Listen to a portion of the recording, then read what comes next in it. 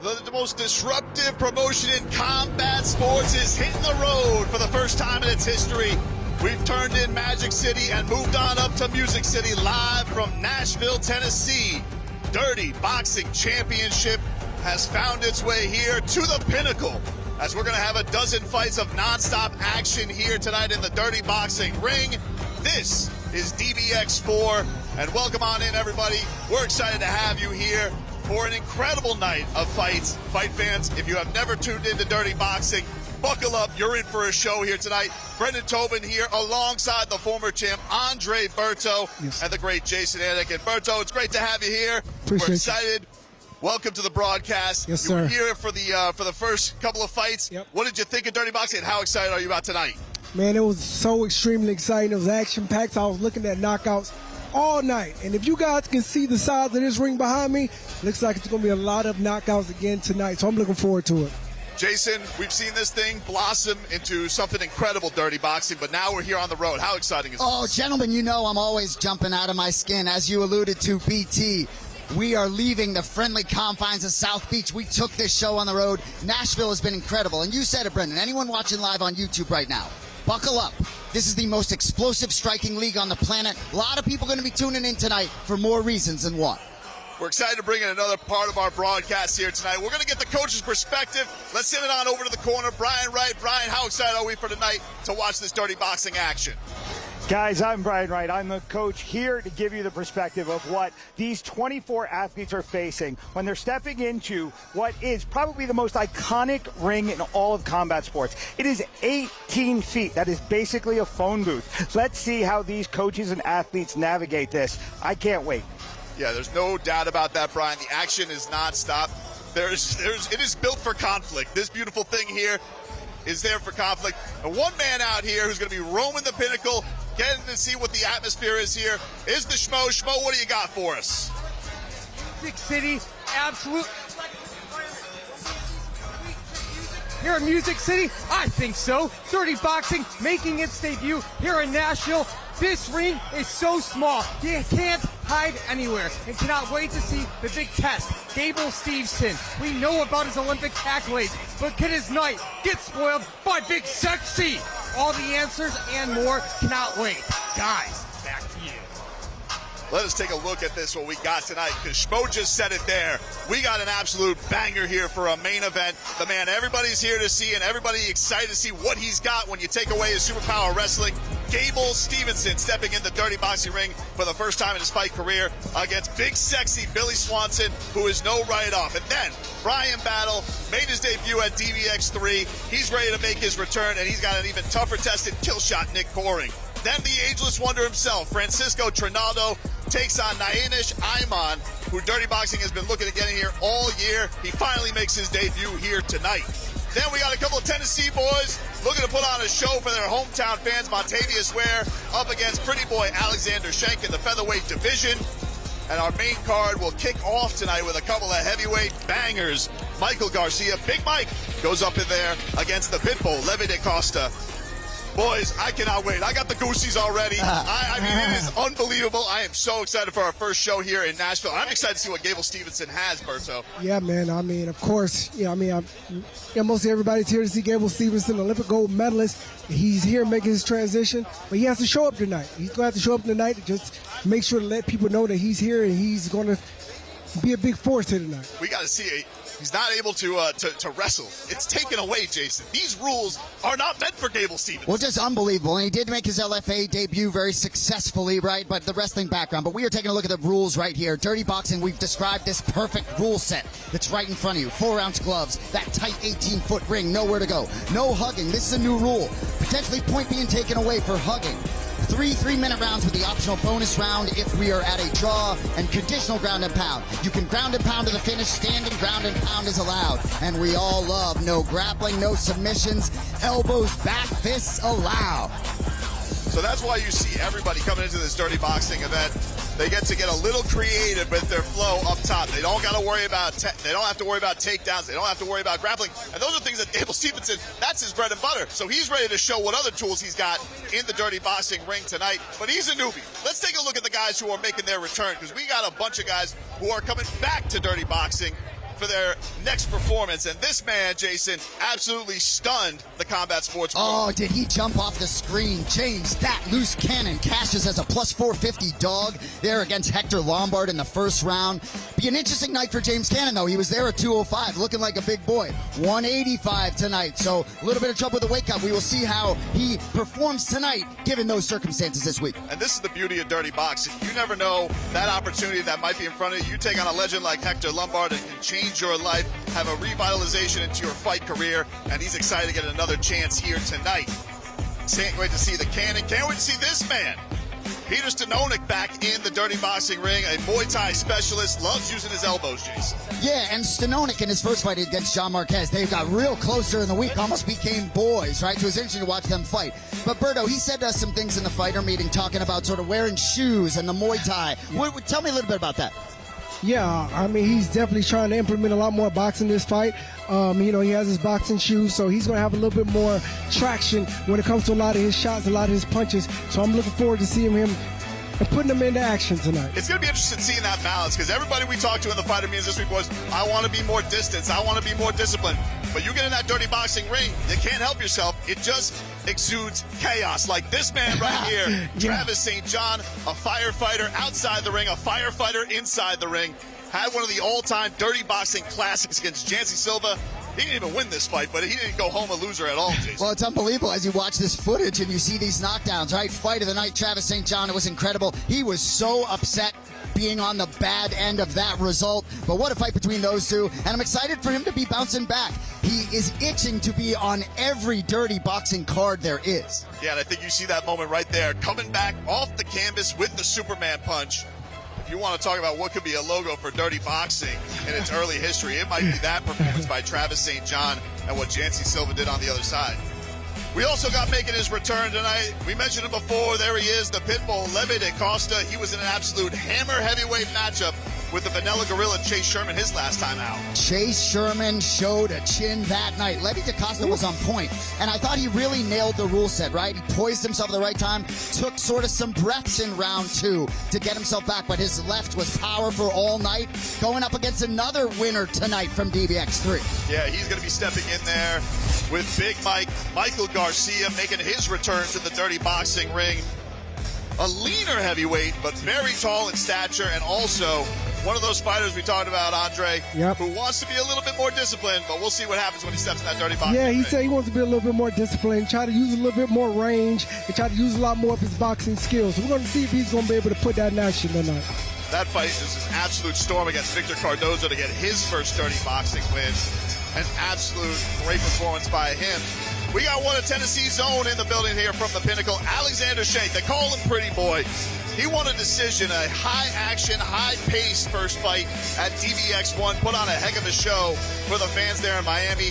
A lot more on the line here tonight in front of his hometown fans. Without question, a little bit of a karate background for Shank. That was DBX1. Didn't see him at the last two events, but his opponent tonight, Montavious Ware, is a different opponent. A boxer, a pure boxer. Big test here for Shank tonight. Going to be interesting to see those skill sets blend and who can come out on top. Both guys here from Tennessee. Big time showdown for him. This man, what can you say about it? The ageless wonder, Masaranduba, Francisco Trinaldo, one of the more iconic finishes in dirty boxing history.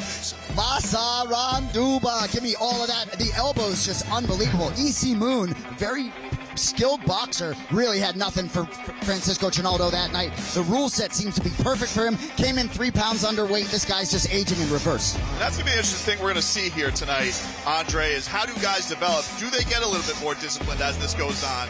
We'll see. The MMA guys have had the nod so far.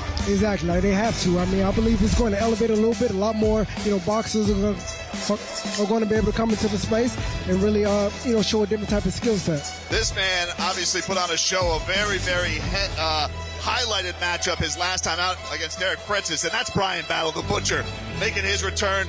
He says he gets the call from DBX. He says, you guys want me back for the next card? He's ready. The weight cut went smooth, and he's ready to come out here and put on a show for these fans here at the Pinnacle. An absolute fantastic venue here as we got dirty boxing underway from the Pinnacle. You can see our lineup here, and our main event is going to be exciting between Gable Steveson and Billy Swanson. But we're going to start off here tonight In the featherweight division, Gabriel Uric taking on Akeem Basir, Corey Jackson's teammate. He's been excited about his first opportunity in dirty boxing. Maria Agapova taking on Desiree Yanez, Dirty Des, as the ladies will get going in the bantamweight division. Then we got James Cannon, the aforementioned, taking on Zane Burton. Big time action coming there. You see our feature prelim there. Travis St. John against Kevin Felipe. Mike Garcia against Levi DaCosta. Montavia Square against Alexander Sheikh. Francisco Trinaldo against Nayanesh Ayman. Bryan Battle and Nick Coring. And of course, you see the big boys there. Gable Steveson against Big Sexy Billy Swanson, who feels very disrespected coming into this matchup. Everybody talking about how quick is he going to lose to Gable Steveson. Let me tell you something. This guy is not coming here to lay down. He does not like the description of being a can. But it is tough. You are taking on an all-time athlete, Andre. Yeah, man, that's a lot. But he came into the meeting so confident, and he knows what he has to do tonight. But like I said, we're going to see up under the lights if he's going to be able to perform and try to do his thing for sure. We were coming back from the weigh-ins last night, Jason, and we were talking to both sides of this thing. It's hard to not feel the vibes from both of them. You understand what Gable's doing, what Billy's feeling coming into this main event. Gable Steveson is an Olympic champion, all-American wrestler. It's absolutely unbelievable. But Billy Swanson has prepared for this fight differently than he's ever prepared for a fight before. He's had a 10-week camp. He looks a lot different with his shirt off than he did in prior fights. I think he may surprise some people tonight, potentially. He obviously is coming into this thing. It's not only just that people are counting him out. He wants to go out there, and he said it. He feels like he comes into this fight tonight. As soon as it hits past 30 seconds, he feels like Gable Steveson is lost because everybody expects him to get absolutely smashed in this matchup. Doesn't mean he'll come out and win. This is a 5-round main event, so there is going to be time, too. And Andre, you've talked a lot about sort of defensively, right? How many times has Gable been in there seeing shots coming at him? And that's the thing. I mean, we've been seeing a lot of videos of him punching the mitts and, doing other things of that nature. But we need to see, once he fights someone that really comes at him and really throws these shots to see how he's going to be able to respond. We're getting ready for a big night of action here. Live from the Pinnacle, live and free right here on YouTube. It is DBX4. Let's get this action started here tonight, right here from Nashville, Tennessee.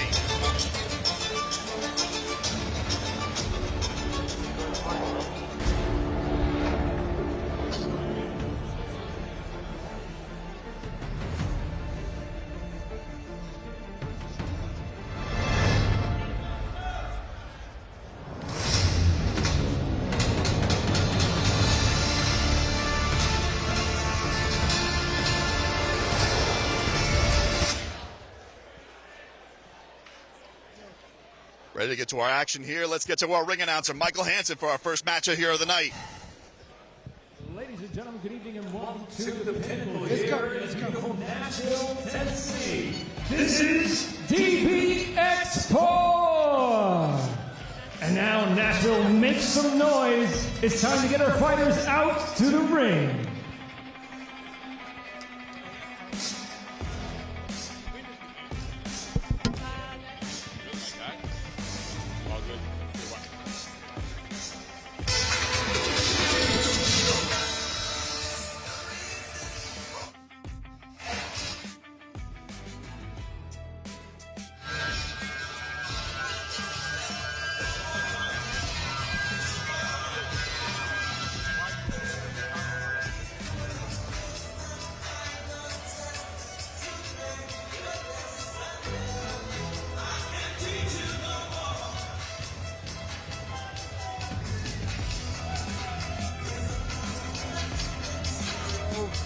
The nickname The Dream did appear.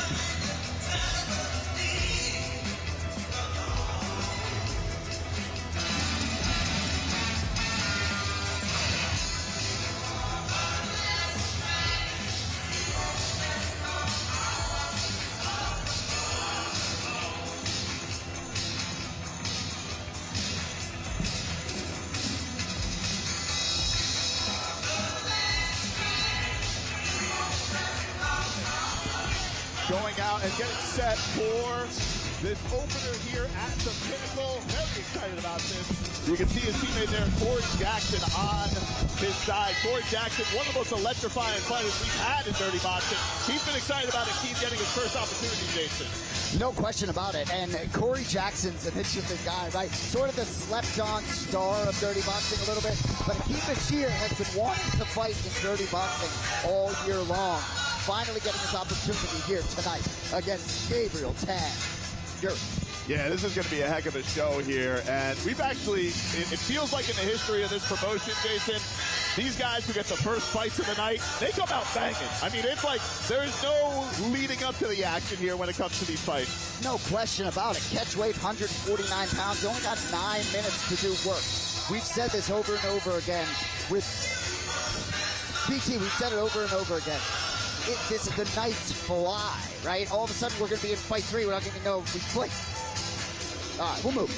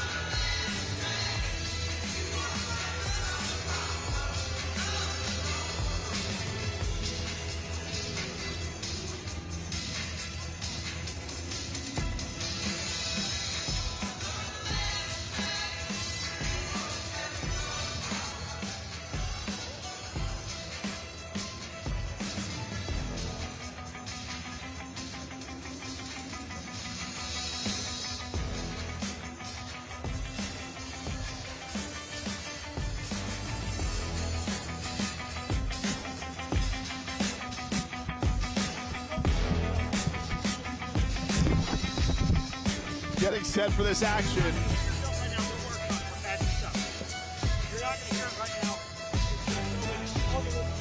Look at this ring. Look at this atmosphere we got here tonight, boys. At the Pinnacle here in Nashville, Tennessee. Cannot wait to get this thing going, Andre. Are you excited for your first event ringside? I'm excited. I'm sitting here at ringside. I'm ready for this action. I want to see what these boys got. Cannot wait to see this matchup get going. Our first fight here of the night.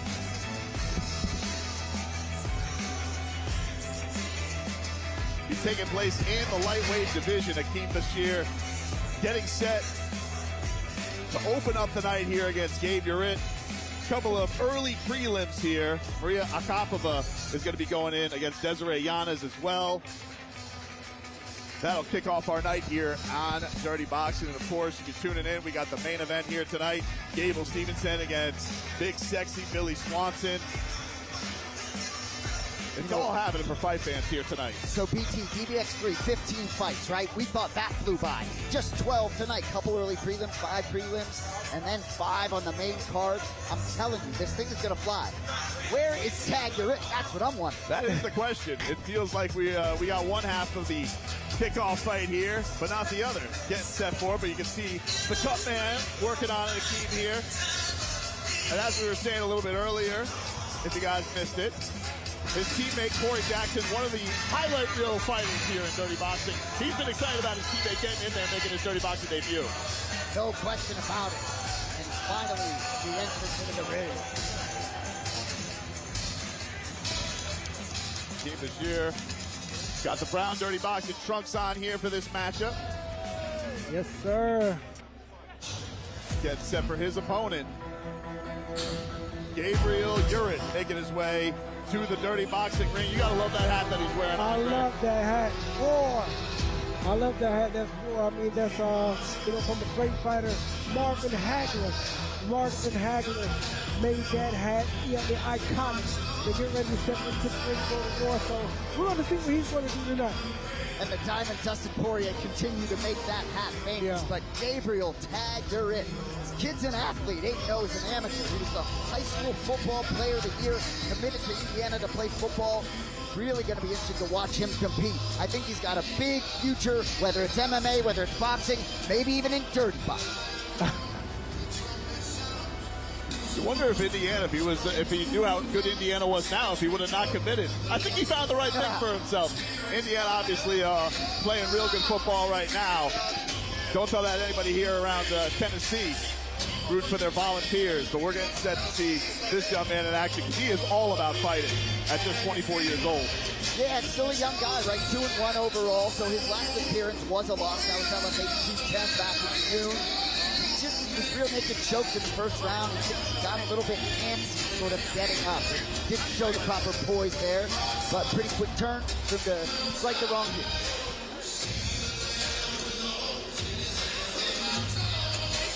And this man fighting for a little bit more. We just found out in the fighter meetings this week. Let's go to our tail of the tape here. And there you see Gabriel Uric, 24 years old, 5'9", weighed in at 149 pounds. He has a 71-inch reach. And Akeem Bashir, 37 years old. He also 5'9", weighed in at 149.5 pounds with a 73-inch reach. As they get set for action, let's get set. Send it up to our ring announcer, Michael Hansen. Ladies and gentlemen, good evening and welcome to the Pinnacle here in beautiful Nashville, Tennessee. This is DBX4! Tonight's event is sanctioned by the Tennessee Athletic Commission. Our judges tonight are David Hudson, J.T. Conway, and Jacob Nevin. And now, Nashville, make some noise! It is time to shine with our first bout of the evening. This fight is scheduled for 3 rounds of dirty boxing at a catch weight of 149 pounds. Sponsored by Tempters. And after the bell, your referee in charge is Samuel Burgos. And now, introducing to you, first fighting out of the blue corner. Wearing brown trunks, he's standing 5 feet 9 inches tall. He stepped on the scale and officially weighed 149.5 pounds. And he comes in tonight making his dirty boxing debut and fighting out of Sandy Springs, Atlanta, Georgia, Akeem the Dream Bashir. And across the ring, his opponent fighting out of the red corner, wearing black trunks and also standing 5 feet 9 inches tall.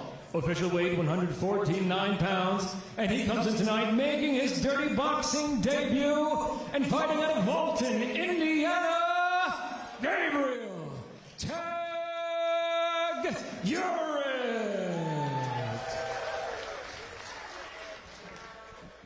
Great to have Michael Hansen back for Dirty Boxing 4, crushing it once again. Let's go. Get some instructions here from Sam Burgos. Our first fight of the night here at DBX4 from the Pinnacle in Nashville, Tennessee. All set for action here. Gets the final check of the mouthpiece. We're underway in round 1. Come straight up. Nice and easy. There you go. Get busy. Oh, there's a big cracking right hand up top.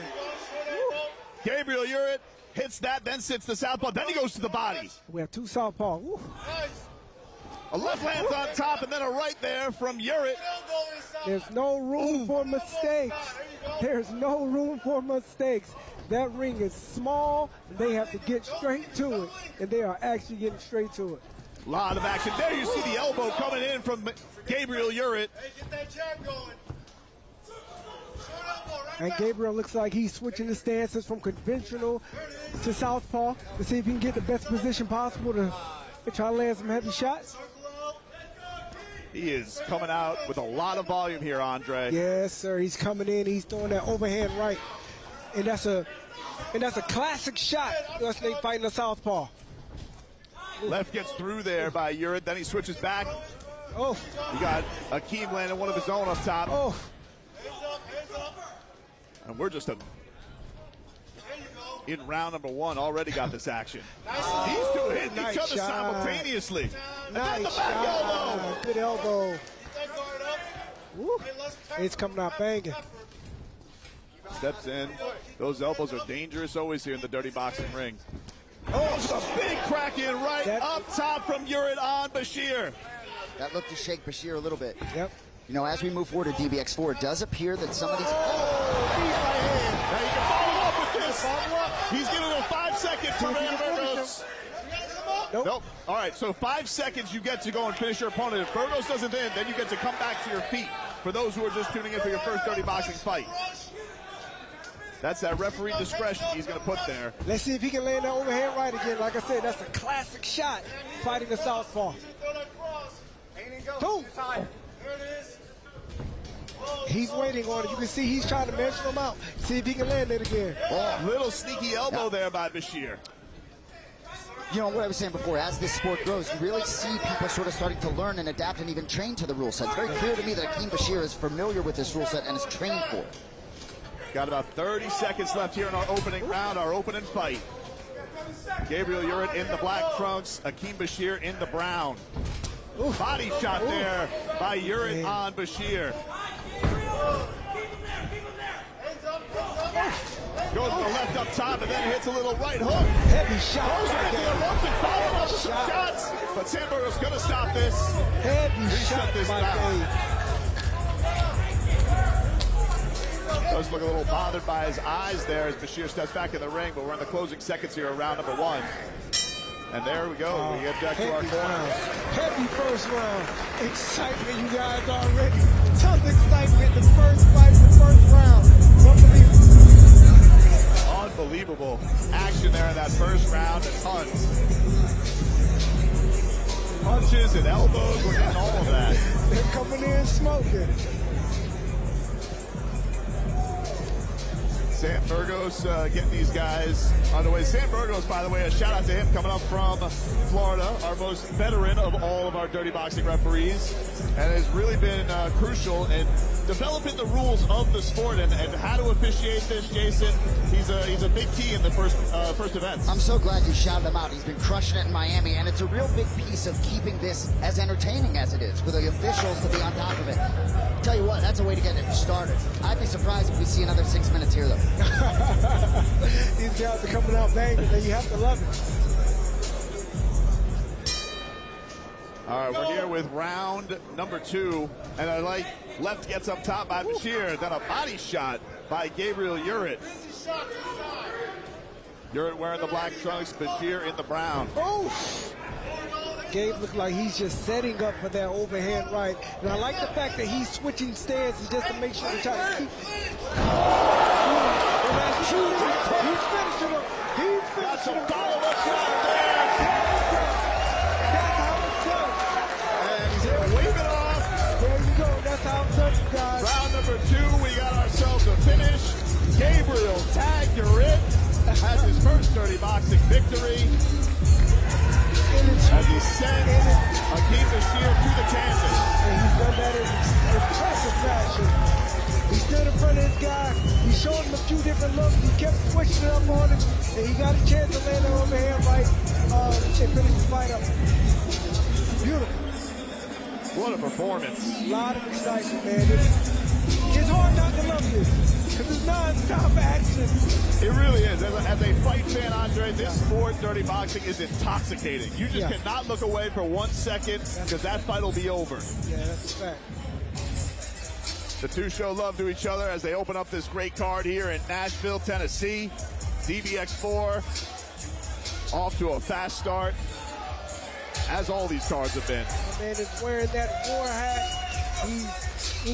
He's paying homage to my man Marvin Hagler, and as you can see tonight, he came in here and put on the show. Let's get the official word from our ring announcer, Michael Hansen.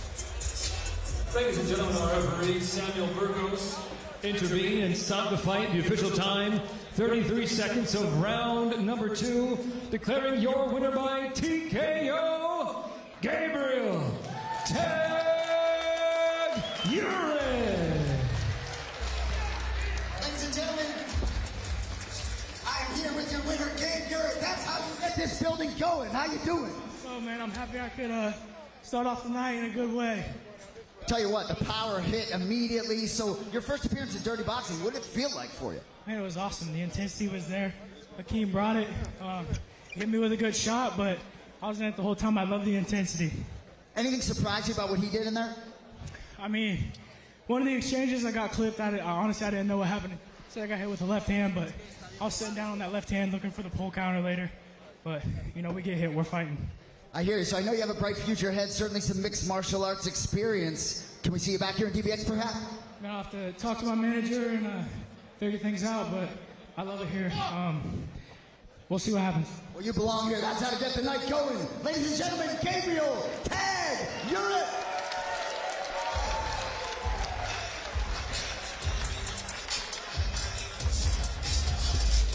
And there you got it. Gabriel Urett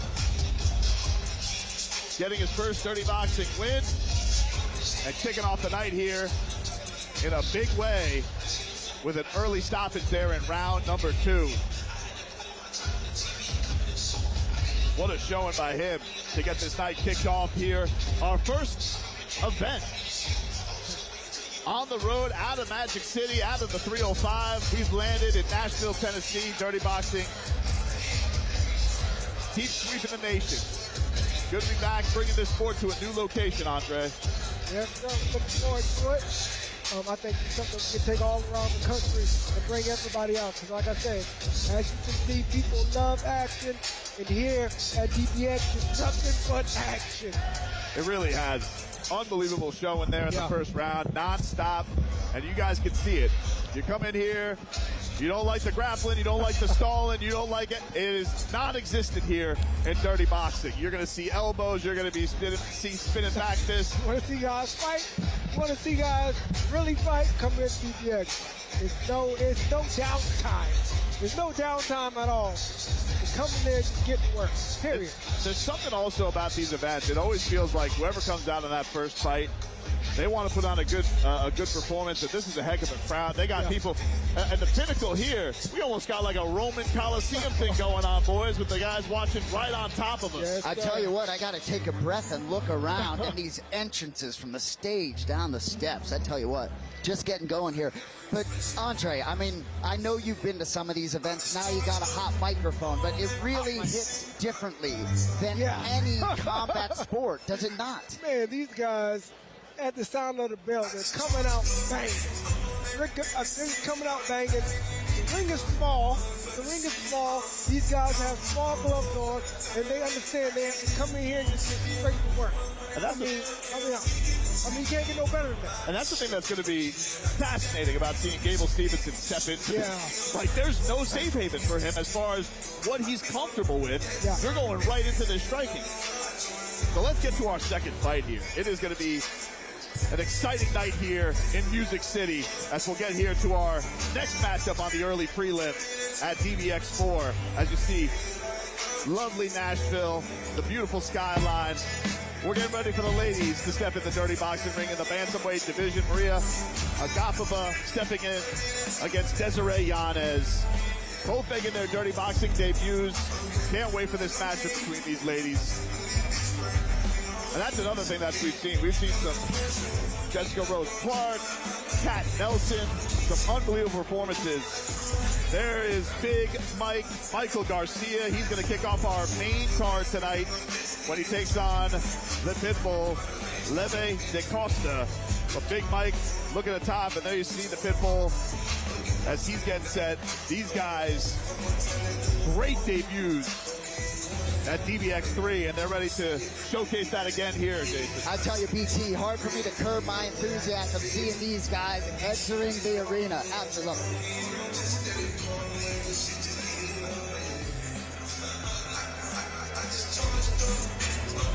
Getting going here for our next matchup here in the Dirty Boxing ring in the bantamweight division with the ladies.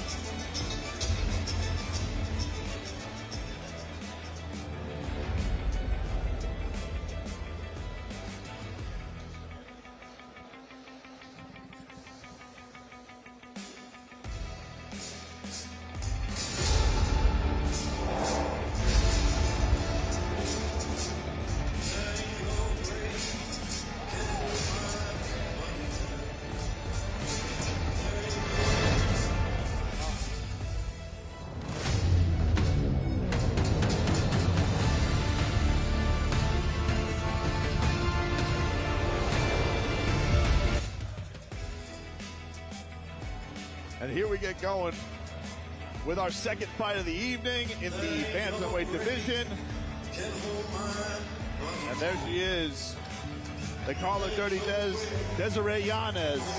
Yeah, got that nickname back in the day. She had a nasty changeup as a softball pitcher, so her infielders used to shout behind her, "Do 'em dirty, Dez," and that's how she gets the nickname Dirty Dez. Pretty good experienced fighter, 7-5 in MMA. I actually watched her compete and win in Power Slap on October 3rd, so she'll be happy to be able to defend herself tonight. Yeah, she's absolutely thrilled for this matchup. Comes in with a lot of energy. A new mom as well. Yeah. Her daughter just turned 1 year old, and she is super excited to get back into combat sports. Got into it a little bit late. You mentioned she was a softball player. Only started fighting around 26 years old. Yeah, and really achieved some success. 1-1 in the LFA. Couple appearances in Bellator, PFL, so she's certainly getting her feet wet. A great action, great energy about her. So I'm really looking forward to see what she can do in this rule set. And as we build this promotion, there are certain fighters where this rule set is going to suit them absolutely perfectly. There are a lot of fighters that enter this ring where grappling has been their downfall in mixed martial arts. You don't got to worry about that tonight, Jez. She's getting her ring entrance ready. She's set to go there in the blue corner. And now we'll get Maria Agapova to the ring as she is coming in, looking to make a statement in her first Dirty Boxing matchup. Happy to see Maria Agapova in the Dirty Boxing arena. Yeah, as you see there, fought BKFC, certainly fought in the UFC quite a while, 2020 through 2022. Way.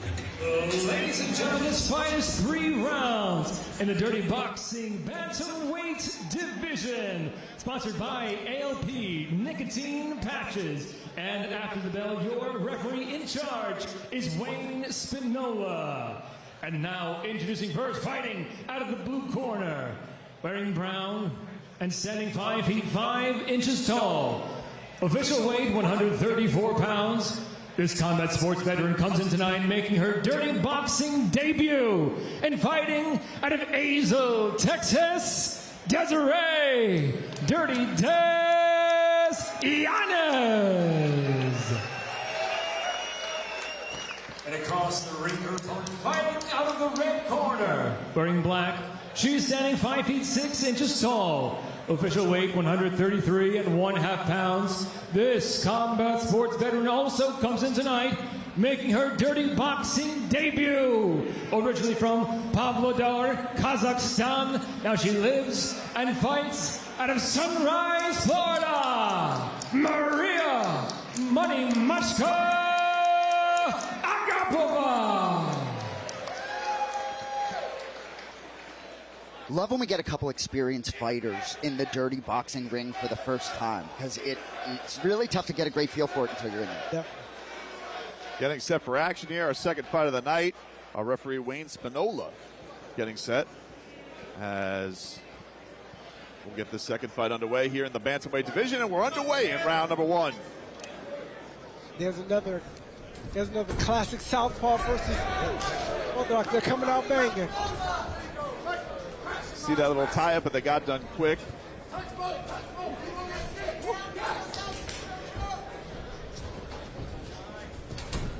Oh, some big shots started by Agapova upstairs. She comes through it on the left. Elbow to follow up there by Agapova, and then another big one up top.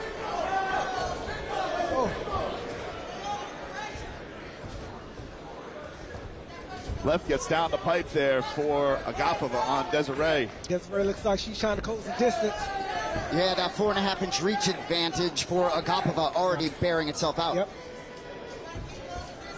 She's going to have to keep her hands up and close the distance on her like she needs to. She needs to come in with jabs. And she's switching back and forth as well. Southpaw, orthodox. She's trying to change up her looks. Left gets through by Agapova. Hits that 1-2 upstairs again as Desiree tries some body work, but not much landed. But the problem with that is it's very easy to get caught in between that exchange, right? When you're trying to switch from orthodox to southpaw, you have to be smart when you're doing it, because a lot of these different opponents, they can catch you right in between that and hurt you. As you can see right there. And you can also see that Yana is starting to wear some of it. She's got a little cut under her right eye. The accuracy getting through by Agapova. Yep. Tries to step in, Yanez, with an elbow there. As they get tied up, we'll see how long a referee allows that to go on.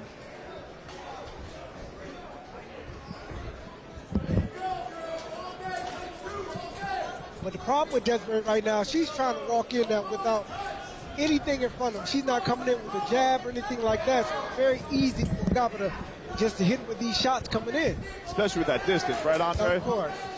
She's able to have that reach advantage, and she's sniping at a comfortable place for her. But Desiree trying to put her into the corner.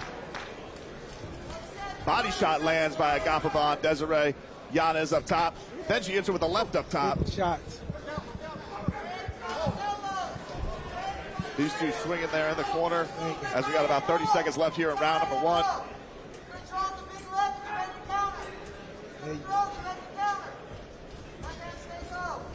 Now Desiree looks like she's understanding that she needs to come in with jabs now. She's calling it out there. She needs to try to close that distance. There you go. She's trying to close that distance and come in with heavy shots. She just can't walk in. Little left. She's going to keep getting hit with shots just like that. And round number one comes to an end.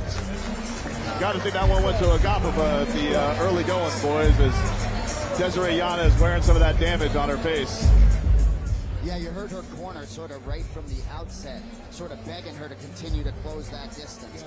Agapova certainly got more done, a little bit wild with some of the strikes, I think. Yeah, but the thing with Desiree, the corner wants her to close the distance, but she needs to close the distance with something. She just can't walk in, try to close the distance. She try to come behind the jab, you know what I mean? Something like come behind some movement or something. Just can't walk straight in. Great point. Confident that she, got some time to rehash. She knows what she's got. She's got her challenge of trying to cover this distance early on. Yeah.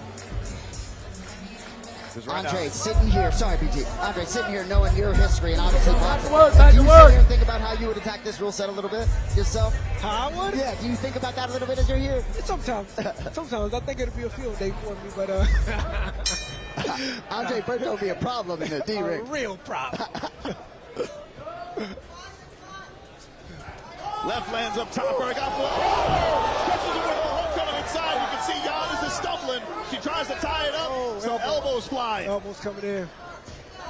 She's using her distance and she's using her range well. That left hand has found a home for Agapova frequently. Oh, and then the right hook up top lands for Agapova. And this looks like it's going to be Desiree's problem all night. If she doesn't come to try to close the distance with a jab or something, Agapova is just going to continue using her reach and her range just to hit her from the outside while she's trying to come in every time.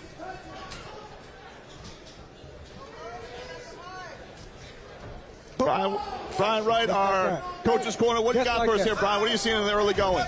Well, the reach is really the battle here. Yanez has got to use the opportunity. She's got to come forward, but she's got to put something in front. She has no choice but to come forward here, but she's eating punches on the way in. I'd like to see her continue to use the different rules that we have here. Get her hands up, throw some elbows on the way in, negate that reach. Yep. There you go. Brian Wright going to be with us all night breaking things down. The great Andre Berto making his Dirty Boxing broadcast debut alongside Brendan Tobin and Jason Enick. We're here with DBX4 in Nashville, Tennessee. Yes, a lot of different ways that she can try to cut that distance, right? She can stay behind the jab, and she can throw some feints out there as well just to see, if Agapova would just, lean forward over that front foot.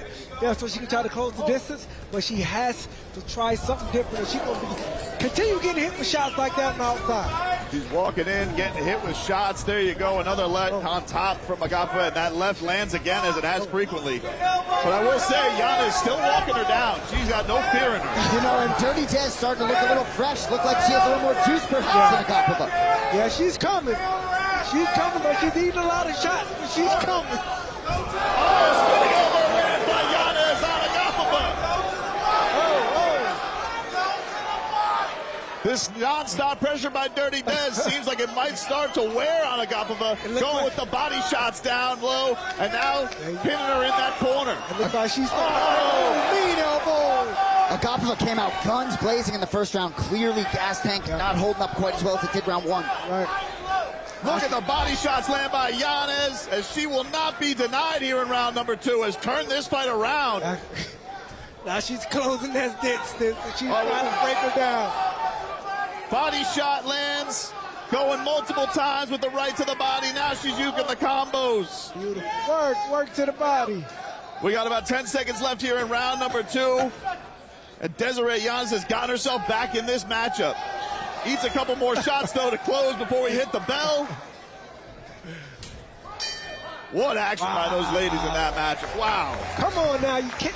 How about that statement from Dirty Dez after taking a clean left? Looked like maybe she was going to go out and comes back to win the round, I could argue. I think we're 1-1 going into the third. Yeah. I wouldn't disagree, especially you just saw it, just nonstop relentless. I mean, look, you were right, Andre. Yeah. Taking a lot of shots, but, man, she's got a chin on her. Yes, she definitely does. So I think that's her tactic, just to continue bringing that pressure. I believe that she understands that she can take those shots, and she's going to keep putting that foot on the gas pedal to really try to tire her out, see if she can try to do something to finish her. You can see the replay here. Here is Yanez. You see the right landing, a couple big hammers up top from her.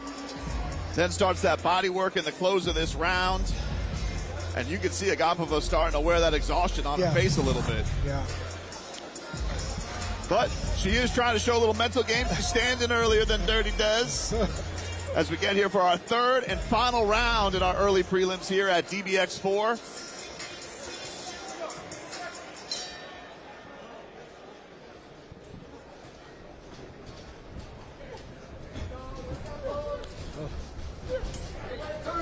Dez is bringing that pressure last round. She's bringing that pressure. Look at her face, looking very determined. Money Masha gets her mouthpiece back in.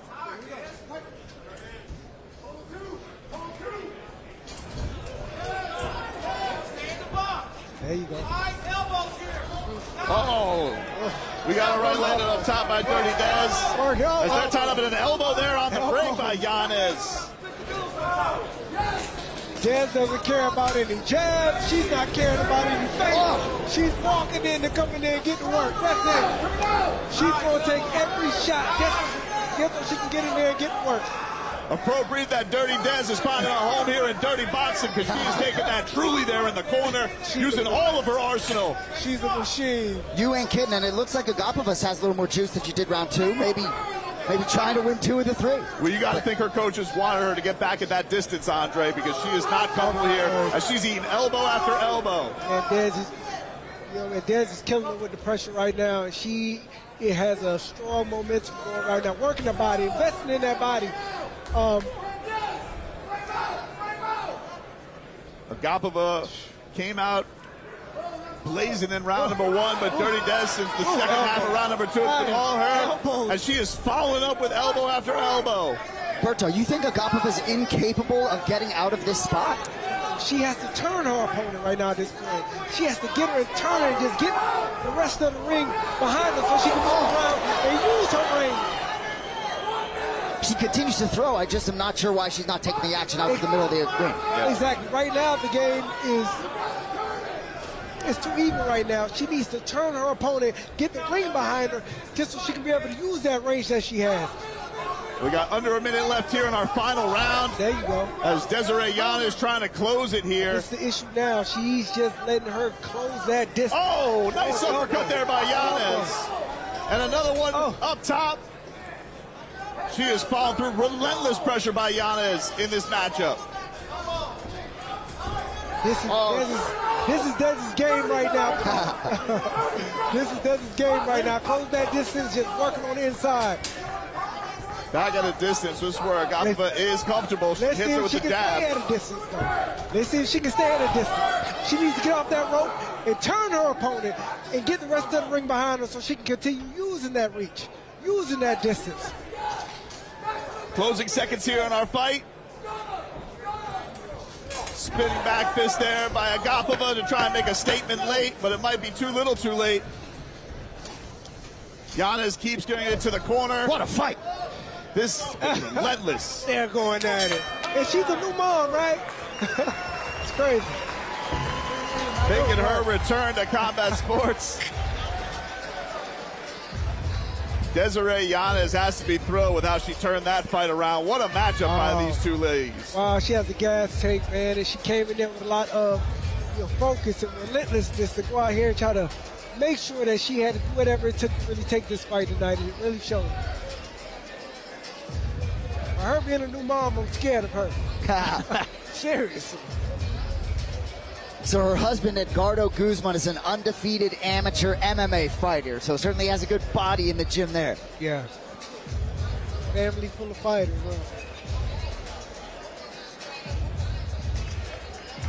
Be interested to see how the judges see it. I'd be surprised if it doesn't go 2 rounds to 1 for Yanez. You agree, Berto? Yeah, I believe so. It felt like that momentum. That second round's going to be an interesting one, but it did feel like, by the way Yanez closed the show in that second round, that she should have 2 in the bag here. I will say, I do believe the third round mental game let Agapova down. I think there were paths to victory for her potentially, at least paths to winning that round, and I don't think she put herself in position to do so. Yeah. But all the credit to Dirty Dez. She had tough to get her off her, right? I shouldn't be hampering her, That's why Dez created that. Continues to add some thrilling performances by the women's division here in Dirty Boxing. They have taken to this sport absolutely sensationally. Looks like we're about to get our official decision here after that thrilling 3-round affair. We'll send it up to Michael Hansen, get our official decision. Ladies and gentlemen, after 3 rounds of dirty boxing action, we go to the scorecards. And our first judge scored the fight 29-28, Agapova. Another judge had it 29-28, Yanez. And our third judge sitting at ringside scored the fight 29-28 for your winner by split decision, Desiree Dirty Dez Yanez.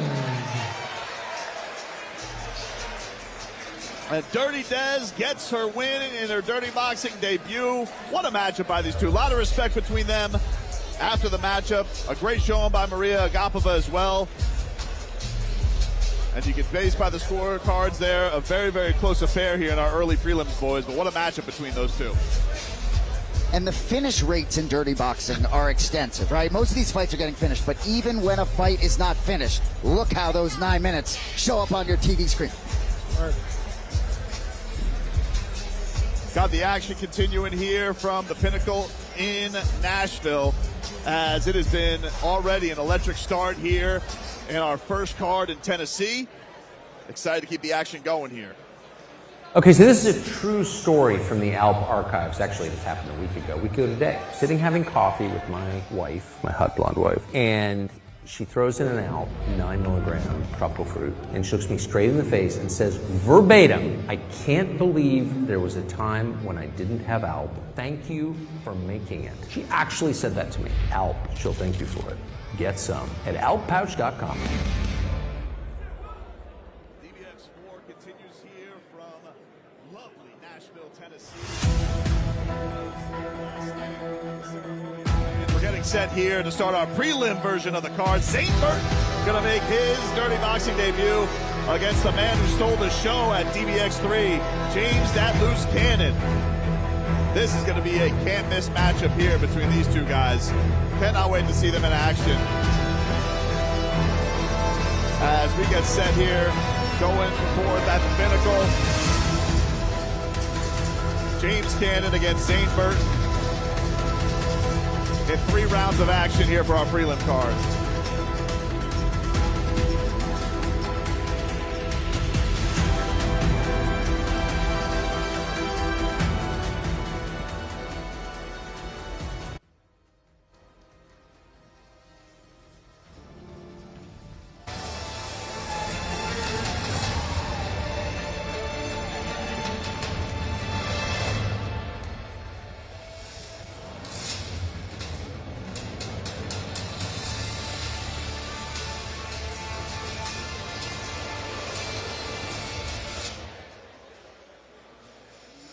Here we go, getting set for our third fight of the night. Zane Burton against James "That Loose Cannon."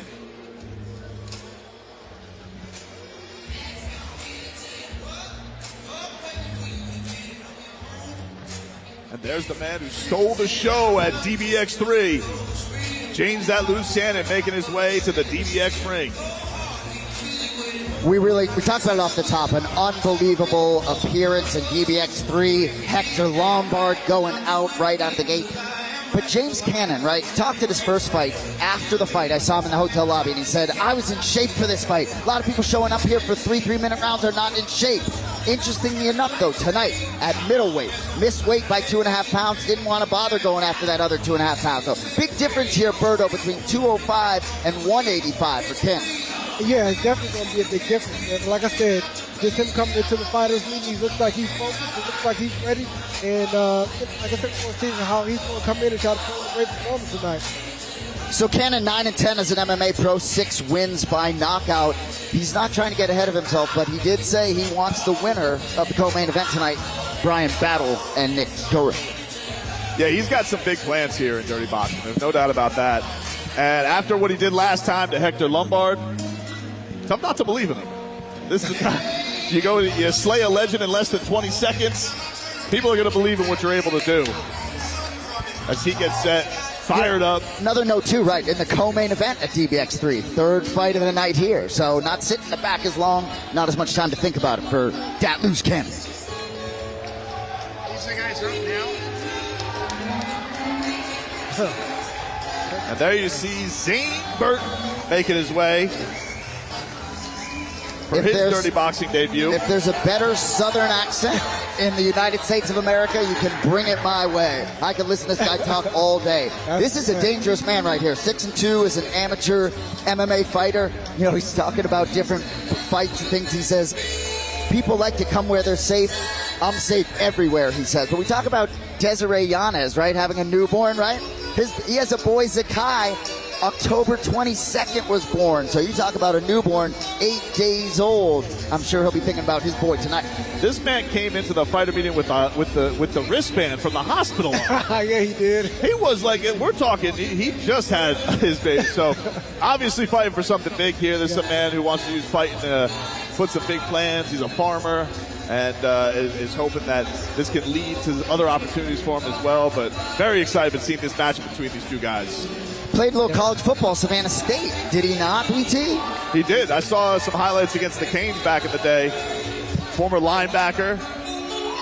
And then actually lost his ability to walk at one point from MRSA. Gave up football, took up fighting.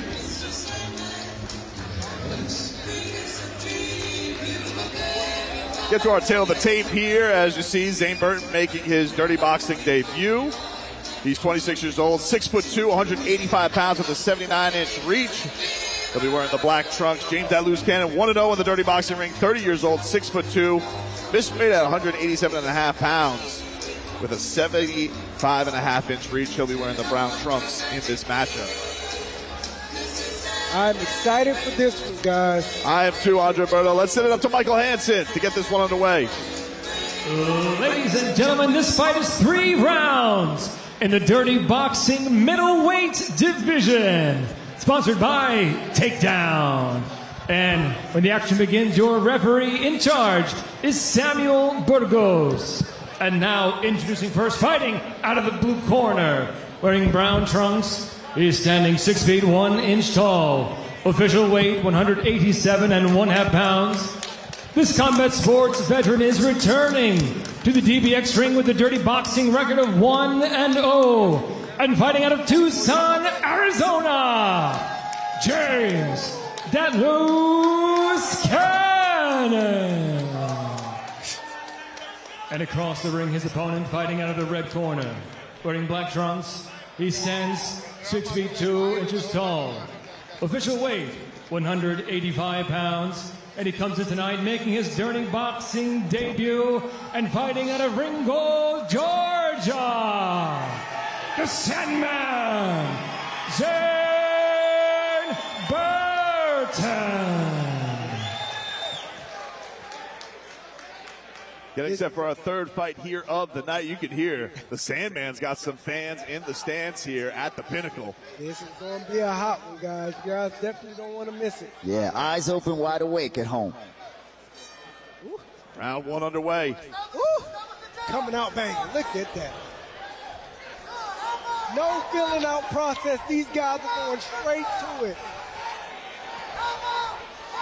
They're right in each other's grill here. James Cannon's going to land some there on Burton. He's connecting. Shots. No filling out process. Burton. A left lands on top there by James Cannon on Burton, but Burton's coming back. Here comes the Sandman, and he's throwing the elbow. And the thing with Burton is keeping that chin up in the air, and that's going to be a bad situation for him if he doesn't tuck that chin in.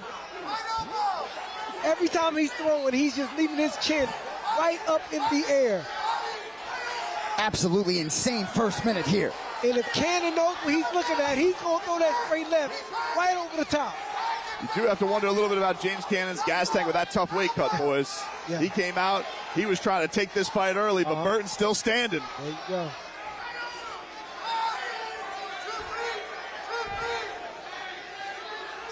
We do see in a lot of dirty boxing fights this sort of very intense first couple minutes, a little bit of a gas, and sort of, adrenaline dump, and I think, guys sort of get their win again. So.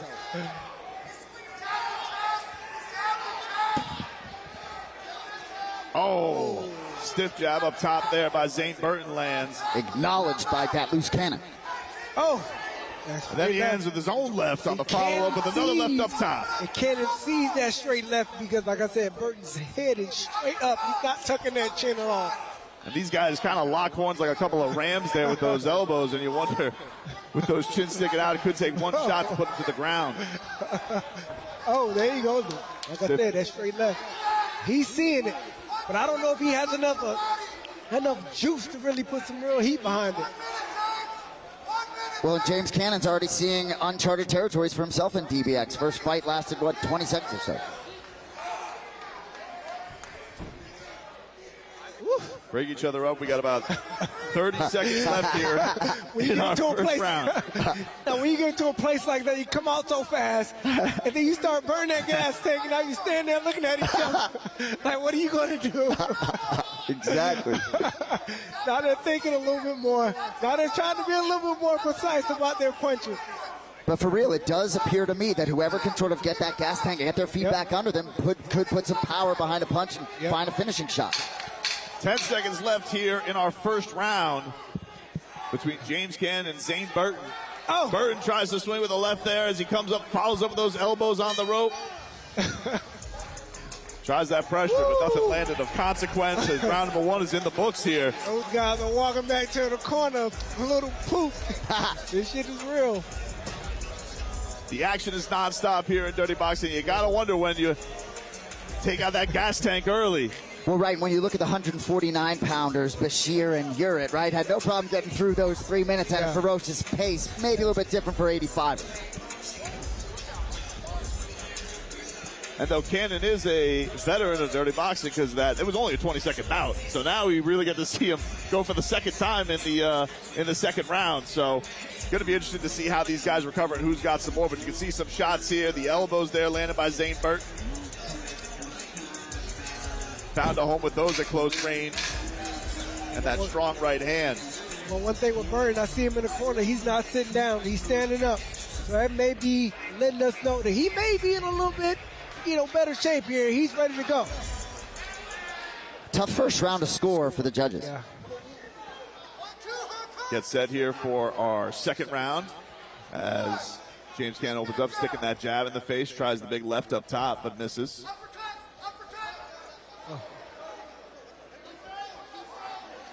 Burgos breaks these guys up.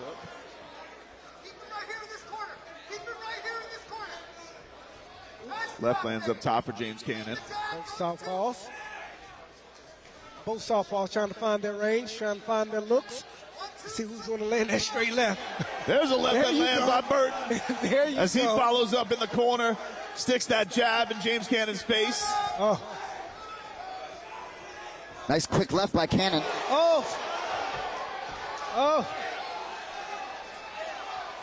And the thing that I don't like about Burton, he's so square now. He's throwing these shots and his legs are square. You don't want to I mean, like I say, you definitely don't want to do it. You always want to try to make sure to stay at an angle, just in case your opponent has some punches coming back. That just lets me know the fatigue is sitting in heavy.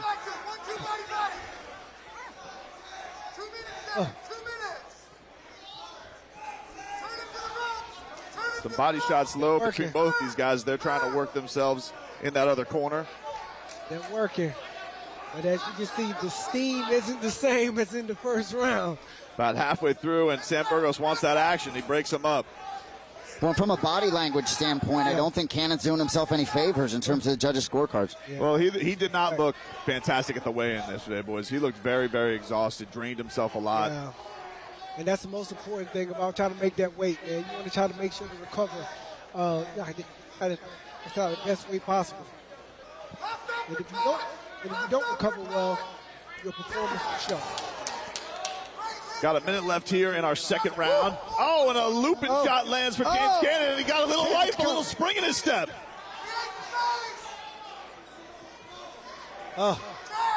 He saw one land and found a little life in those legs. Another left lands up top, and then a big one straight down the pipe. That's straight left. That's the thing with Burton. He's leaving his chin so high.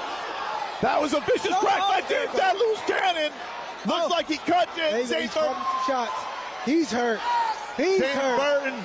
He's hurt. Turning the tide here in this matchup. And there's a cracking right up top by James Loose Cannon. These guys are tired. I'm telling you. He got his hands on his knees. Come on. Cannon could not believe that Burton's still standing. It's all about fortitude right now. You know, physically, it look like my guys are spent.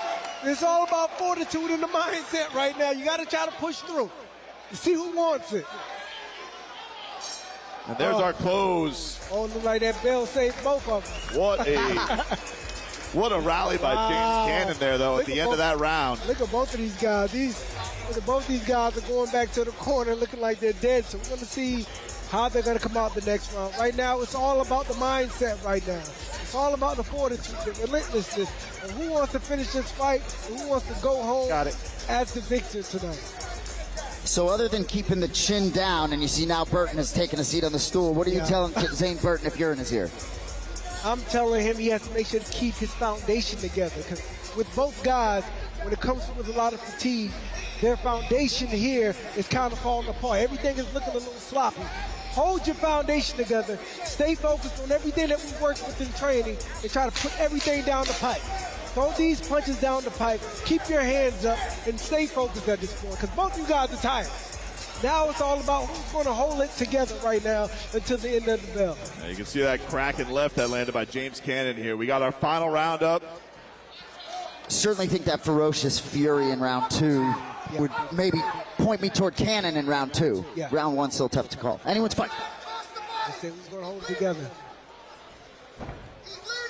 The fatigue is sitting in. They're looking a little sloppy.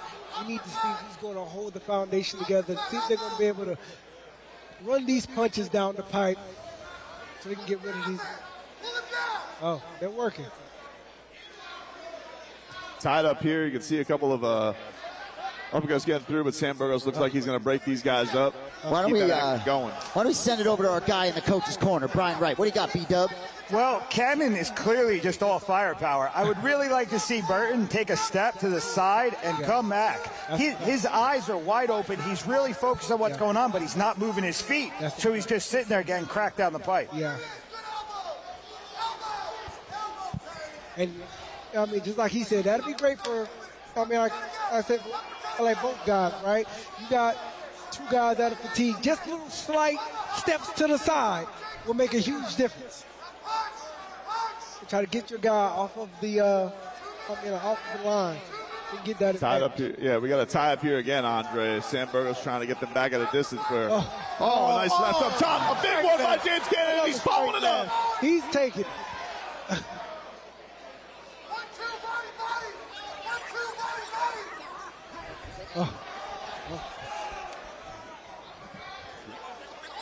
Fatigue to an extent has been the theme of this fight, but Cannon does seem to have just a little more to put behind some of these strikes. Especially if he's got that distance to snap the end of the punch with. Good point. Again, these tie-ups. Burton doesn't seem like he's landed anything of consequence of recent. That fatigue is sitting in. It's sitting in their legs as well. It's hard for them to move. It's hard for them to have some spring in their steps. It's hard for them to even step over to the side. Just to change the momentum up a little bit. Maybe throw him an Alp nicotine pouch. Get him going a little bit. Under a minute here in our final round between James Cannon and Zane Burton. Yeah. We want it. Look at Zane Burton. His legs are straight. Sneaks through there with one shot. Work it, work it, work the body. Some body shots there by Cannon as we have the final 30 seconds. Does anybody have a last sprint in him? There's another left. Oh, a big shot lands by Burton. Cannon seemed like he rolled with it well. These guys go until the end. they're going at it. They stumble to the corner, and that is our matchup. We go the distance for back-to-back fights. I love it. Happy to lean on each other again. Impressive fight, boys. Now they have to get him out of there.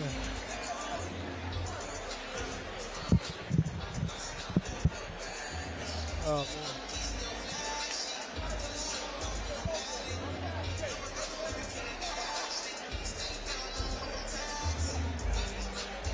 There you see James Cannon celebrating a little bit, looking at the crowd.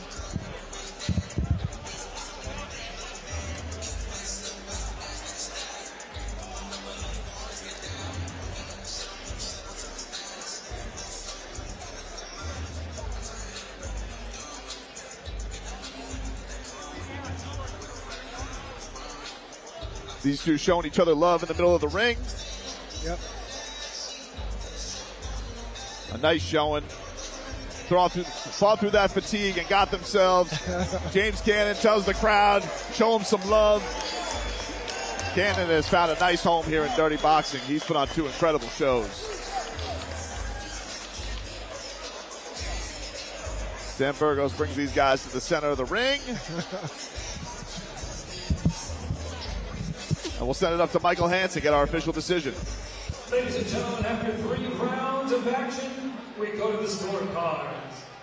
And all 3 judges scored this fight 30-27 for your winner by unanimous decision, James "Dat Loose" Cannon.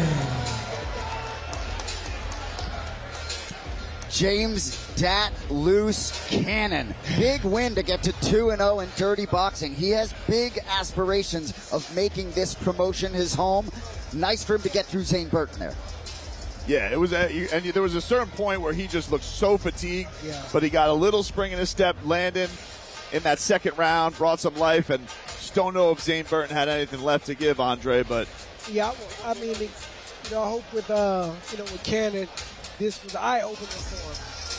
The last fight was so fast, like now he was able to go the distance, and he got a chance to see how fatigued that he got within those 3 rounds. It's a great point. Obviously, three 3-minute rounds juxtaposed to 20 seconds in his first fight, but 205 versus 185. I'm sure that'll be a consideration as he moves forward.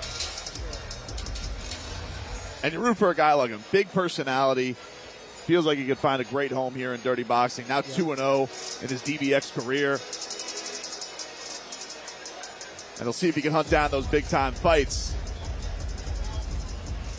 We'll go to our next fight here as we'll go to the middleweight division. One of Tennessee's own, Andrew Stewart, getting set to go up against Ivanildo Metendorf from Suriname. A friend of Jairzinho Rosenstrike's.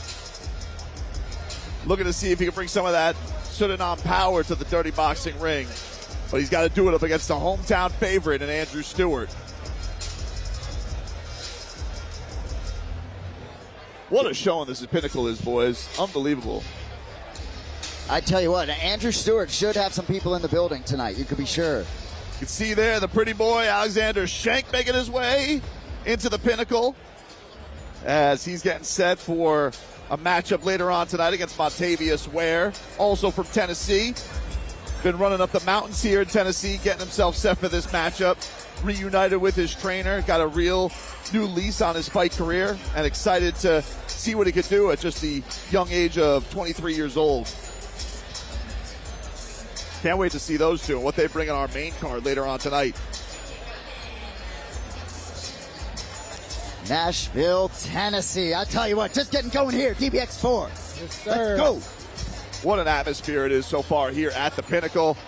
Looking to keep this action going here at DBX4.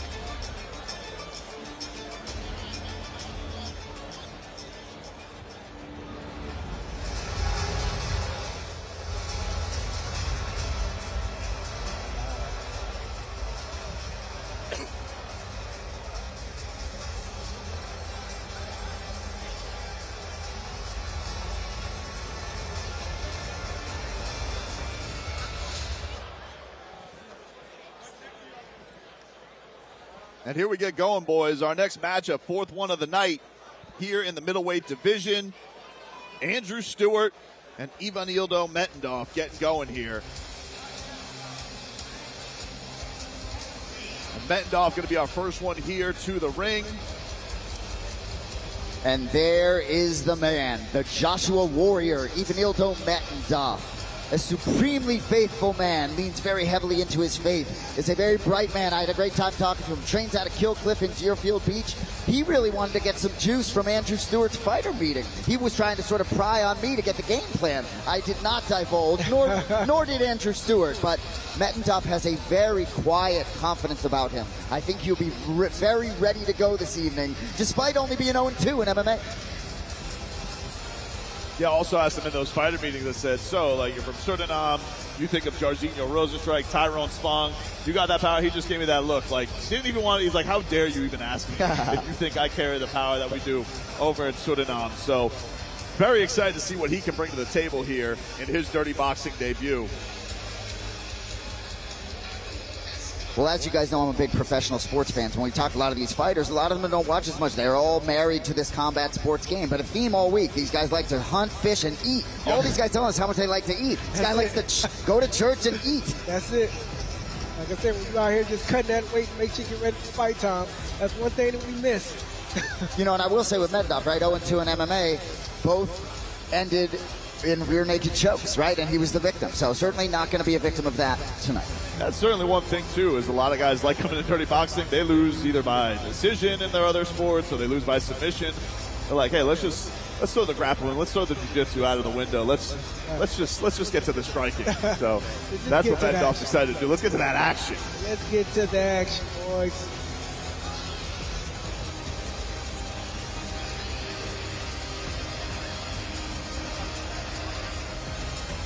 Metendorf getting set for his opponent to get to the ring. He'll be there in the blue corner. And this guy bringing a big hometown flavor. Andrew Stewart making his way to the ring.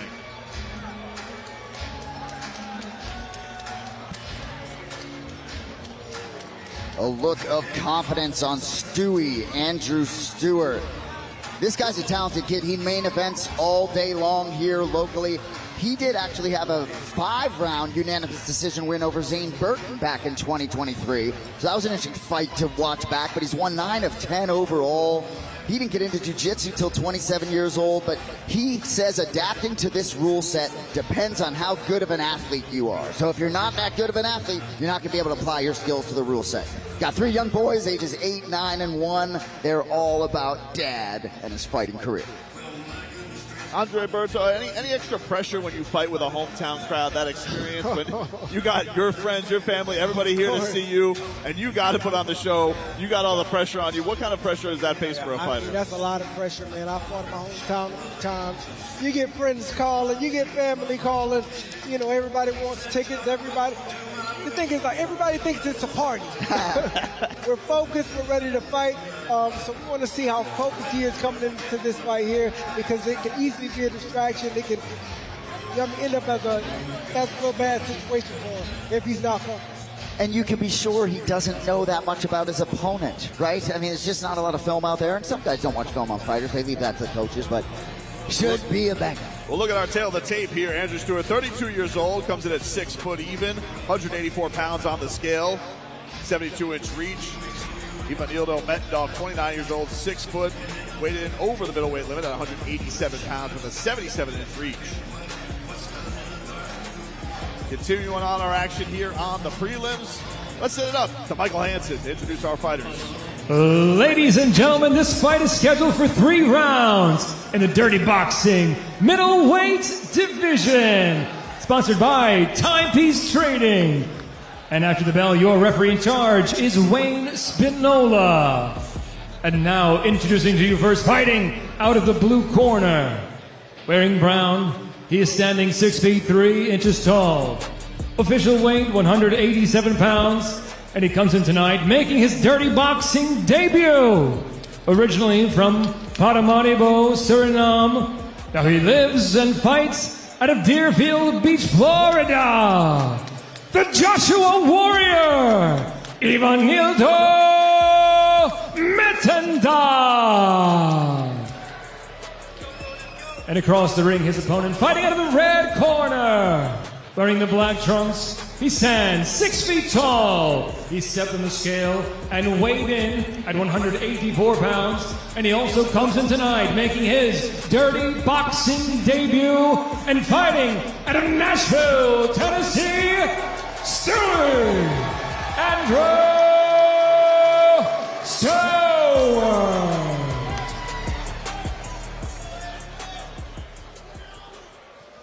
Very excited for this matchup coming up here, boys. Wayne Spinola, our referee here for this matchup in the middleweight division.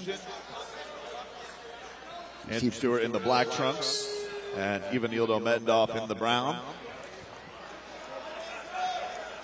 You can see the GOAT, Johnny Bones Jones, making his way ringside for this matchup. And we're underway. It's go time. Marc-Andre Barrio, familiar face in the corner of Ivanildo Mettendoff. Looks like Stewart's trying to set up that right hand. Looks like he sees something already.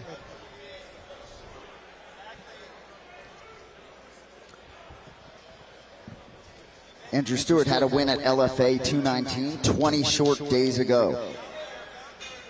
I like these faces.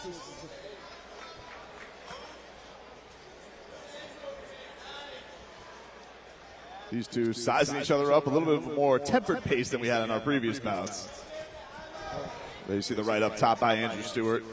Goes a little body work. He's investing into the body early. Great. Pay dividends later on.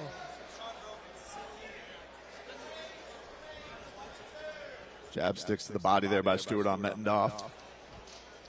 And I want to see both guys really start investing into that jab.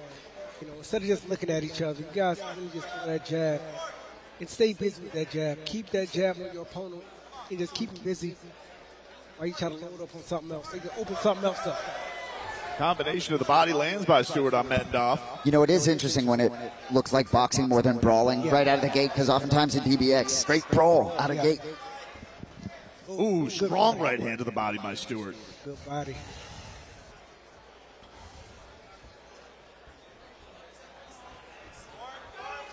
He's trying to change up his look a little bit. He's throwing a few jabs, throwing the right hand to the body. He's trying to check a lot of different areas within his opponent to see if he can try to open something up. Just over a minute left here in our opening round.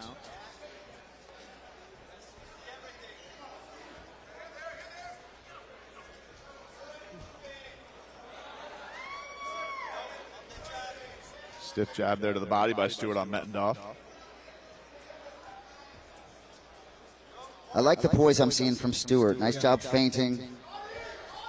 As we mentioned, he's got a lot of fans in the building. You know he wants to put on a show, so still looking for that opportunity, but doesn't want to force it. Mettendoff looks like he's trying to keep his range. He's keeping that left hand out there just so he can try to keep his range a little bit. To see if he can set something up and probably try to bring that right hand down the pipe just like that. Stewart able to get out of the way. Like to see Mettendoff get a little more active. Use that jab, use that reach advantage a little bit. Big right lands up top by Stewart as we get to the closing seconds. Little slip there. I like that little step to the side. And just as a note for our viewers, if you're first new to Dirty Boxing, you cannot follow up ground and pound on a strike. It has to be an earned knockdown for you to follow up with strikes. Wayne Spallino checking on Mettendoff. Stewart, as we got a couple seconds left here in this first round.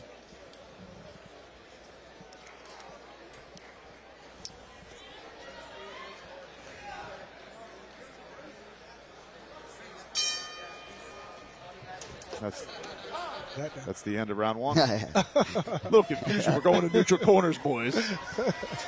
Slow it down.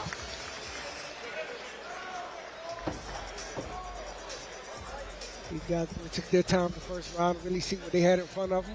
So let's try to see if we're going to see a little bit more action in the second round. Brian, right, let's go over to you. What did you see in that first round there? Well, you've got Mettendoff is standing in more of an upright stance, more what you're going to see in a Thai fight. You've got Stewart where his stance is wider, lower, more mobile. That's why he's able to hit the body and move in and out. Mettendoff's really just going to be able to counter from the stance that he's got. But Stewart's playing a good game. He's yo-yoing, coming in, hitting the body, coming upstairs. I would like to see both of them utilize the rules a little bit more. We're not seeing elbows. Mettendoff's really just looking for the big counter. Stewart's picking him. Thank you, Brian. Brian Wright joining us here for the first time on the Dirty Boxing broadcast. I can't help but wonder if these guys were watching in the back, saw the previous fight, these guys just completely gassed and really feared that.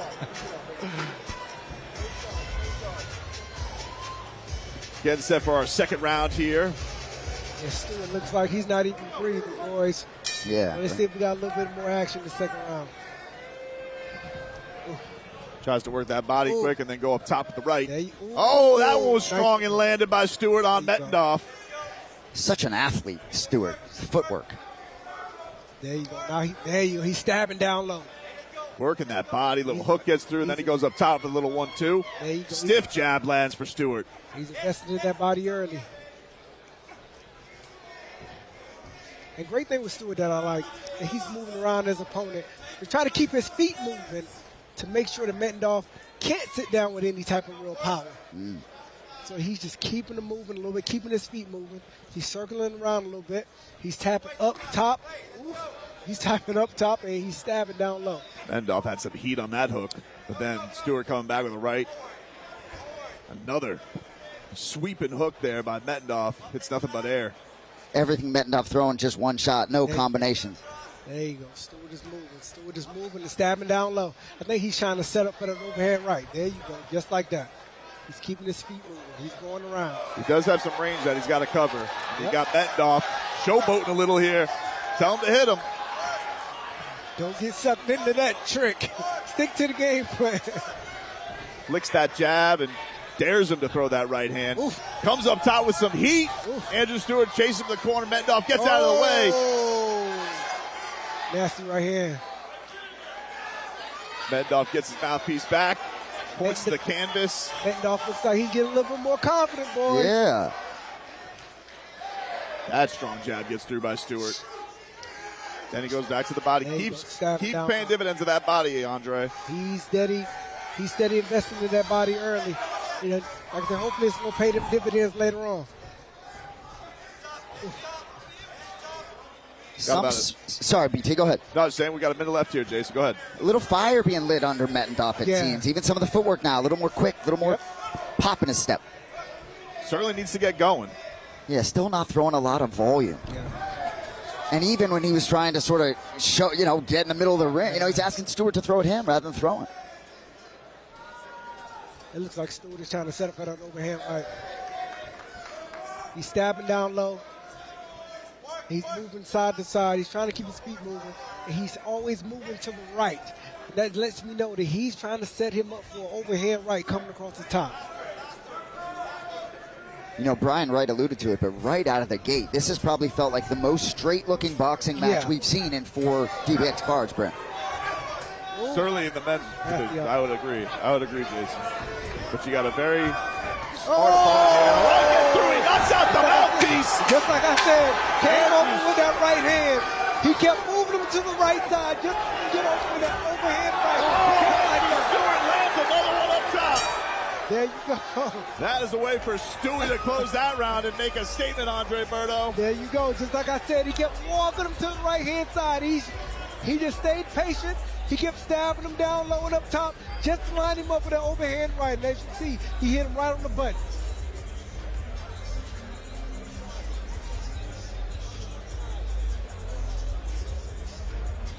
What a showing there at the end of that round by Stewie. Let's take a look at some of the action here.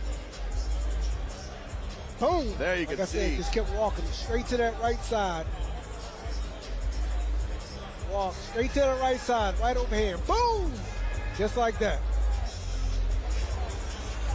It's tough to tell if Mettendoff got the mouthpiece knocked out or he spit it out hoping for a break. That's really interesting. I don't know. But either way, Stewart started landing with some heavy shots there at the end. But you want to figure, in his hometown of Nashville, does he want to close the show here and make a statement? Will he press the gas a little bit more here in this final round? Yeah, I believe he should. I mean, he's a hometown kid. Want to try to make a statement, but try to make sure to stay smart. Stay smart in there. Body shot gets through there. Stewart on Mettendoff, and then he sticks the jab in his face. Oh, and a right top. Oh. Sneaks that uppercut through. Brian, what are we seeing here from Andrew Stewart?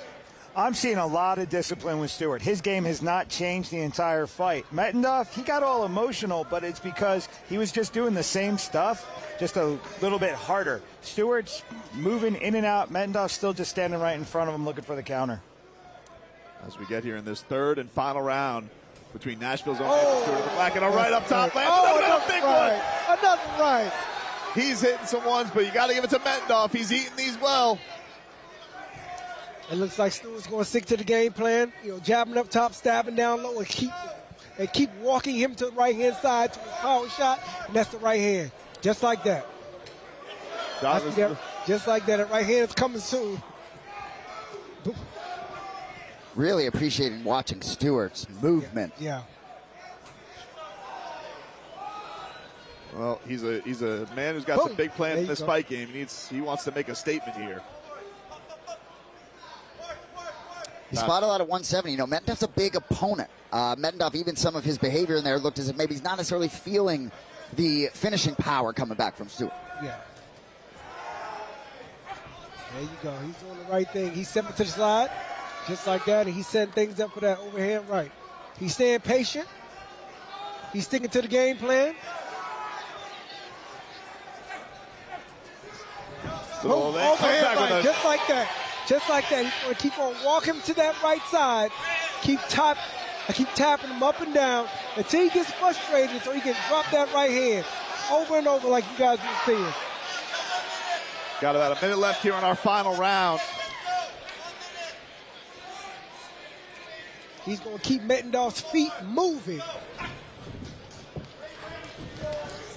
Right up. And come over the top of that right hand just like that. Playing a little bit about eye poke, it seems like.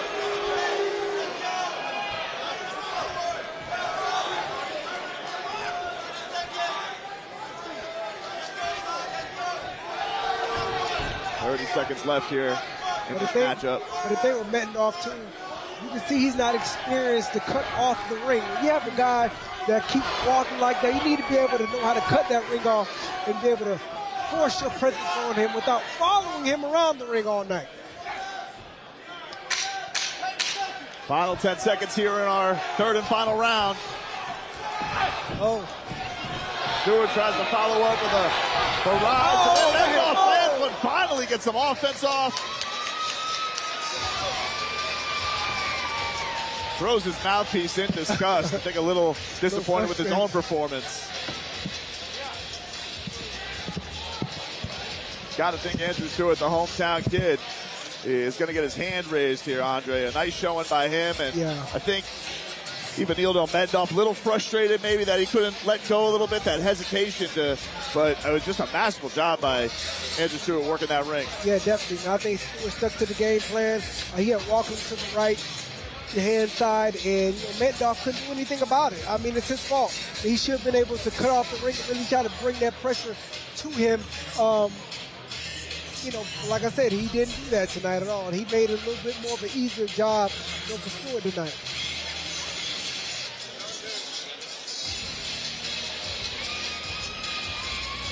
Seeing some of the replay action here. Oh. And as you can see, he just kept stepping to the side, kept stepping to the right side. He kept his feet moving, you know, all night, just set him up with that right hand. A nice showing by both these two as we go the distance once again. As Andre Berto gets welcomed by the GOAT, John Jones, here in the building. Cowboy hat and all. Let's send it up to Michael Hands and make this one official. Let's go. Ladies and gentlemen, after 3 rounds of action, we go to the scorecards. And all 3 judges score this fight 30-27 for your winner by unanimous decision, Stewie Andrew Stewart.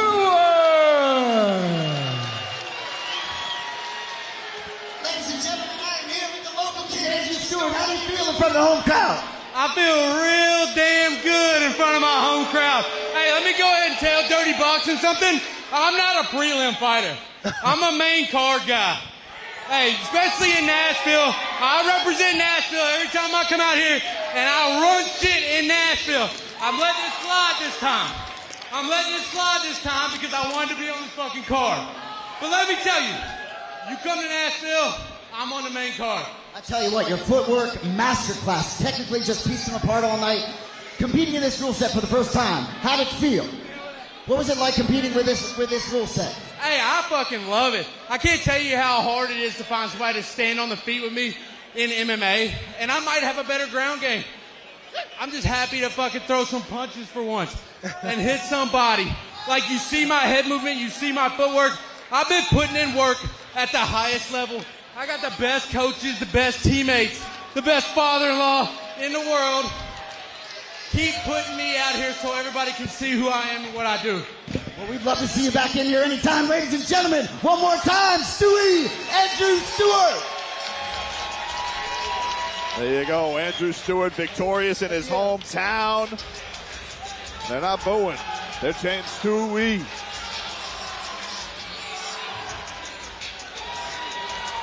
Even Ildo Metcalf got some words of encouragement from the GOAT, Johnny Bones Jones, after his defeat. But this night of action just continues here from the Pinnacle in Nashville. And next time, coming back to Nashville, Andrew Stewart wants himself a main card place. He feels he's a main card fighter. Yeah, he's right. I agree with him. I'll tell you what, and he's great on the microphone, too. Nothing makes me happier than a guy knows how to control the mic. You're always taught in broadcasting, don't give the microphone to the fighter. I wouldn't have minded. He had this crowd on the edge of their seats. And I will say, regardless of not getting the finish, it's a good experience to get 9 minutes in this ring, I think, if you want to continue. Most definitely. We'll get to our next bout here, and this one is going to be a banger in the heavyweight division. Braxton Smith against Ben Parrish. First of 3 heavyweight matchups here on the night. Cannot wait to see what these guys do as the heavyweights stepping inside the Dirty Boxing ring here in Nashville. DBX4 off to an awesome start. Lots of action between these fighters. We do have a little bit of a discrepancy. We have a little bit of a lull in some finishes, so we'll see if the heavyweights can come and finish one before we get to the judges.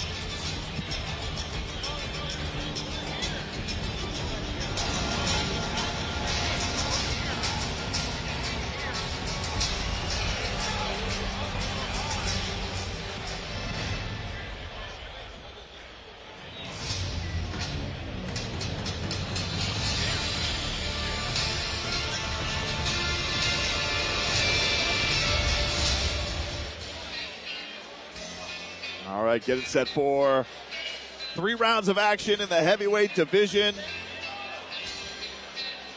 between Braxton Smith and Ben Parrish. And there's Big Tuna.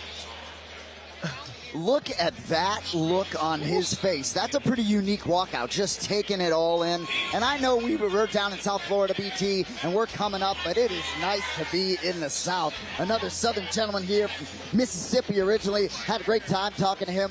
1-1 in Bellator between 2021 and 2022. Did lose his father recently in 2019 in July. Still a heavy heart there. Excited to see what he can do in this particular arena. Certainly an experienced grappler, you can be sure.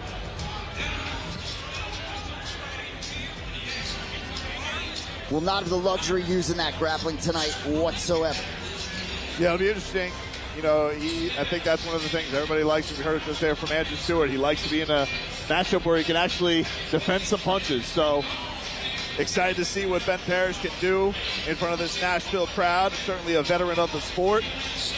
You know, and he talked about when he broke his leg in 2019, he used to fight at 185. I think so that sort of derailed the career to a certain extent, but he's got some experience. He spars with a lot of high-level Golden Glove boxers. Feels very ready and feels a little bit slept on in this spot tonight. There's no doubt about that. Definitely had a look of focus with him at the ceremonial weigh-ins. I even saw him at the hotel last night right before he was ready to get his last sleep before action.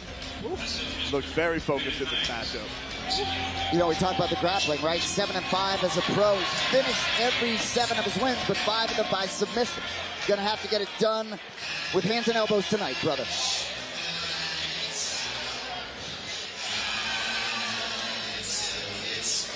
And he's got a heck of a matchup coming up here against the beautiful monster, Braxton Smith, making his way to the Dirty Boxing ring for the first time. Braxton Smith is an imposing figure. Did make an appearance in the UFC. That was at UFC 288, April of 2023. Suffered a loss to Parker Porter. Did have a 4-fight contract there, but was suspended, so not able to continue. But 5-2 as a pro, all 5 wins by knockout. His last fight was a loss. That was Karate Combat 55 back in July. Lost in the first round to Daniel James due to punches, but sort of been ding and dong in wins and losses. Looking to get back in the win column here tonight. And this is his favorite time of year. He hosts a horror podcast with his best friend. Oh, yeah. Loves Halloween. He loves Halloween. Shout out to the Jump Scare podcast. Go check it out. He loves horror movies so much, he writes screenplays, does little productions. So a creative mind behind those menacing fists. See if he can put the scare into the Big Tuna. The Big Tuna does feel like Braxton Smith, he wonders about that cardio, so this is going to be an interesting tactic. How does he go about this? Let's get to our tail of the tape here as we get ready for our first heavyweight matchup here at the Pinnacle in Nashville. The big boys stepping up here. Braxton Smith, 35 years old at 5'11", weighing in at 263.5 pounds with a 72-inch reach. Ben Parrish, 33 years old. He's 5'11", 243 pounds on the scale with a 73-inch reach. Send it up to our ring announcer, Michael Hansen, to get the big boys going here at DBX4. Ladies and gentlemen, this fight is 3 rounds in the Dirty Boxing Heavyweight Division. Sponsored by Market Cypher. And after the bell, your referee in charge is Dan Mergliata. And now introducing to you first, fighting out of the blue corner. Wearing brown trunks, he stands 6 feet tall. Official weight, 243 pounds. This Combat Sports veteran comes in tonight, making his Dirty Boxing debut. From Pontotoc, Mississippi, Big Tuna Parrish. And across the ring, his opponent fighting out of the red corner. Wearing black, he stands 5 feet 11 inches tall.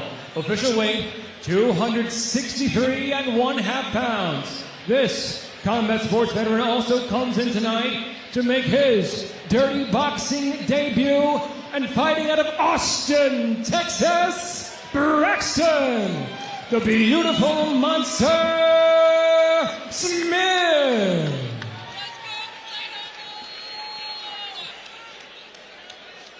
Dan Mergliata, our referee for the heavyweight matchup.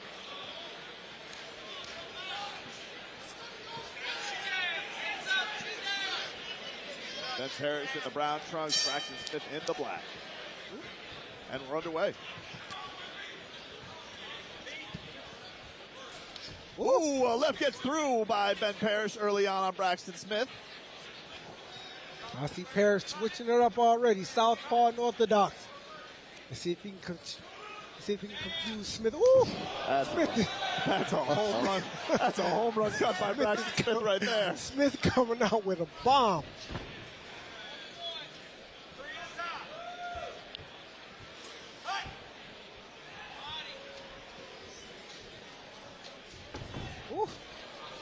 These boys got some big arsenal coming back and forth. Big ammunition. Wow.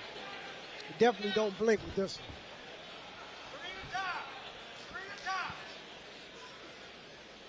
one. Ooh. Another big right hand misses by Braxton Smith. Parrish backs him up.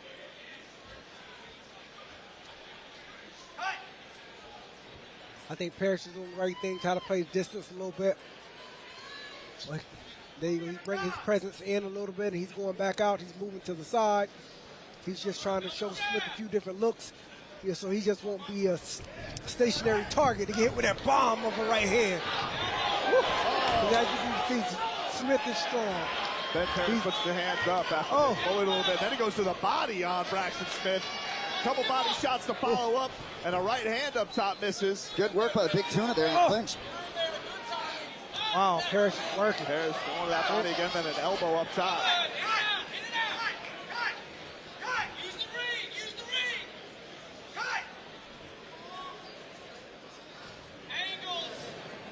Parrish sticks that down. There's a follow-up elbow. Parrish doing it. Wow! The fight has not been finished. I don't think it's been finished. I don't think it's finished. They ought to stand him up. Parrish is jumping. Parrish is jumping. He's trying to close the show.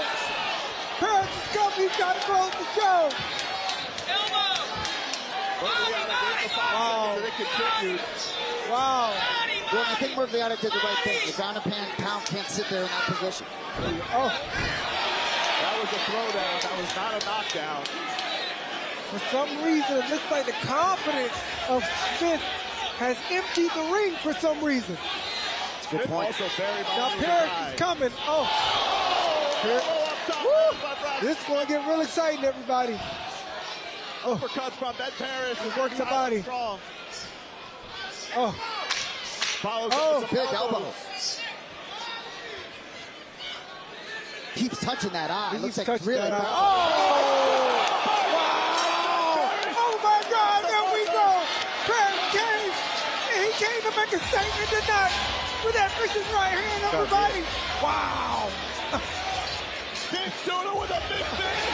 And this one is over. Big finish. Wow! With the knockout. Big Parrish came to make a statement tonight, everybody.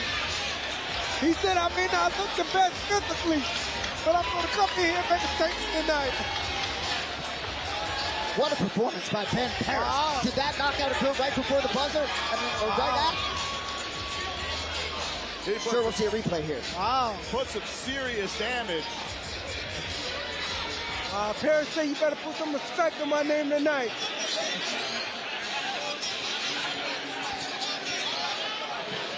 Doctor checking out Braxton Smith's eye. He was bothering him throughout that round. Ben Parrish taking advantage. Wow. Big time shot. What Big finish. Wow.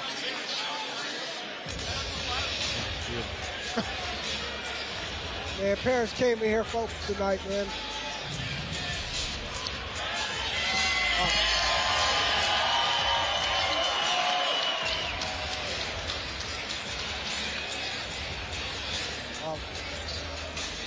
What a finish. You see it there. Raises his arms as Braxton Smith falls out the ring through the ropes. You know, and as we get into this new rule set, you see when he's sort of on the ground and Murgliata stood him up. It almost felt like Braxton Smith thought the fight was over back then. It looked like he didn't want to continue. That's where my confusion happened. And Dan Murgliata stood him up. You're only supposed to have 5 seconds there, but doesn't matter. The exclamation point was there from Ben Parrish. Let's set it up to Michael Hansen to make this one official. Wow. Ladies and gentlemen, at the end of round 1, our referee, Dan Murgliata, concluded that the fighter out of the red corner could not continue, resulting in your winner by TKO, Ben Big Tuna Parrish.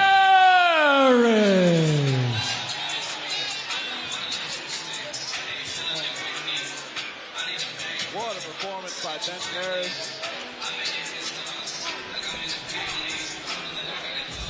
Yeah, he's barking at John Jones. He's going right over to the GOAT, John Jones, to celebrate. John Jones impressed with that showing. Parrish can't work tonight.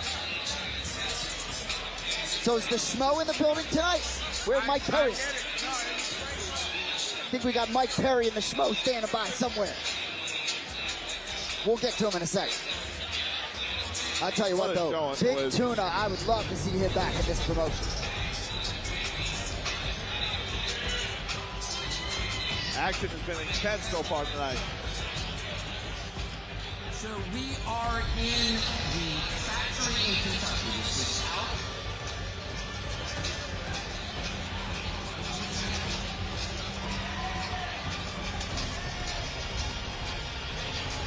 Four, but that seems honestly a lot.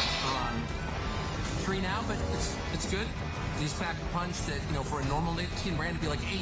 You know, we think 3 is fine. Next one. Again, 4. Gotta go 3 in just to keep it fair. Okay. There you go. So you can see you can get fast at this. And really, it's just a matter of repetition. This is kind of the assembly line that you know, Henry Ford devised so long ago. Tucker is stealing all the outfits.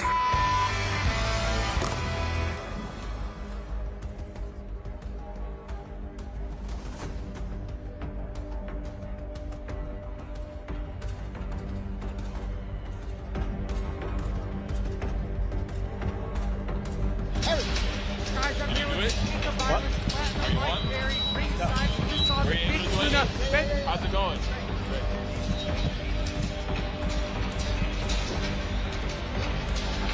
All right, we'll continue on our card here tonight as Peter Stanonik in the middleweight division takes on Jaleel Willis. We're excited about that. Getting that matchup going. Do we have a Schmo with Platinum Mike Perry now?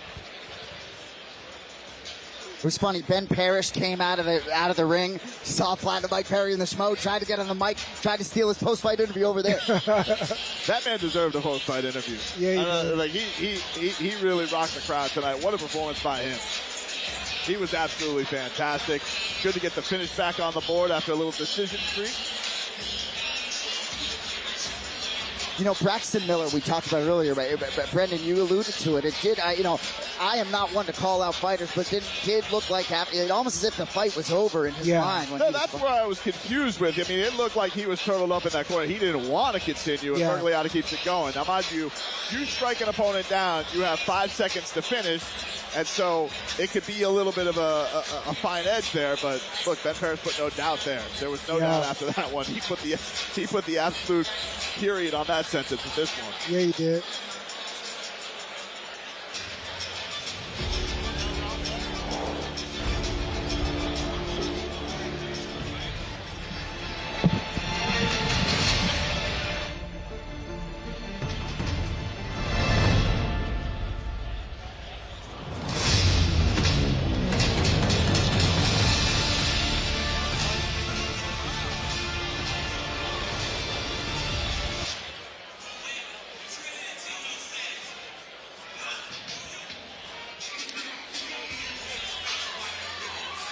And here we got Jaleel Willis making his way to the Dirty Boxing ring. Another hometown kid, well, not hometown, Tennessee, Memphis, Tennessee. Trains out of Memphis, judo and jiu-jitsu. Another experienced mixed martial artist, fights 17-7 as a pro, 6 wins by knockout, been in the PFL, Bellator, LFA. Talks a lot about exploiting his opponent's weaknesses with his boxing. But he will be facing an opponent tonight who has seen the Dirty Boxing D-ring before. You can hear he's got some love here in the building, making the journey from Memphis to Nashville to watch the realist enter the Dirty Boxing ring for the first time. Really interesting strategy talk in the fighter meeting. Talked about 30 seconds of pressure, 30 seconds of boxing. It's really interesting to hear because we have seen a lot of guys not be able to sort of find their cardiovascular systems. And I think he is acutely aware of what he needs to do to emerge victorious. It's definitely going to be interesting because you got him making his debut. His opponent's got experience in the sport. So we'll see how he feels that out and how his strategy works. He's got a guy going in there, loves Muay Thai, loves his elbows. So we'll see how that affects the strategy of Jaleel Willis as he makes his dirty boxing debut. And there we got Peter Stanonik getting ready to make his way to the dirty boxing ring for the second time. Peter James Stanonik V. Absolutely love this guy. He's a decorated Muay Thai champion. 6 wins by knockout in MMA. All six of his finishes. All 6 of his fights been finished. So his DBX2 was his debut in June. Faced John Marquez. It was a furious pace. He delivered a lot of versatile attacks, lengthy combos. But Berto, he talked a lot about the hardest part for him in DBX2 was those boxing shoes. Yeah. He talked about widening the stance a little bit. Talk a little about what he wants to do tonight. Yeah, I mean, he said, in the fighters meeting that the boxing shoes were a little different for him because like I said, he to the Muay Thai to be able to slide with his feet. But now with the boxing shoe, it's going to be a little bit more stable for him. He's going to be able to get a lot more grip, be able to land some of his heavy shots. Get to this tail of the tape. You see there, Peter Stanonik 1-0 in his dirty boxing career. He's 36 years old, stands at 6'1", weighing in at 172.5 pounds with a 74-inch reach. Jaleel Willis, this is his DBX debut. He's 33 years old, 6'1", 174 pounds on the scale with a 76-inch reach. So he's got that 2-inch reach advantage here. Getting ready for this middleweight action. Let's send it up to Michael Hansen to introduce our fighters. Ladies and gentlemen, this fight is 3 rounds of dirty boxing at a catch weight of 175 pounds. Sponsored by Alp Nicotine Patches. And your referee in charge is Wayne Spinola. And now, introducing first, fighting out of the blue corner, wearing brown and standing 6 feet tall. Official weight, 174 pounds. This combat sports veteran comes in tonight making his dirty boxing debut and fighting out of Memphis, Tennessee, Jaleel, the realist, Willis. And across the ring, his opponent fighting out of the red corner, wearing black trunks. He is standing 6 feet 1 inch tall. Official weight, 172.5 pounds. This combat sports veteran is returning to the DBX ring with a dirty boxing record of 1-0 and fighting out of San Antonio, Texas, Peter James Stanonik V.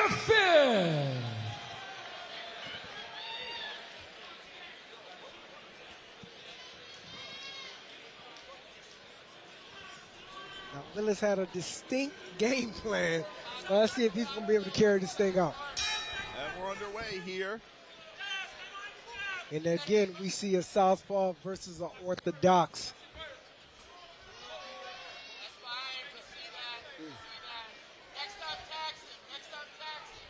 Oh. Jaleel super aware of vulnerability in the clinch. Doesn't want to let Stanonik get anywhere close to that. Stanonik tries the uppercut but misses. Comes with that straight left down the pipe and then a right up top.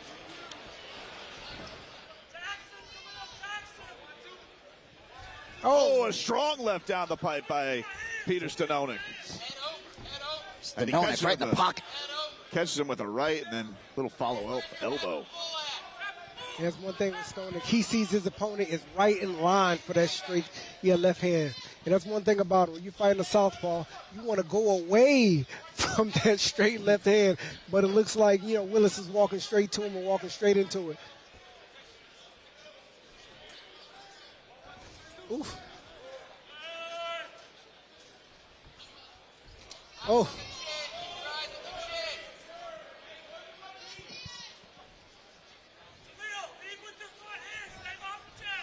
That's the best. That's the best thing that Willis should be able to do. Once they get in front of each other, he needs to go to the left. He needs to walk to the left, to walk away from that straight left hand from the southpaw. And one thing Willis has to be aware of is Stanonik very sneaky with those elbows. Even if they get in a clinch, they'll sneak him in there. But there you go. Nice strong right hand by Willis, then goes to the body. Oof. There's a right up top and then a right from Willis on his own. Oof. Heavy shots from both guys. I'm definitely seeing Willis try to implement his game plan. He talked a lot about his coaches sort of being in his ear about that too. I think it's important to stay to that for him, and I think he's doing it. Got a minute left here in our first round.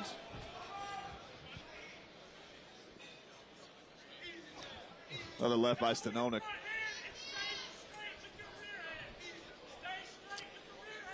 You know, Stanonik talked about the shoes, and I am seeing him sit on his punches more, BT, compared to the last fight. More power behind him, most certainly, than against Marquez. And the fight being more at a distance like you thought it would so far.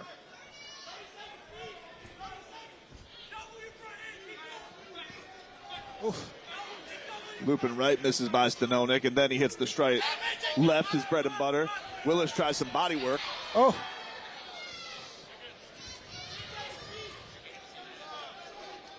Another left by Stanonik, and then the Superman punch. See, Willis is right in line for that straight left hand. When you're fighting a southpaw, you want to try to continue going to that left. Continue going to that left side, away from that straight left hand. Strong first round by Peter Stanonik in that first round. Shout out matchmaker AJ Ariosa. I like this matchup quite a bit. Physically, you know, it's not always easy to match up a lot of these guys when there's not a lot of film, not a lot of footage out there, and we consistently are getting great matchups here at DBX. Yeah. Got to figure you're looking at that game plan in Jaleel Willis about what they just faced in that first round by Stanonik and how they can adjust. Certainly Stanonik did more, landed the cleaner shots. I think Willis needs to see more volume out of him. Yeah.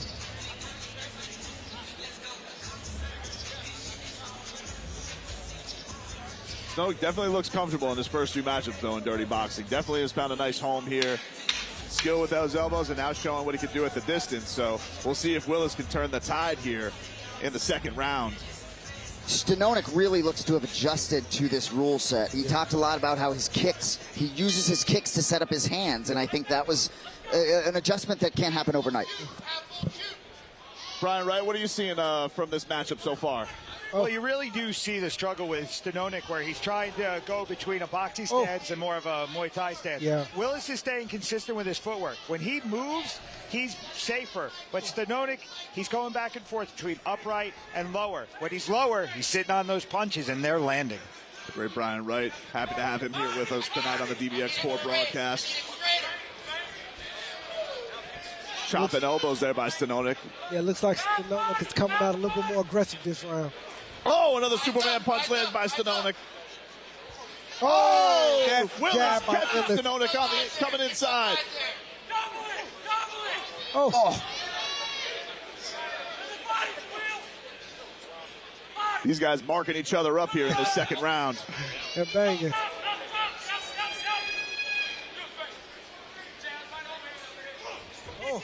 Couple swings and misses by both of them there. Now Willis is going southpaw. Oh! Heavy shots by both guys. Great right hand to the body. Great right hand to the body. Big right lands to the back of the head of Stanonik. Looked to shake him for a sec. About halfway through this second round here. There's a little shot on the break by Stanonik on Willis. Good action, boys, on both sides. Right hook up on top by Stanonik. They get tied up here. Willis pushes him off. Comes with his right hand as he's going to the body of Stanonik. A lot of grazing shots, offense, sort of offsetting offense. I think someone hits a clean shot, there could be someone hitting that canvas. This is a great matchup, though. Chopping elbow by Stanonik as he made his way up. Brian, what are you seeing here in this matchup as this round continues? I'm really liking how Willis is staying on his boxing and he's using his reach. The thing that's really nice for Stanonik, though, is that he is going from long to upright. And when he goes upright, he's letting the elbows fly. So, you know, they're both staying true to their style effectively. Oh!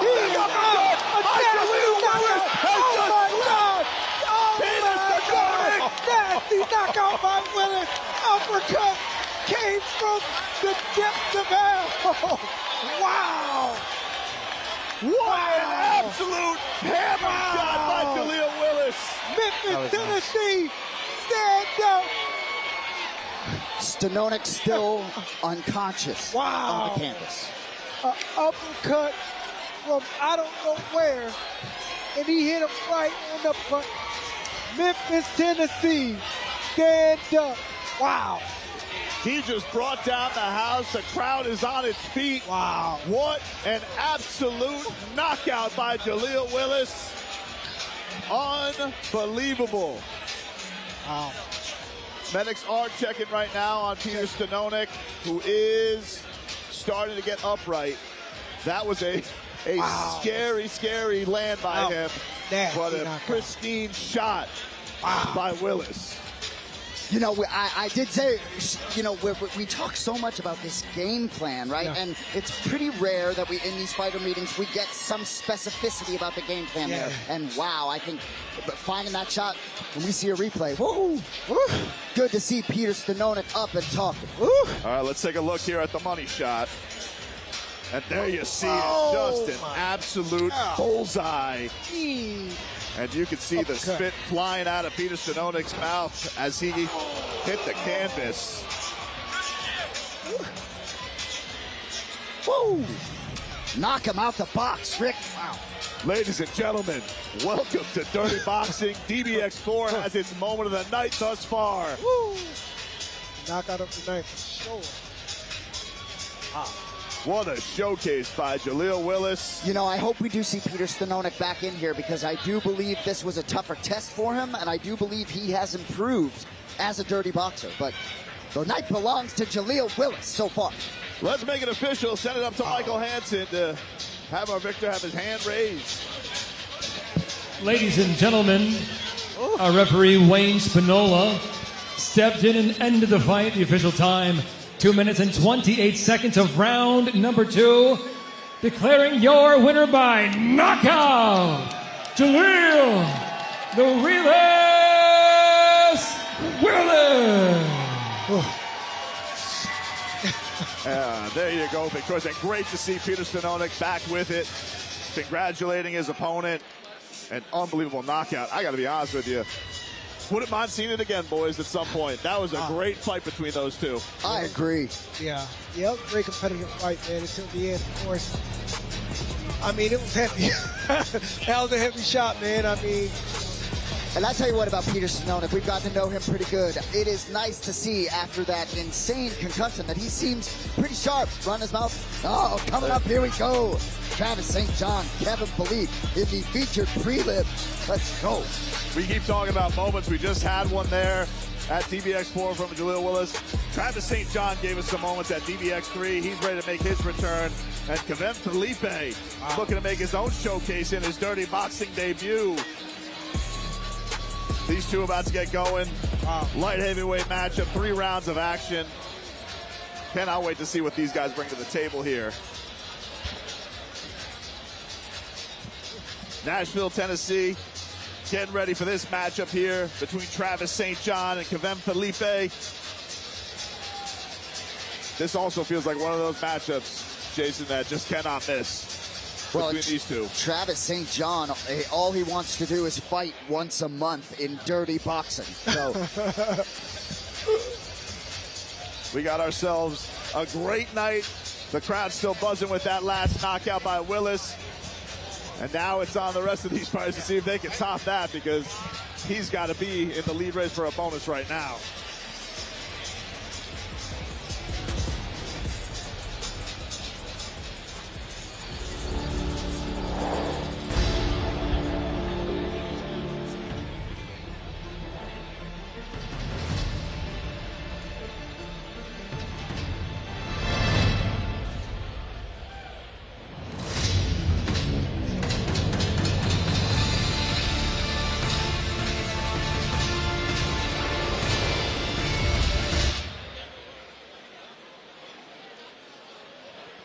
We're getting set for our next matchup here at a catch weight, our feature prelim of the night. Travis St. John and Kevin Philippe. And there's Philippe right there getting ready for his dirty boxing debut as he makes his way to the ring here at the Pinnacle in Nashville. having an unbelievable time here in Music City. Dirty Boxing's first visit to Tennessee. You know, we talk a lot about these rule sets and how they apply to specific fighters. This fighter seems to be at home with this particular rule set. His last 3 appearances, all in Uriah Faber's A1 combat. Last couple were losses, unanimous decision losses. Did appear in LFA in 2023, 1-1 in that promotion. But of his 10 wins, 7 by knockout. He's an imposing presence here at this 195-pound catch. Should be able to give Travis St. John a great fight. Hopefully as good a fight as last time Travis St. John part of Fight of the Night at DBX3. Yeah, that was an incredible showing, and Travis St. John has promised an even better showing this time around. Did have a little bit of trouble with the weight, so curious to see what kind of an effect that can have on Travis St. John coming into this matchup. Kevin Felipe excited for his first opportunity in the Dirty Boxing ring. As we'll get the red corner out here, getting set for the other side of this matchup here in Nashville, Tennessee. And there is the firefighter, Travis St. John. For those of you that are Dirty Boxing fans, you know this name. This guy's really a Muay Thai guy though, right? 5-1, his pro Muay Thai record, won 5 straight. He was doing an interview with Mike Perry on the Overdogs podcast and literally got called to fight a fire mid-interview, had to shut it down. But he said he really wants to put on a show rather than show his technical prowess, which he certainly put on a show in the first event, had a great chance to win it, but did come out on the losing end. No, he's a wild man. I mean, like he's an adrenaline junkie. You know, we've talked to him about the fires that he's faced. You know, this is kind of a new profession for him, and actually had to take a break from fighting to become a firefighter in the midst of that. So now he's well established in that career, and he's keeping his fight career going, and he wants to stay very, very active. Always pestering the matchmakers here at Dirty Boxing to try and get back in the ring. And looking forward to seeing what he can do here in his second entry into the Dirty Boxing ring at DBX4. And he's not going anywhere. Signed a 3-fight deal with DBX. He likes to be active, right? He's fought 3 times in the last 5 months. Just likes to keep things going. Always in shape. We'll take a look at our tail of the tape here as we get ready for this matchup. And there you see Travis St. John 0-1 in his Dirty Boxing career, but a thrilling matchup nonetheless. 31 years old, 6'2", weighed in 197.5 pounds with a 73-inch reach. Kevin Felipe, 31 years old. This is his DBX debut. He's 6'2", weighed in at 196 pounds with a 72-inch reach. We'll send it on up to our guy, Michael Hansen, get this matchup underway on our feature prelim bout. Ladies and gentlemen, this fight is 3 rounds of Dirty Boxing at a catch weight of 195 pounds. Sponsored by Tempters. And after the bell, your referee in charge is Samuel Burgos. And now introducing to you first, fighting out of the blue corner, wearing brown trunks and standing 6 feet 2 inches tall. Official weight, 196 pounds. He comes in tonight making his Dirty Boxing debut. Senhoras e senhores, vindo de Sumaré, São Paulo, Brasil, Kevin Felipe. And across the ring, his opponent fighting out of the red corner, wearing black trunks and standing 6 feet 2 inches tall. Officially weighing in at 197.5 pounds. Returning to the Dirty Boxing ring, fighting out of Arlington, Texas, Travis El Bombero St. John.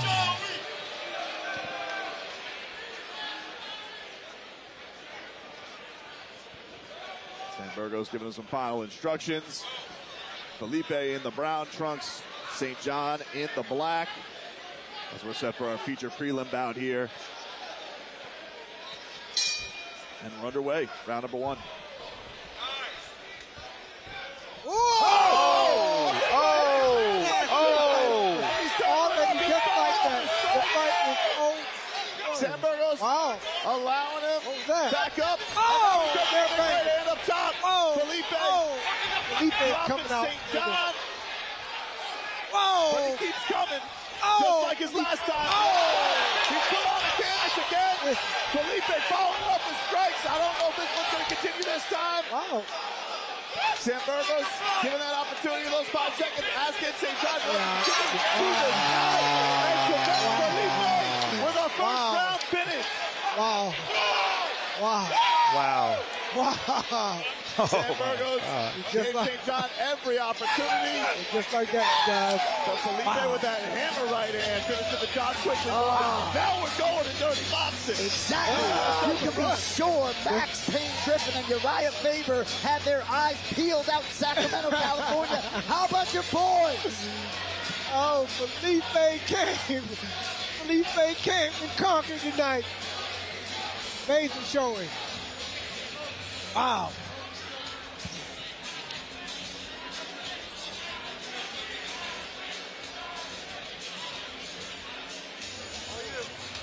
You know, little issue with the weight cut for Travis St. John, right? They end up at a catch weight of 195. You know, I understand he's always in cardiovascular shape, but I think maybe a full camp might benefit him. And in terms of those knockdowns, right, as we get used to this dirty boxing rule set, right, you got to stand the standing ground and pound. Unless that finish happens, what, within 5 seconds, BT? The official's doing the right thing. He's gave him every opportunity. He looked at Travis St. John to see if he wanted to continue. Very clearly he did not. He had taken 2 pretty vicious shots to get on the canvas. But what a showing by Kevin Felipe. What a dirty boxing debut. Man, we've had some great shots by the debutants here. These last couple matchups.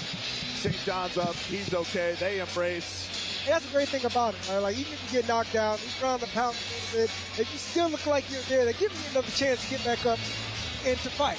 So, you know, I mean. Let's make this one official. Set it up to Michael Hansen. Ladies and gentlemen, our referee, Samuel Burgos, intervened and put an end to the fight. The official time, 38 seconds of round number 1. Declaring your winner by TKO, Kevin Felipe.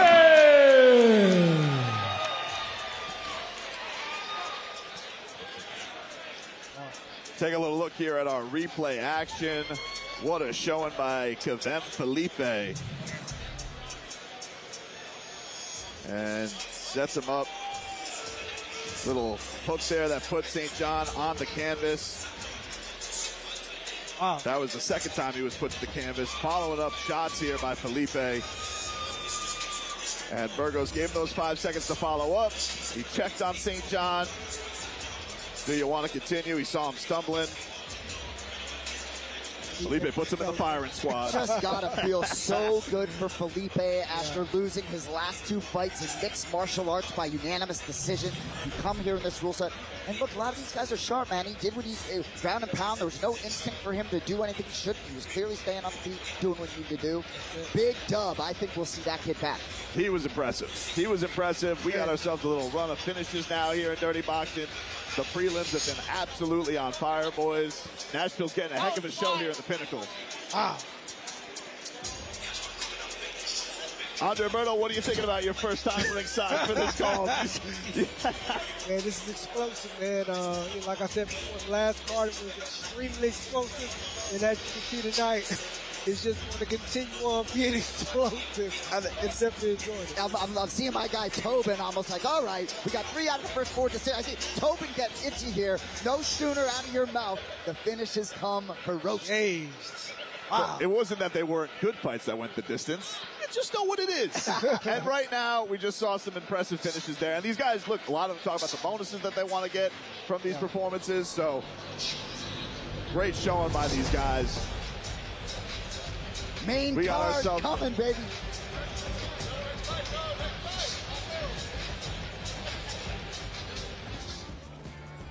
Gosh, Hillary Clinton.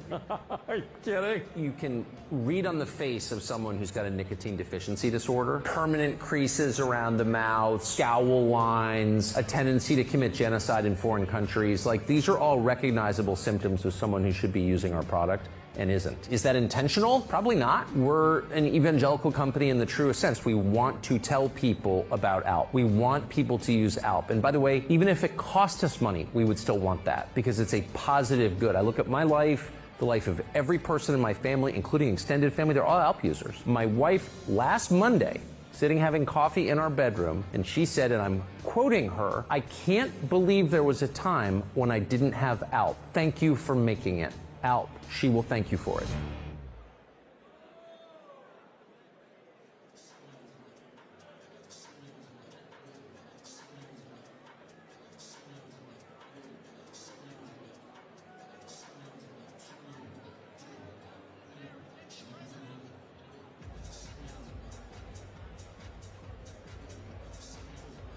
So far here tonight in Nashville, DBX4 is absolutely on fire. Jason Anik, I cannot believe what a showcase we're getting.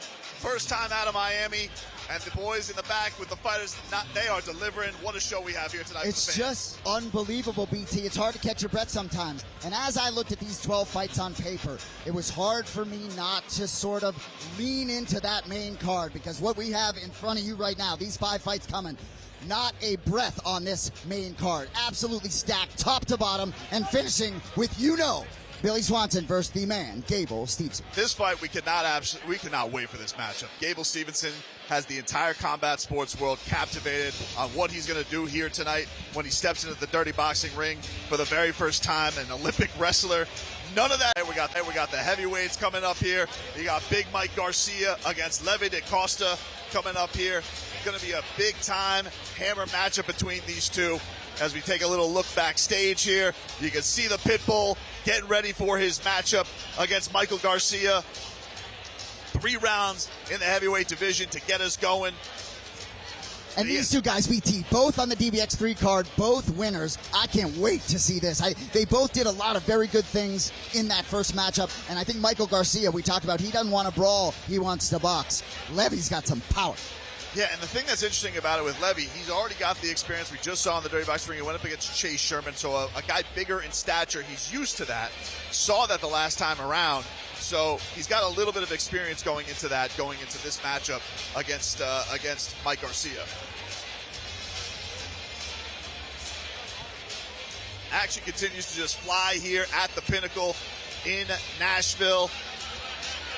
Andre Berto. Yes, sir. These have been some incredible fights that you have seen. Your first time calling this dirty boxing. What have you thought so far tonight? Explosive, explosive, explosive. The last show, the last card that I went to, it was explosive. Now we're able to see the same thing this go.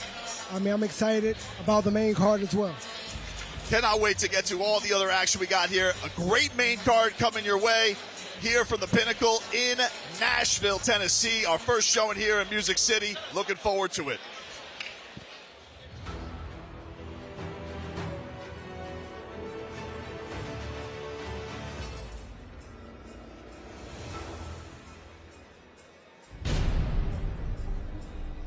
Welcome to the deep end of combat, where only the meanest, toughest, and the dirtiest will survive.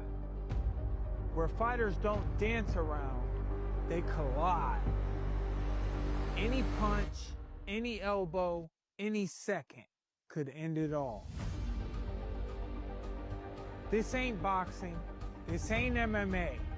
This is Dirty Boxing Championships, where you stand and bang, or you don't stand at all. DBX4, Nashville, Tennessee. The sound of country meets the sound of carnage. You got warriors from every corner of the fight world, from the ring to the streets, all chasing one thing: respect. Some fight for glory, some fight for pride. Me, I fight because this is what I was born to do. This is the future of combat sports. No politics, no point fighting, just pain, chaos, and pure fucking heart. DBX4, the takeover continues. 5 fights, 10 dogs, and only one rule: don't back down. In the main event, Olympic gold hits the dirty ring. Gable Steveson, world-class wrestling, freak power, built different. But across from him, Billy Swanson, big beard, big heart, Tennessee tough. Gable might be the future, but Billy's coming to remind him this ain't the Olympics.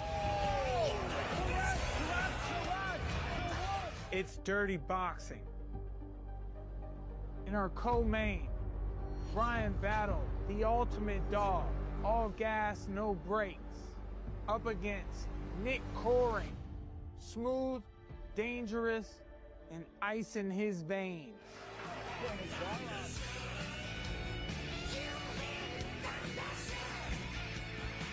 This one's a chess match with sledgehammers. Somebody's hitting the floor. Then we got the vet, Francisco Trinaldo, a legend who's fought them all. Still sharp, still mean. He faces Nayanesh Ayman, a wild striker with nothing to lose. Old school meets raw chaos. That's a dangerous mix.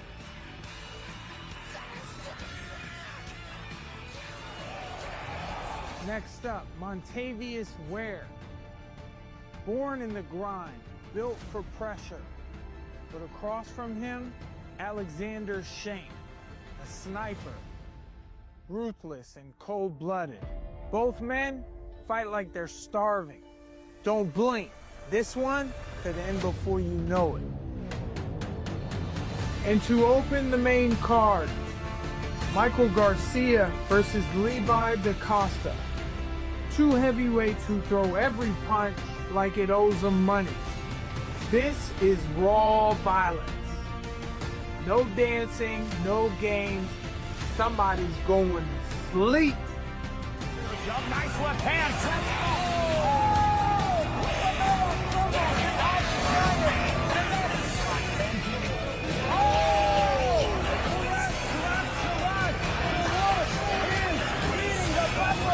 This ain't for points. This ain't for talk. This is for pride, pain, and power. Welcome to Dirty Boxing Championships 4. Welcome to war.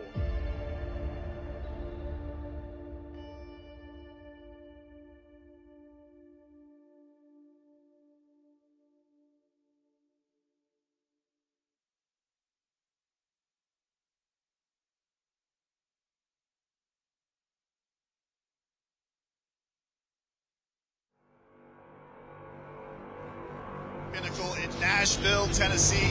DBX4. Unbelievable action all night and just getting started here as we have 5 fights coming up here. Our main card going to get set for action as we're all set for our main card here in Nashville, Tennessee. Boys, it's been an incredible night so far and it's just getting started. It's just getting started, man. I'm just excited for this main card. Like I said, crazy knockouts within this prelim, and I'm just looking forward to what this main card's going to look like. Jason Anik, the highlights have been filled these last few minutes, these last few fights. We'll see if we can continue it. I'm a broken record talking about dirty boxing, but the proof is in the pudding. Look at the smile on Berto's face. We can't get enough of this. I can't stop thinking about the realists. I mean, how about that uppercut? Unbelievable. And this main card is just absolutely stacked. And unless I'm mistaken, Bryan Battle and Gable Steveson making walks. I mean, come on. We still got a lot of action. We cannot wait to see the Olympian back. Getting in action. He's continuing this fight career right now and doing it in this kind of a setting. But man is doing it against a very confident Billy Swanson. Cannot wait for this main event. Yeah, Billy is coming, man. He definitely feels like he has a lot to prove tonight.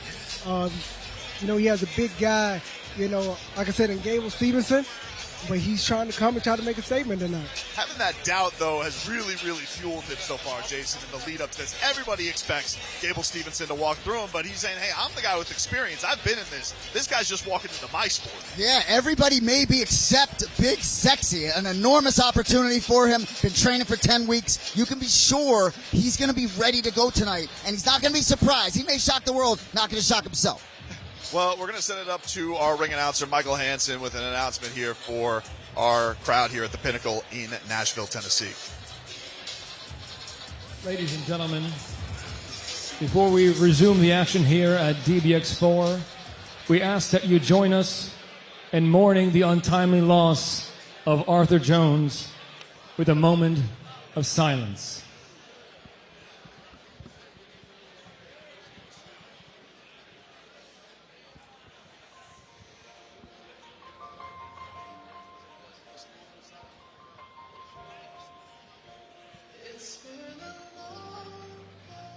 on the line. Arthur Jones, a guy who's been a pleasure to have in my room, great father, hardworking, and a guy who just loves basketball.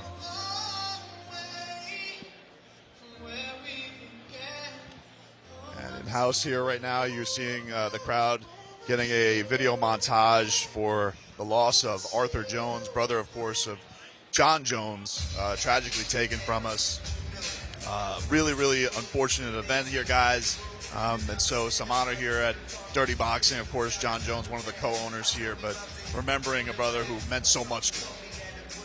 Just devastated, you know, and I've gotten to know John Jones a little bit. My brother John Anik, UFC broadcaster, has gotten to know Arthur pretty good. Arthur had a heart of gold, and it's just a devastating loss for the MMA community and the football community and the whole Jones family. Our deepest condolences. Deepest condolences, for sure. It's got to be nothing that can be quite like losing a brother, somebody you're so close to. I mean, it's unspeakable, and so we're hopeful that, you know, something like this, everybody can remember a little bit of what Arthur meant to John, meant to the sporting world. Of course, the Jones family, an incredible family with great athleticism and accomplishments, but their bond was really something special, guys. That number 97 is donning this canvas tonight. I took a step in there, and man, that hit me hard. I tell you what, though, we will be forced to flip the switch back to this insane night of fights that is creeping on us right now. Yeah, no doubt about it. It is going to be an incredible night here. It's already been an incredible night. The crowd here giving their love to the late, great Arthur Jones. As Jason mentioned, his number dawning in the Dirty Boxing ring here tonight in Nashville, Tennessee. Let's get to our matchups here tonight as we transition to the action, and we do have an exciting night here coming your way. As you see here, the man everybody's here to see is Gable Steveson, the Olympic gold medalist. He's taken away his superpowers, only striking, but he's going up against big, sexy Billy Swanson in a 5-round heavyweight main event. Bryan Battle making his return after a great debut at DBX3. He's getting set to come back here at DBX4 against a tougher opponent in Killshot Nick Coring. Francisco Trinaldo takes on Nayanesh Ayman, who Dirty Boxing has been wanting for a while, and he finally has gotten the opportunity here at DBX4 to make his debut. We got a couple Tennessee boys, Montavious Ware taking on Pretty Boy Alexander Schenk in the featherweight division, and then two heavyweights to get going in Mike Garcia and Levy DaCosta. This is going to be a heck of a main card here, boys. Cannot wait for all the action that we got. It has been unbelievable. If you guys are just joining us, give you a little set of the rules here, Jason, on Dirty Boxing for those who are... So you see them on your screen, 4-ounce gloves, just like the UFC, 18-foot ring, nowhere to go. No hugging, which was a new implementation this year. Haven't seen any tonight, but if you hug, a point will be taken away. 3-minute rounds with an optional bonus rounds. Conditional ground and pound. You've seen examples of that tonight. You can ground and pound, but you may not post, you may not put a knee down. Both feet need to be standing. And as you well know, no grapplings or submissions, elbows and back fists not allowed. Excuse me, are allowed. Wow. We got ourselves a great night ahead. We're glad that you joined us here from Nashville, Tennessee, our first venture into Music City as we bring you the most disruptive combat sport on the planet. Yes, sir.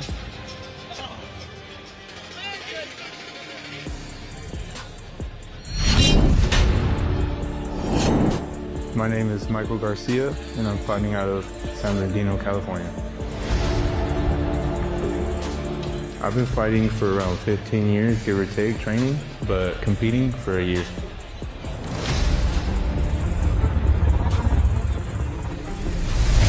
What does it mean fighting under Dirty Boxing rules? I love it, honestly. It's something to get used to because there's no, like you said, there's no excuse, there's no time for error pretty much. You just gotta be aware at all times. My name is Levi Costa, and I'm a fighter out of San Diego. I've been fighting all my life since I was 6 years old. I think I'm different of anybody from here because I work really hard, and I know where I come from, and I know where I want to be. The reason why I do it, I feel, is what sets me apart. I do it so my little brother, rest in peace, who I have hanging around my neck, it's a blessing in disguise. Helps me stay stay focused. Let's get this main card underway, boys. We got the heavyweights to start us off here tonight on the main card. And this one just seals like a matchup that's going to be electric to get this building rocking for this main card coming up here, Jason Anik. And here steps in the man, Levi DaCosta, for his sophomore appearance in DBX. Huge win over Chase Sherman. We talked about that a little bit. Such a powerful striker. He's fought 6 times in bare knuckle. In his first bare knuckle fight, broke both his hands. This guy's very happy to have his fists protected. And I would argue of all the fighters we've seen make a reoccurrence in DBX, this rule set might make this guy the happiest of them all. One of the things that's been fascinating, Andre, so many guys who've been fighting for a long time, getting a chance to do something in a new sport, give you a new sense of life. Like, as a fighter, you do something so common, getting a chance to do something new, it kind of re-sparks you in the gym. Yeah, it just gives you just a new spark, a new burst of energy. Like, I'm just so happy just to be in the building, just to watch all these competitive fights, these explosive fights that we've been seeing tonight. So I'm looking forward to this main card. The Pitbull getting some of the finishing touches there, but this is a big-time matchup that he's got, because we got 2 guys making the quick turnaround. Jason from DBX3, they wanted right back in there to showcase their skills for the fans. Well, and also fascinating, both guys coming in off wins, right? So certainly there's some things you heard Michael Garcia, who we'll see come out in a minute, talk about his brawling and how he wants to box more than brawl. But even in that first round for Mike Garcia in his first fight, did some good things brawling. So I think making adjustments after emerging victorious will be key for both guys. And the Pitbull enters his way into the dirty boxing ring, gives a little love to our ring announcer as we, Michael Hansen, as he's ready and set to go. Looking dapper with his vest tonight. And here you come, Big Mike. Michael Garcia making his way to the dirty boxing ring. Big Mike. Enter Big Mike. When we met Big Mike about a couple months back for DBX3, he didn't have a nickname. He's like, everybody calls me Big Mike. Well, I think Brendan Tobin has stapled that as a permanent nickname. I've shaken a lot of hands in my life. I said last thing, nobody's shaking my hand as hard as this dude.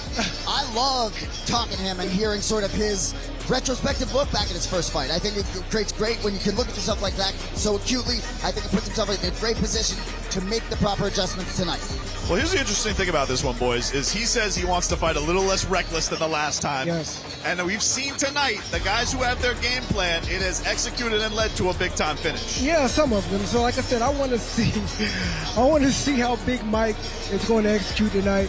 You know, we spoke to him at the fighters meeting. He said he wants to use his range, he wants to use his distance, and really try to be a lot more of a smarter fighter in there tonight. So we're going to see if he's going to be able to execute. It's a little bit of a different feeling once you're up under those lights and you see this type of crowd. You know, like I say, hopefully he can stick to his game plan. You walk in and you see this crowd, this energy, right up on top of you here at the Pinnacle. What a venue this place has been so far tonight. It really is, and juxtaposed to the hangar in Miami, the elevated seats, that's a view of the dirty boxing ring I don't think has been seen before. There's no bad seat in here tonight. There's no bad seat in here tonight. Everybody will be able to see the action up close and personal. It's been unbelievable. Big Mike, he doesn't go between the rings. He doesn't go between the ropes. He goes over them. We'll get to a little look here at our tail of the tape for these 2 heavyweights, the second of our 3 heavyweight matchups here tonight. There you see them both at 1-0 in the dirty boxing ring. Michael Garcia at 30 years old stands 6'3", weighing at 224.5 pounds. He's got a 77-inch reach. Levi DaCosta, 39 years old, 6'3", weighing at 247.5 pounds. He has a 73-inch reach, so Garcia with a 4-inch reach advantage. Let's send it up to Michael Hansen. Get this main card underway with the heavyweights. Let's go. Ladies and gentlemen, live from the Pinnacle here in Nashville, Tennessee, this is DBX4. And now, this fight is 3 rounds in the DBX heavyweight division, sponsored by Timepiece Trading. And after the bell, your referee in charge is Dan Mergliata. And now, introducing to you first, fighting out of the blue corner, wearing brown trunks. He's standing 6 feet 2 inches tall. He stepped on the scale and officially weighed 247.5 pounds. This combat sports veteran is returning to the DBX ring with a dirty boxing record of 1-0. Senhoras e senhores, vindo de Teresópolis, Rio de Janeiro, Brasil, Leve Pitbull da Costa. And across the ring, his opponent fighting out of the red corner, wearing black trunks. He stands 6 feet 3 inches tall. He stepped on the scale and officially weighed 224.5 pounds. Returning to the DBX ring with a dirty boxing record of 1-0 and fighting out of San Bernardino, California, Big Mike, Michael Garcia. Dan Bergliata, our referee. Levy DaCosta just loves it when Michael Hansen introduced him. Sorry, go ahead. This opening main card bout brought to you by Takedown Shop, the official fight gear of Dirty Boxing, and we're underway. Let's see if Garcia is going to be able to stick this game plan, like he said, to use his range, use his reach, and try to put Costa in a bad position tonight. And another thing, we have another southpaw versus orthodox. We're going to see how this is going to play out. Big left to Costa. They get tied up quick and right to those elbows that Michael Garcia was familiar with in his last Dirty Boxing bout. Costa with a looping left that doesn't land. Straight right gets through by Garcia. He goes to the body on DaCosta. These two get tied up, and then a little shot on the break there by DaCosta on Garcia. Oh, the left lands on top. Garcia is coming in with a lot of pressure. Straight right down the pipe by Big Mike. Big Mike is walking this man down. Which I don't know if he's sticking too much to his game plan. He's shortening up his range here. He's walking his man down. He's walking the shorter man down tonight. Yeah, definitely less wild than he was in his last fight. Okay. And just as you say that, we get a little bit of a scramble. Garcia's won 4 straight overall, including Dirty Boxing. But I would love to see Garcia work behind that jab, because he does have the reach. That was a strong body shot by Garcia. DaCosta wanted to get something back with his left.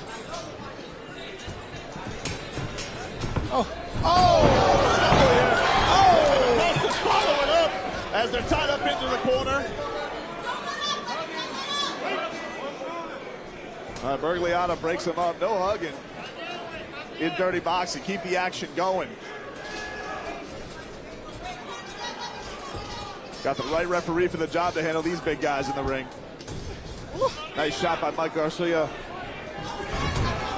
Gets out of the way of those big hammers from Levi DaCosta as he gets a little smile walking him back to the ring. He knows he got out of the way some fire. There you go. Garcia, he's still not using his reach like he needs to. He needs to be staying behind the jab. Even though he's walking the shorter man down, he needs to stay behind the jab, and everything else can come from behind that. You need to keep your opponent busy, just like that. Just like that. Keep your opponent busy. From your mouth to his ear. Definitely. Make it difficult for him. Nice shot there by DaCosta on Garcia. And then a nice little spinning back fist attempt after he eats a right hand by Garcia. Berto, Garcia, it really was almost a news list. We really did start to work that left jab a little bit. He needs to work behind the jab. I mean, you're walking down the short opponent. You already have the aggressive nature. You already have the reach and the range. Use it. Use it. Stay behind that jab and keep something in your opponent's face to keep him busy. Keep him busy so you can come back behind it with something heavy. You know what I mean? At this point, he's just walking towards his opponent.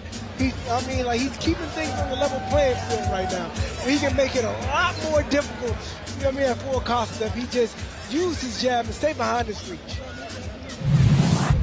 Take a little look at the action here in round number 1.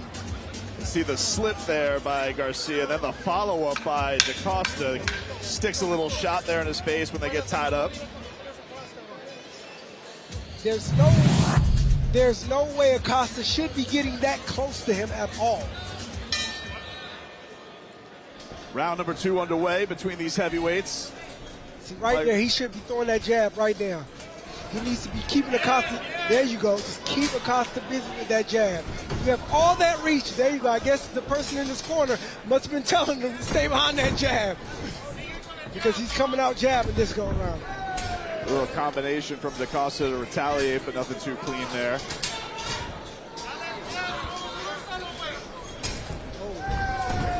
Send it over to Brian Wright. Brian, what are you seeing here after round 1 between these heavyweights? I'm in 100% agreement that Garcia's got to use that jab.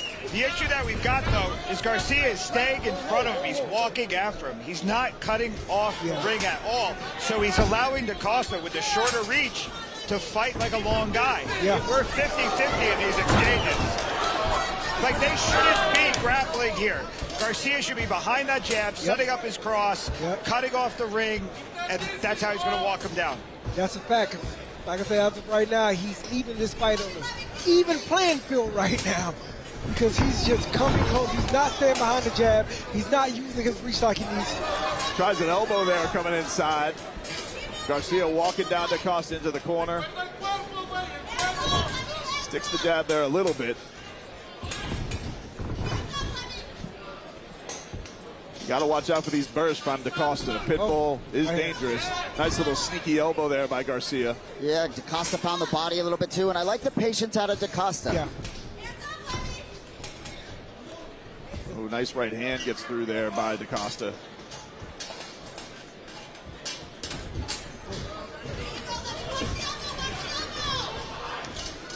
Got about a minute left here in our second round. Little body shot lands for Garcia. Good body. There you go. He needs to stand behind that jab. He needs to be throwing that right hand down low. Get a hand up top. Superman attempt there by Acosta.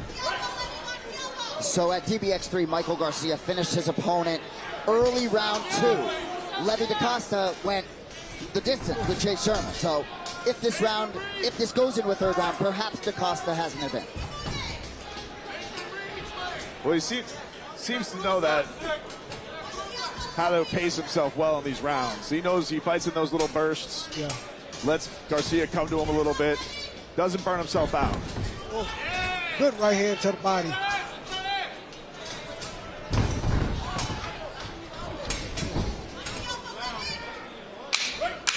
Brendan, I almost feel like with that hugging rule implemented, there's almost been no hugging, almost a lack of hugging just because the rule's in place. Just all action. Nice shots by DaCosta there to close round number 2.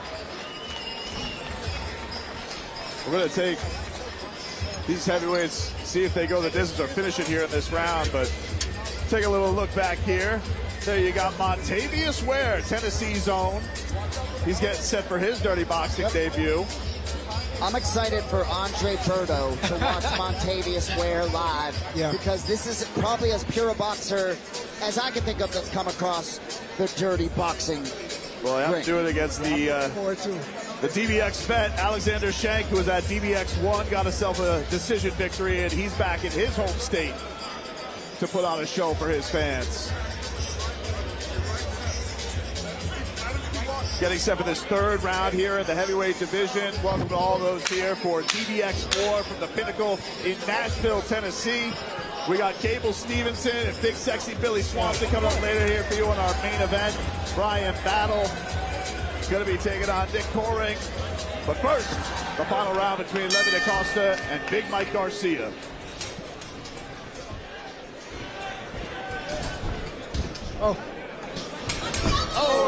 Shot up top by Garcia. But the Pitbull leads it with that strong chin of his.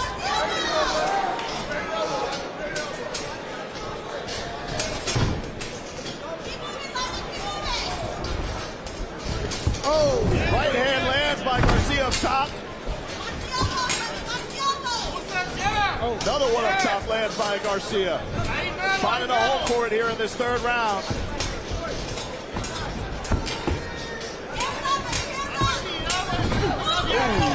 Nice shot to the body. Good body. Got about 2 minutes left here in our final round. Hey, more activity, wait! Stiff jab by Garcia. Necesito más, güey! Necesito más! These two tie up. DaCosta with a hook on the break. Hey, los codos, güey! Los codos! Los codos!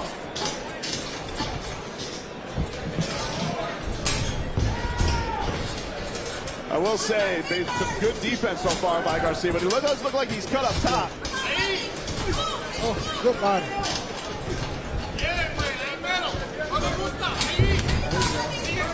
See right there by the left eye above his brow, Garcia's bleeding a little bit. Doesn't look like it's impairing his vision too much.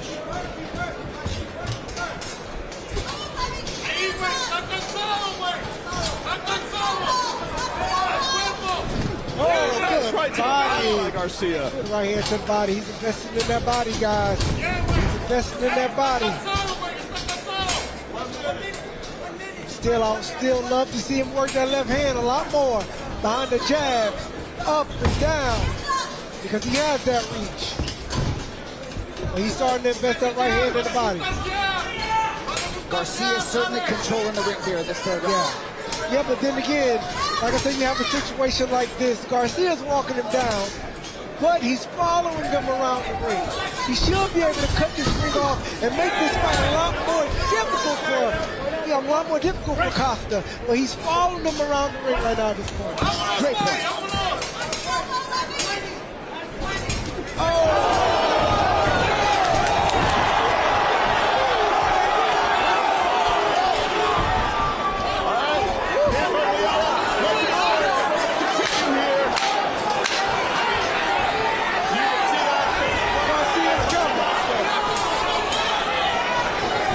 Garcia needs to cut off the ring instead of falling.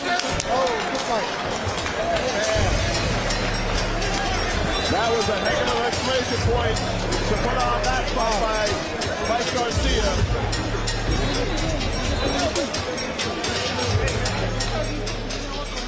Yeah.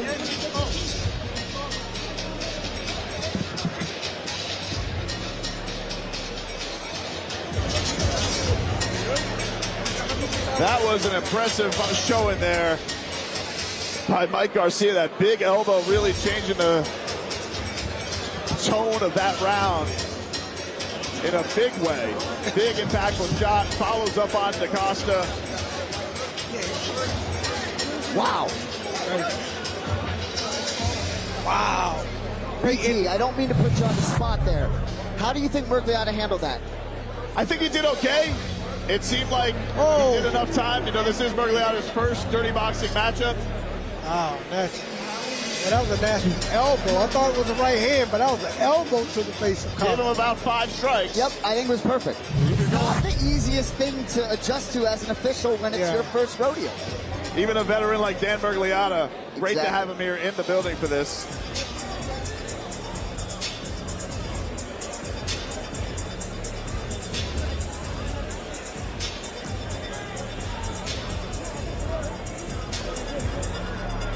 Costa.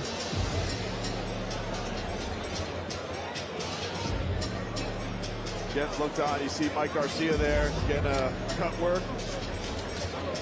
Mike Garcia looks like he's ready to go. Yeah, right? Getting fresh as looks like he's trying to... Your points were very well taken, Berto, in the first round about maybe he wasn't going to the game plan, but he's definitely saving some energy in a way that he most certainly didn't, I think, in the first fight.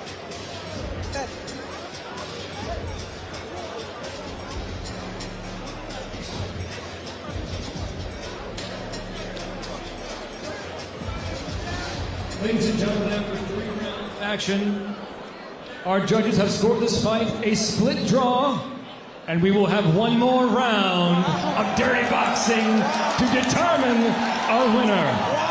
Keep it going. Another round of applause for these 2 warriors. That's crazy. Let's go. Let's see who wants it. This is the first time this extra round has been implemented since the DBX pilot back in November. So, first time for us. And a great matchup between both of them, although... Oh, a big right attempt there by Garcia. Oh! Pitbull following up with some strong action, and then an elbow there. Trying to put some more damage. The action does continue. Nice elbow by Garcia. Garcia's working. Garcia really wants this fight. Garcia really wants this fight, and you can see it in his face. You can see it in his expression and how he's trying to push the fight forward. Clearly the fresher fighter, and fascinating to finish the 3-round right and have a brand new fight on your hands for these guys. You got to gather yourself for that potential. Garcia getting the advantage so far. Right hand lands for him. Oh, a spinning elbow attempt. Berto, what type of emotional letdown can these guys have, thinking they've finished their work for the night and then having to get back up again? I mean, you got to get up for it, man. It's the fight game. It's the fight game. You got somebody in front of you that's trying to take your food. You got to go out there and get it.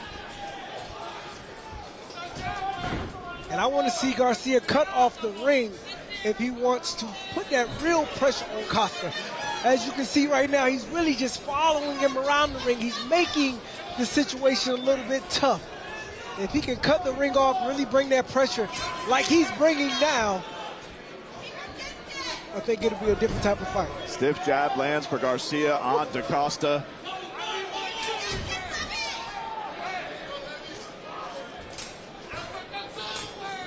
Works his way in. Little burst here by the Pitbull. Oh, good right right on top elbow. of the follow-up elbow by Garcia.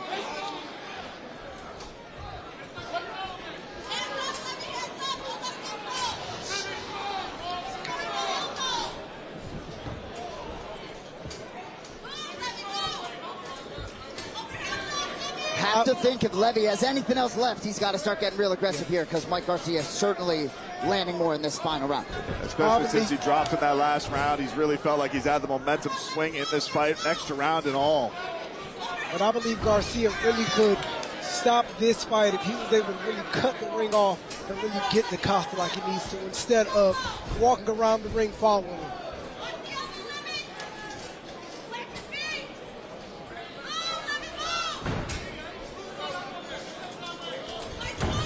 Oh!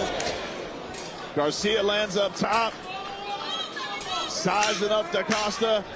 We're in the final 10 seconds of this bonus round, and Big Mike's trying to close the show here. Big Mike's Wow. Unbelievable action by these two giants.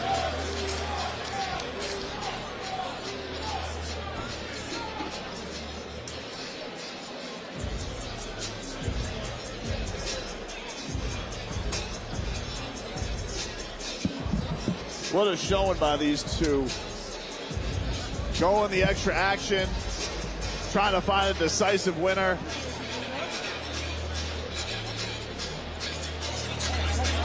Certainly think Garcia did enough. I would think so. It feels like he's had the momentum ever since he dropped DaCosta, but it was a close fight. I mean, those bursts are very hard to score, Jason.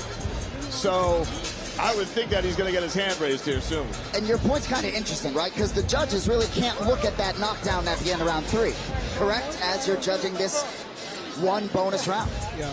You have to be dominant. It's one of those things. You have to look at this and be like, hey, absolutely. It's not just a straight boxing match where usually you knock a guy down to straight 10-8. You got to have some judgment there. And Bergliata let it keep going. And so that's why we ended up in our bonus round.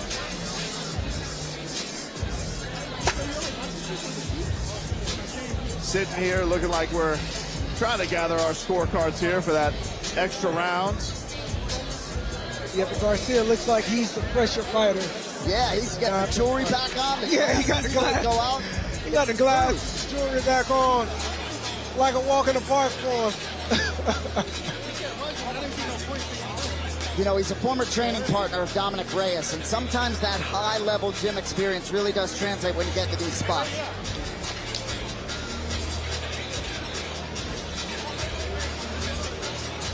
I'm sure Levy learned a lot in this spot, did a lot of things well as well. He's had some tough fights already in his dirty boxing career. Yeah. And obviously at heavyweight, you know, you're trying to elude those shots, you're dishing out big punishment. No shame in what the Pitbull brought here tonight, but It does feel like we're leaning towards Michael Garcia going to 2-0 in his dirty boxing career.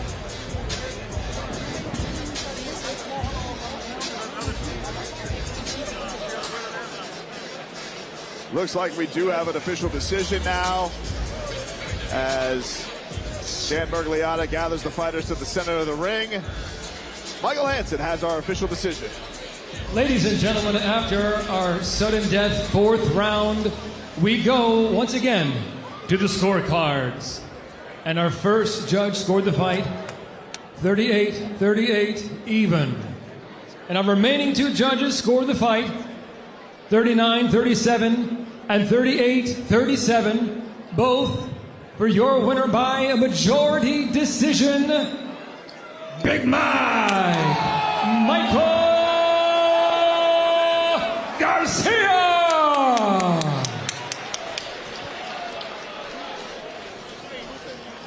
There you have it. For Big Mike. Big Mike with a big win, Jason. What a performance we got to see. We are having a night here tonight, ladies and gentlemen. We got ourselves some big-time finishes, and we got decisions. We got bonus rounds. It's all happening for us here at DBX4 in Nashville.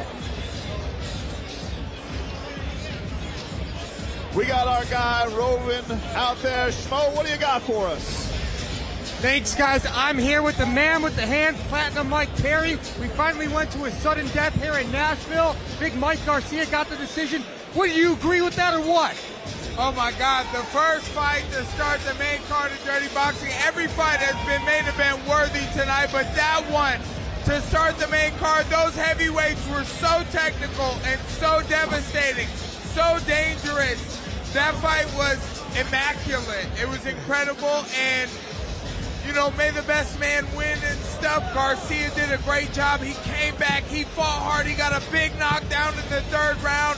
They went to a sudden death, our first ever sudden death here at Dirty Boxing, and it was an incredible show. I'm so excited. And earlier tonight on the prelims, we saw Big Ben Tuna. He got the job done, and then we saw that uppercut land from Willis. It's been a great night here in the Music City so far.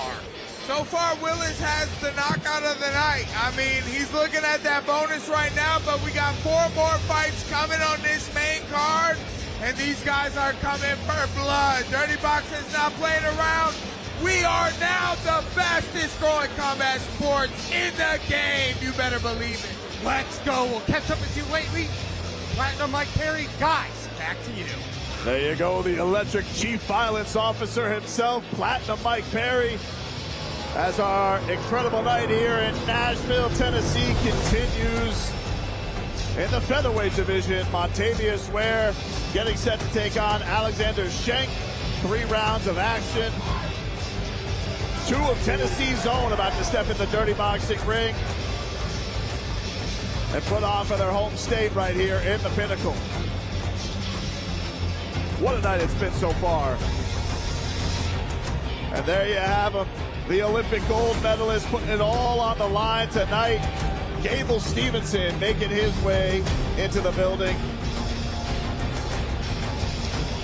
5 rounds of heavyweight action if they need that many in the main event. And there you go, big sexy Billy Swanson. He knows everyone's counting him out, everyone's doubting him. He don't care, he's ready to put on a big display and make a statement here tonight when the world is counting him out.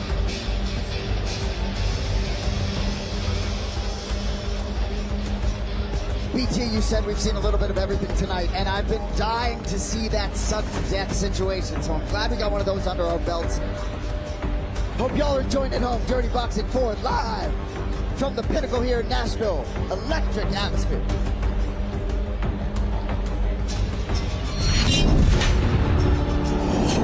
Oh, my name.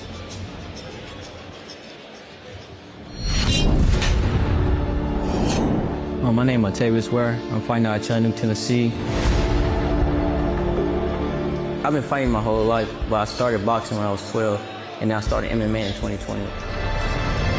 I just feel like I'm opening up to a new style. When I hear that bell ring, I would think of this war and just an animal. When I get in that ring, I ain't really trying to prove a point because I know what I can do. So I'm just want to give the crowd a good show and show my talent. My name is Alexander Shank. I'm fighting out of Clarksville, Tennessee. I've been training in MMA for about 10 years. I've been doing karate since I was 8. I'm 24 in boxing for, I don't know, a year. I'm the best here, man. I'm just here to prove that I can beat anybody, anywhere, any way. Don't let this mouth fool you. I'm still the same pretty teeth at the end of the fight.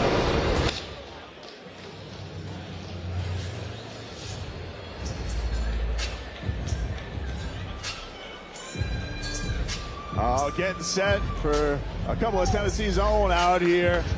And there's Pretty Boy Alexander Shank making his way back into the dirty boxing ring after winning his first time out there, Jason.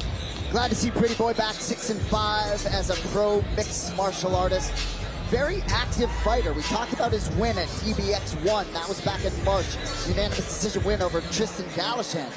Flipped the page, turned, fought in LFA back in June. Did lose unanimous decision there. But you hear him talk about the karate since he was 8, the MMA for 10 years. Boxing a little bit new for him. This matchup's going to jump off the page because boxing is anything but new for his opponent. No doubt about it. And sure, both these guys got some fans in the house. You know, when you're fighting in a place so close to home. We talked about that pressure early, Andre. You got the fans, and I'll tell you what, the hometown fans have had some good showing so far tonight. Andrew Stewart, Jaleel Willis, real good showing for Tennessee's own so far here tonight at DBX 4. Yeah, the hometown boys have definitely been putting on a show tonight, you know, for the hometown crowd. Well, you know, Mike Perry has talked about MMA fighters have a chance against boxers by making it dirty. So you have to think Alexander Shank here, that has to be the modus operandi. You can be sure he's fully aware of the challenges Montavious Ware presents.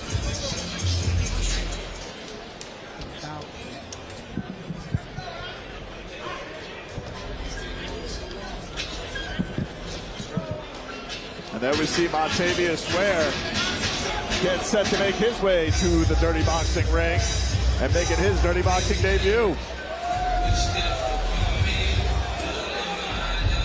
There he is, Montavious Ware. You know, I asked him if he had a nickname. He didn't have one. What do you think of Montavious Beware? How about that? See if he likes it. Anyway, we talked about 4-0 as a pro boxer, all the finishes in the first 2 rounds. His last fight back in September, I watched it in its entirety. Absolutely insane display, uppercuts, body shots. Kid really seems to have all the tools with those 2 hands. He seemed very focused too. I mean, like they talked about, he's reunited with his trainer, got serious with that. He's running up the mountains here in Tennessee, trying to get those extra workouts. You know, those extra times you try and push yourself as a fighter, Andre, you get to a certain age, like do you feel like you got to make a certain pivot point in your career? Yeah, from time to time, I think it's great that he's definitely making a shift in his career to really try to take things to a whole nother level. I believe that he got with his coach. Now he's running mountains here in Tennessee, and he's really just trying to take his game to a completely different level now. So we're here. We're going to see how that's going to, play out here in the DBX ring.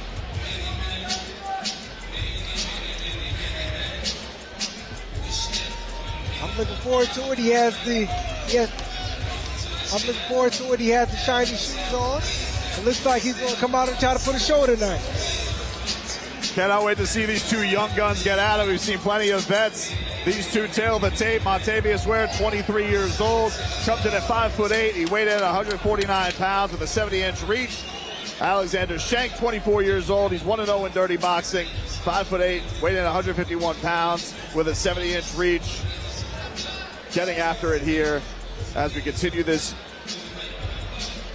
main card.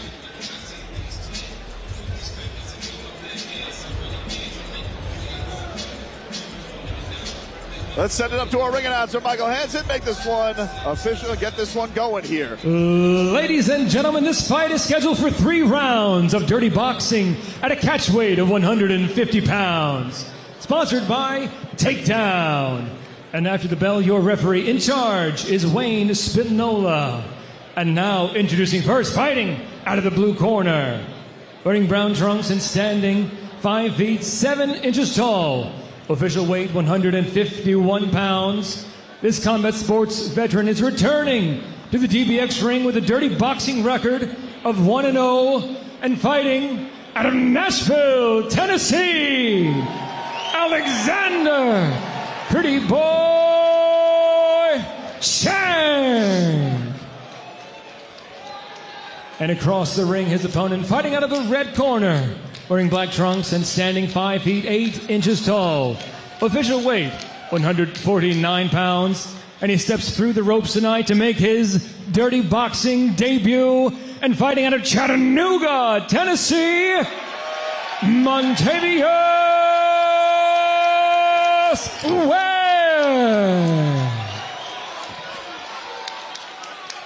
All right, the two young guns getting set.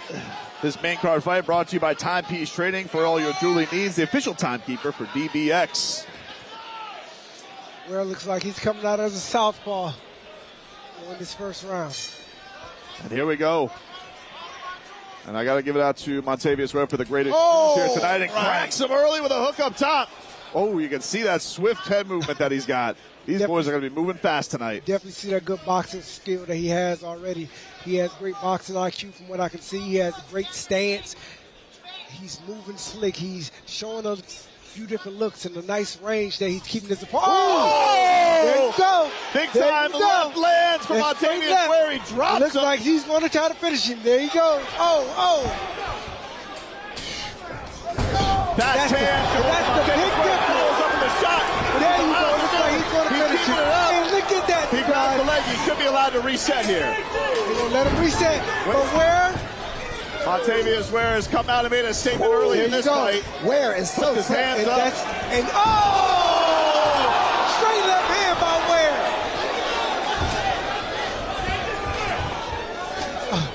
And there you go. When you have a seasoned and experienced boxer in there, he's able to see everything that's coming. He's able to counter everything that he sees in front of him. And he's making it look easy tonight already. To the body. He's body shot. That looks like it's about to be it. There you go, you guys. Oh my. Alexander Shank is getting a look. He's going to get up. Does he want to continue? It looks like he knows. That's going to be it. Montavious Ware. What a dirty boxing debut. Looks sharp. There it goes. Gifted a back. Montavious Ware. Let me tell you. Beware. I tell you what, and respect to Alexander Shank, showed a lot of toughness in that spot too. Whoa. Unbelievable. Those hands were lightning quick. Wow. Ware. Sharp. That was an impressive showing, Andre. And that's what I'm saying. If you come in here, you have a nice seasoned boxer in here that's sharp, that knows what he's doing. He can make it look as simple as that tonight. The thing that was, he had such an understanding of the rule set. The follow-ups were impressive. Yes. And then we even saw some spinning elbows, spinning up elbows in the arsenal. Yeah. He had it all working for him tonight. Yeah, what a showing by Montavious Ware. Take a look at some of his handiwork here. Sharp. Knocked down with that right hook. A little bit of ground and pound. Came straight at him, working him, keeping his distance range. Went down to the body. He knew what he had in front of him. Left hand, right hand. It was easy play because his man was right in front of him. Went down to the body, up to the top. Made it look easy. Boom, another straight left. His opponent didn't know what to do. He didn't know what to do. Where was in front of him, he looked sharp, man. He looked sharp tonight. And a credit to Alexander Shank. Looked like he wanted to continue, but the body said no. The heart said yes, the body said no. The referee stepped in. Let's send it up to Michael Hansen, make this one official. Ladies and gentlemen, our referee, Wayne Spinola, intervened and ended the fight. The official time, 1 minute and 36 seconds of round number 1. Declaring your winner by TKO, Montavious Ware. I'm here with your winner, Montaigne. So, big stage here for you tonight at DBX4, and man, did you deliver. Talk to me, brother. Thank you. Feel good. Feel good. I'm ready to come out for So I know the microphone, you're not so on the microphone, you talk just as you are in the ring. You are the purest true boxer I think I've seen come in here. Unbelievable showing. We saw maybe one spinning elbow out of you, but what'd you think of the rule set? I love it. Only no elbows. All right, we're going to get this kid opened up a little bit. You said you had no nickname. I came up with a nickname for you. Montavious, beware. I'm telling you. Andre Berkner was super impressed ringside. Talk to me. You think we can see you back here? Yes, of course. So what's next for you? You got anything on the books, or we can see you maybe at DBX5 coming up soon? Another DBS fight. I tell you what, this kid's a star. We'll get him going on the microphone. One more time for your winner, Montavious Ware. Hey, short with the words and short with the action. He was great tonight. He let all of his fight and did his talking in the ring, Andre Berto. And I just heard from the powers that be, they want him back on a multi-fight contract. This young man was excited to get his pro fighting career really off and running. It sounds like Dirty Boxing is going to want him back as many times as possible. You put on a show like that in front of your fans here in Tennessee. Man, sharp, man, and he was able to, like I said, implement some of the other rules to, like I said, the DBX, and just put it all together, man. He's sharp. He's sharp. Montavious Ware just let a lot of people know. He put a lot of people on notice tonight, for sure. Certainly did. I don't know if he liked beware, though, Jason. I don't think he liked it. I'm good at the wear puns because we got Khalil Ware on the heat. We can go warehouse. We can go werewolf for Halloween. That's what we got to go with. I'm telling you, whatever it is, when you fight like that, you don't even need a nickname. Man, the kid looked like a buzzsaw tonight, man. He really was. Wow. I wake up every morning and I combine 2 tins together. So I always have 40 in it because I don't want to be without it. I mean, it's in my holster, part of my tactical gear. But for example, I flew from Europe yesterday or 2 days ago. It was a maybe 9-hour flight, and I did probably 30 on the plane. I felt good, really good, because I had time to enjoy it. There are certain times I'll be working or totally distracted by something and I won't be using enough ALP, but when you're sitting in the airline seat flying across the Atlantic, it was just ALP after ALP after ALP. I was chaining ALP, and by the time I landed at Newark Airport, which is an atrocity, I was in such a good mood. I basically floated through customs. I didn't have global entry, but I was so elevated by ALP, they just let me through. They literally said, Mr. Carlson, welcome back. What a show it's been tonight so far, boys. So were you guys coming up with new nicknames for him as well? I was just stealing a bunch from the Buzzsaw. I'm telling you right now, I come from an MMA background, but when I saw this kid, Montavious Ware, on film this week, I knew you'd be blown away, Andre. You are. Like I said, he came out sharp. Of course, I understood the type of look that he was bringing, but the fact that he was supposed to, he came out like he came out, and then he was able to implement, all the other little tactics too, the elbows, things of that nature, man. The kid is young, the kid is fresh, fast, strong. I think he's the future. Well, let me tell you, we go from the youngest fighter on the card to the oldest, as we got Francisco Trinaldo going up against Nayanesh Ayman. What a matchup this one's going to be. But Francisco Trinaldo, I mean, the birth certificate says 47. The action in the ring does not. Masaranduba, right? So he's about a month younger than me, but he walks in a fighter meeting. I'm like, how come I look 47? You look 37. What's going on? It's unbelievable. Weighs in at 167 pounds. That tells me all I need to know. Really has been a great showing here tonight. As we get ready, as this main card rolls on here from Nashville, Tennessee, all the action going on.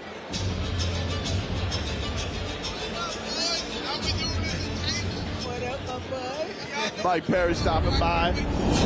Meu nome de batismo é Francisco, né? E, sou do Brasil. Eu sinto realizado lutar no Dirty Box. Me senti muito bem na primeira luta, né? E eu vou mostrar pra galera que eu tô bem pra lutar. Eu estou lutando mais de 25 anos. Toda luta pra mim é pessoal, entendeu? Até acabar. Depois que acaba, aí a gente vira amigo. Mas não tem essa de amizade, entendeu? É pessoal. My name is Nayanesh Ayman. I'm from Spain. I'm fighter from GN Sport Center. I think to fight in dirty boxing is great for me because it's 100% striking. When I heard the burring, the lion inside of me wake up. And the only thing I want to do is to smash my opponent. Faz parte da minha vida e faz parte do meu sentimento.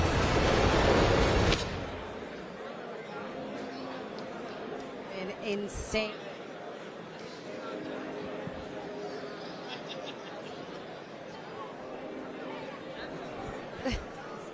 All right, we're going to set it up to Lely Hernandez. Lely, what do you got for us there? Thank you, guys. Tonight has been insane. Every fight has gotten better, one after the next. I've been on the edge of my seat. And now coming out, Nayanesh Ayman. I got to speak to him earlier this week from Spain. Second, 2 times Muay Thai world champion, 4 times Spain world champion.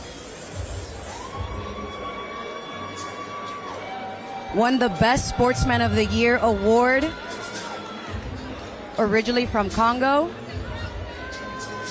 We're excited to see him tonight. Definitely can't wait, Lely. Thank you so much. As we've been waiting to get his dirty boxing debut for a while. The powers that be here, Jason, they've been wanting him in the dirty boxing ring for about a year's time now. And Lely alluded to him and his decorated Muay Thai career. He has family all over the world. His dad's from Spain, his mom's from Congo. His sister is coming from Paris to the fight. He's got all sorts of family in Atlanta coming here. So while we got a lot of local Tennessee boys tonight, we got Singto here with some people of his own. Got the nickname Singto, Thai for lion. Said that he went to a tournament in China in 2017 on just a couple weeks' notice, knocked out everybody in the tournament. Nickname stuck. I didn't do research to confirm that, but I believed him in the meeting. So I'm gonna take his word for it. It's funny you talk about research, though. Had you tried to do research, this guy, of all the fighters we've prepped for maybe four fight cards, toughest to find information on, you could be sure. But he did say he normally competes at 160 pounds, so a little extra breathing room here, perhaps. And he's got a heck of a test on his hands coming up here against the guy with the experience of Francisco Trinaldo, who's obviously as experienced as they come and looked fantastic in his last dirty boxing appearance. So we'll see what he does as he steps in here for the first time. But they've been saying they want him at DBX1, DBX2, but he had some Muay Thai fights, then he was on holiday for a little bit. Why not make your debut in Dirty Boxing's debut in Nashville, Tennessee? Takes a moments of prayer before he enters the Dirty Boxing ring. Get set for all the action here. Let's set it up to Lely Hernandez again. Give us some info on his opponent. Our next opponent, Francisco Trinaldo, Brazilian MMA legend. Last DBX fight was his first round elbow knockout. Made his MMA debut in Brazil 2006. Was in the UFC from 2012 until 2022.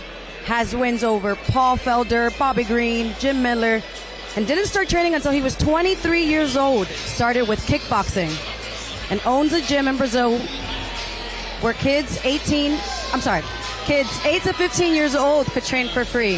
That's beautiful. Give it up for Francisco Trinaldo.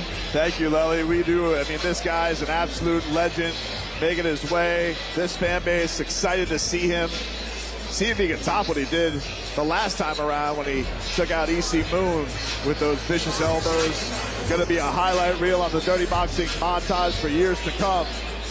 The fact that he's still competing now after what he's accomplished in his career just blows my mind. 26 UFC appearances over a 10-year span from 2012 to 2022. His debut in DBX2, you alluded to back in June, a victory over EC Moon.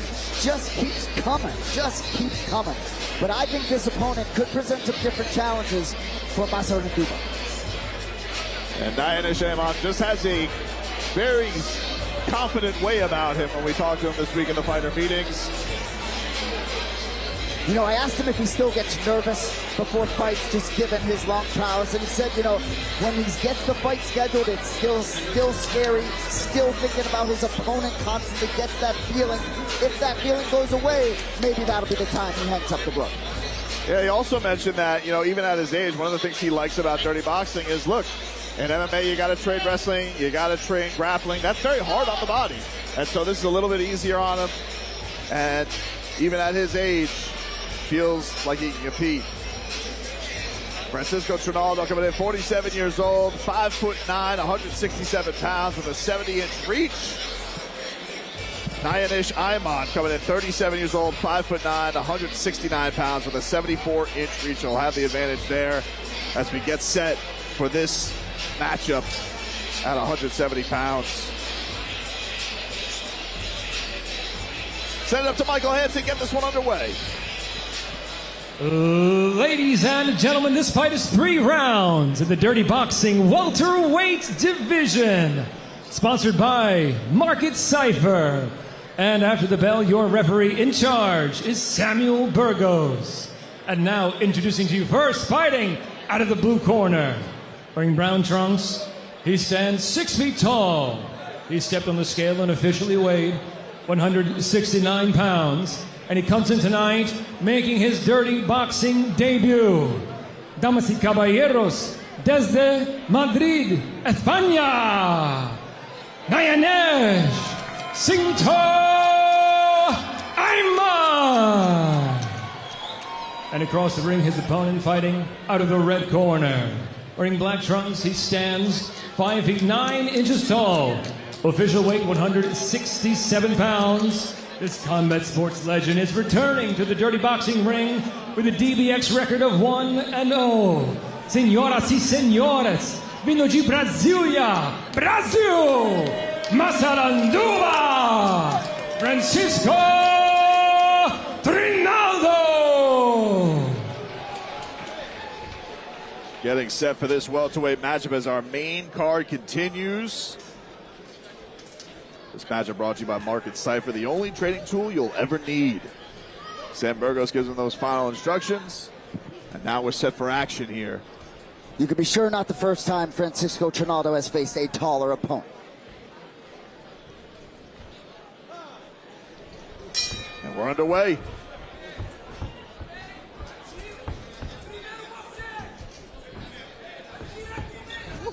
Body shot early by Trinaldo, and he goes there again, and then an elbow up top. He's bringing that pressure. Southpaw versus orthodox. Trinaldo's just so rugged, and he lands a left up top. Yeah, he's trying to make the fight real uncomfortable. Real uncomfortable for his young opponent.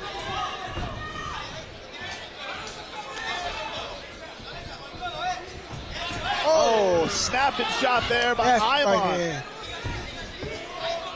Trinaldo goes back to the body. Ayman having to deal with that pressure early on. He tries to use the elbow on Trinaldo.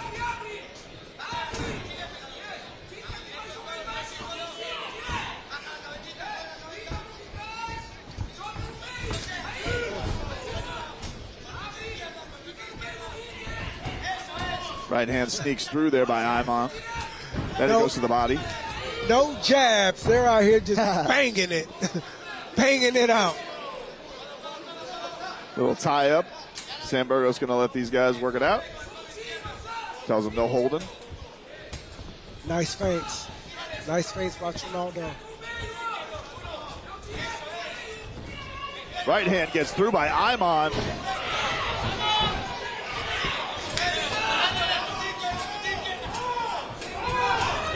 Oh.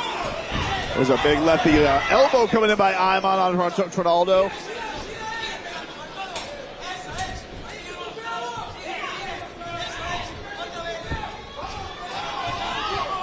Left sneaks through there by Trinaldo. Ayman returns fire.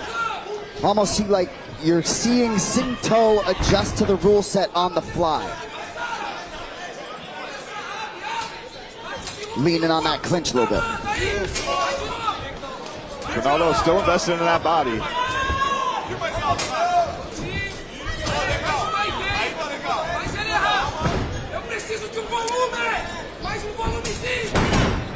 Leads in with that elbow. Ayman and Trinaldo answers. Oh! Trinaldo with a mean left. He's showing that Trinaldo following up, but Sambergo's going to stand him up. Oh. What a combination to drop Ayman by Trinaldo, the ageless wonder. Oh, Trinaldo's going to bring that pressure. He's going to bring that straight left right back down the pipe. He just took a home run cut to try and finish the show, but it missed. Oh, he's setting it up for that straight left. And he's standing right in line for that left.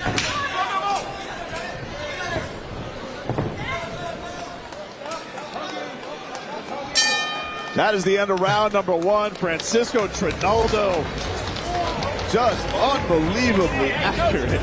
That experience is showing, guys. No doubt. That experience is showing tonight, guys. You know, you talk about Ayman with all the Muay Thai, but the experience for Trinaldo, right? He's a black belt kickboxer as well. That's right? Knows it. what to do with his hands. Yeah. And he's just nasty. I think that's just the way you just, you know, I think of the guys we've seen multiple times. He's the nastiest we've seen. We saw what he did to Isimu, just relentless with those elbows. And he's trying to welcome Nayanesh Ayman to this sport in a big way. Just bullying him, trying to. And strong left hand. You see Ayman just standing right there in front of him to get him lined up for that straight left. Boom, standing right there in front of him. Boom. If you fight a southpaw, you have to move to that left side. You have to move out of that range. You can't stand right in front of him or you're going to be getting hit all night by that left hand. And if he didn't learn his lesson from that first round, you're going to see a little bit of the same this round. If he'll learn to get off that line. You have to get off the line. Little cleanup of some ice there in the corner of Trinaldo, who's so focused on getting this round going. He took the stool out himself. Yeah. There you go. Be smart. He's going to keep going to that side. He's going to keep going to that right side. Good call, Bertha. He has to keep going that right side to get out of the way of that straight left. We got somebody cut open. It looks like it's Ayman. And it looks like he was doing that at the beginning of the round, but now he's going straight back to the right. And it's going to be right in line for that straight left hand. Let's send it over to Bryan Wright. Bryan Wright, what do you got for us? Man, the physicality and the stance of Trinaldo is just applying so much pressure to Ayman. Ayman standing straight up. Movement, Trinaldo just sitting on him and battering him. That's it. Just wearing on him. You got that right, Brian. And he just shoves him off, and he's ready to get back to action. And that left finds a home again for Trinaldo. That experience is kicking in. He's a rugged guy, and he's going to make this thing very difficult. And you see Ayman is steady, just staying in the line with that straight left hand. You can see that face bloodied up. Yeah, damage really starting to show. Yes. And Trinaldo is using that experience. If the young man isn't going to move up the line, I'm going to keep throwing that left hand right down the pipe. You can see that Ayman's blood spread so much it landed on Trinaldo and started to trickle down. He has put a beating on that face in these 2 rounds so far. And the shape that he seems to be in at this age. Exactly. You took the words out of my mouth. You see certain guys' gas tank adjustments have to be made because they don't have the cardiovascular base. Trinaldo with ease. All right, we got a Sambergos lets them work it out. I like the face. Back to the center of the ring. Oh! Catches him with the elbow coming inside. See, that's the experience from Trinaldo. You see the feints. You see the feints straight down. That's a straight down the pipe, straight left. And he goes to the body. He goes back up top. That's all experience, guys. That's all experience, boys. He's hitting the feints. He's going down low to the body. He's coming right back up. And the young man, Ayman, is staying right in front of him, staying right in the middle of the line. And just the diversity of Trinaldo's attack goes to the body, goes up top, gives him right left, gives him the elbow.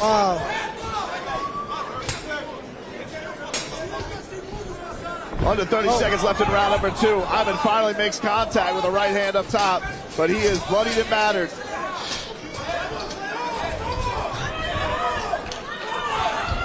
There you go. You see the feints. You see the experience with the feints. I love it. Oh. Francisco Trinaldo is just putting a beat down he is. On Ayman. Wow. What a 2 rounds by Francisco Trinaldo. Wow. There you see Bryan Battle backstage, getting set for his second walk to the Dirty Boxing ring. The weight, not an issue at all this week. Great mood all week, Bryan Battle. And there's kill shot, Nick Thoring, getting set to bring a bigger challenge. And just like that, creeping on the co-main event, unbelievable. What a night it's been so far here at DBX4 in Nashville, Tennessee. Bringing the wood ring up to Music City. Yes. So Trinaldo says he trains with young guys. He trains for that young energy and wants to match that energy. I really believe he could do some damage, perhaps sort of rise up when we have DBX rankings and potentially put himself in a picture to have a DBX strap around his belt. This rule set is great for him. I mean, you have a couple performances like this, hard to deny him. He's looked absolutely fantastic. Does Ayman have anything for Francisco Trinaldo in this closing round? Last round.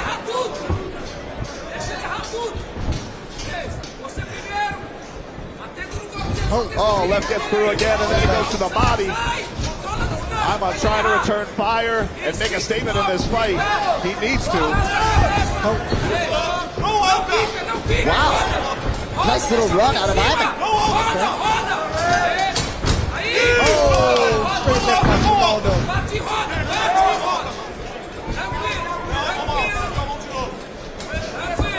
Gotta think Ayman's gotta be a little aggressive here, hunt the finish. He's certainly down 2-0. Those strong legs just keep fighting up. He has no answer for it all fight. Trinaldo is the older veteran, but looks like he has a lot more energy. He's bouncing, he's coming in and out, he's working the body, and he's making Ayman walk into a straight left. I believe that's what he's waiting for. Ayman trying to find some action as they get stuck here. And Trinaldo shoves him out the ring. As Sam Burgos tries to get things gathered up. We reset. No stopping. Let's get going.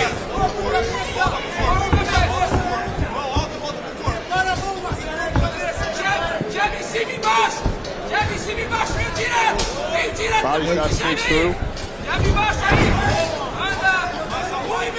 Oh, straight to the body. Just see the experience from Trinaldo. He's able to bring the pressure. He's able to get it. He's able to get off of the pressure and move a little bit. He's been able to show Ayman a lot of other different looks. Jab up top, jab down low. To be able to walk him around the ring and to set him up for that straight right hand. Straight left hand. Final minute here in our final round. Can Trinaldo close the show? Can Ayman rally? Right hand sneaks through by Ayman on Trinaldo, who has slowed up a little bit here. Ayman has these flashes, but they're so short-lived. Yeah.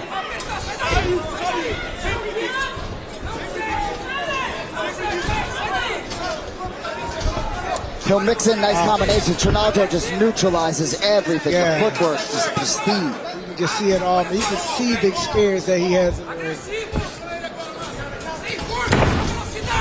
Trinaldo takes a shot, stumbles back a little bit, regains his focus.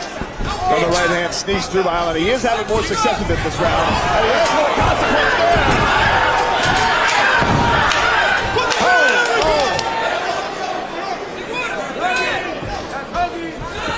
Time may just be running out for Nayanesh Ayman, though. And there you go. That is the bell for our final round. What a showing by these two. Wow. A lot of respect shown by the veteran Francisco Trinaldo as he raises the hand of Nayanesh Ayman.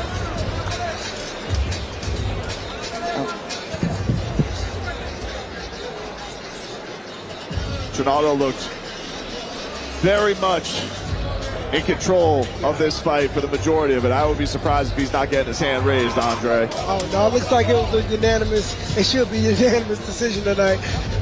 For Trinaldo, he showed like I say, he showed the wisdom, he showed the experience in there, against the young man, showing a lot of different looks, man. I believe that he landed all of the most defining shots for the gun.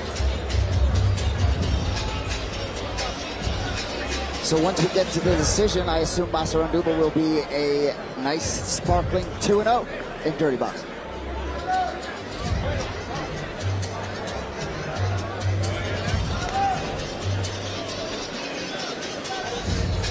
Looks like we got our scores here from the judges. As a little cleanup off the blood from Ayman's corner. And we're set to make this one official. Let's set it up to our ring announcer, Michael Hansen. Ladies and gentlemen, after 3 rounds of action, we go to the scorecards. And our 3 judges sitting at ringside scored the fight 30-27, 29-28, and 29-28.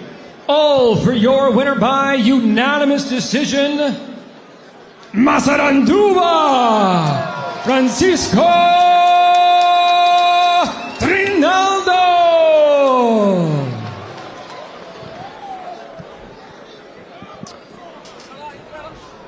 What a showing by Francisco Trinaldo. No problems with those scorecards. I do think Ayman had a really good 3rd round. I don't see the official scorecards, but I'd imagine the type of pressure he had in that last round warranted. Maybe a little curve scoring by the judges after how the first couple rounds went, but a good showing by Trinaldo nonetheless as he goes to 2-0 in the Dirty Boxing ring. And I do think for Singto, some valuable experience here being able to compete for 3 rounds, because I will say, there's been a lot of athletes that have come into this rule set. He did look to be a little bit confused and feeling it out a bit. Yeah, no doubt. I mean, you are still coming into a new sport. Even if you have all the Muay Thai experience in the world, it's still going to be different, especially when you got that kind of pressure coming at you. All right, we got our man, the Schmo, standing by. Take it away, Schmo. Thanks, guys. I'm here with one of the hottest quarterbacks in the nation, Diego Pavia, the 9th ranked Vanderbilt Commodores. You're soaking in all the action here at DBX4. What do you make of the action? I think it's really impressive what these guys bring to the table, especially that guy War from Tennessee. So I think he put on a real show tonight. What do you make of the rule set? What do you make of the elbows and the close distance? You have nowhere to run inside this ring. I think it makes it really, really dangerous, and I really, really love it. What kind of inspiration are you going to take into this weekend against Texas? We know what it looks like here. It's got to look like this by the end of that day. Oh, well, you know, it's bring the fight, stay on them, jump them off the bus and stay on them. And what are you going to learn from watching this that you're going to take inside that game? Bring that dog out of you, you know what I mean? And then we got the guys back there, too. They're ready to go home and get some sleep, so I think that's most important. Shout out to this Vanderbilt football team. Final message for all your fans out there worldwide. Anchor down. There it is. Ladies and gentlemen, Diego Pavia, Dirty Boxing 4. Guys, back to you. Thank you, Schmo. Been star-studded night and a fun night. We're getting ready for our co-main event. Let's head it up to Lely Hernandez to get us set for all the action here on our co-main. Hey, it's Tucker Carlson. I've been using nicotine products, well, my whole life. Probably 40 years. I've used every one they make. And I wound up in the end using nicotine pouches, which I loved. Every day was a daily ritual. I loved nicotine pouches. And then one day I realized something. The product that I was using wasn't very good.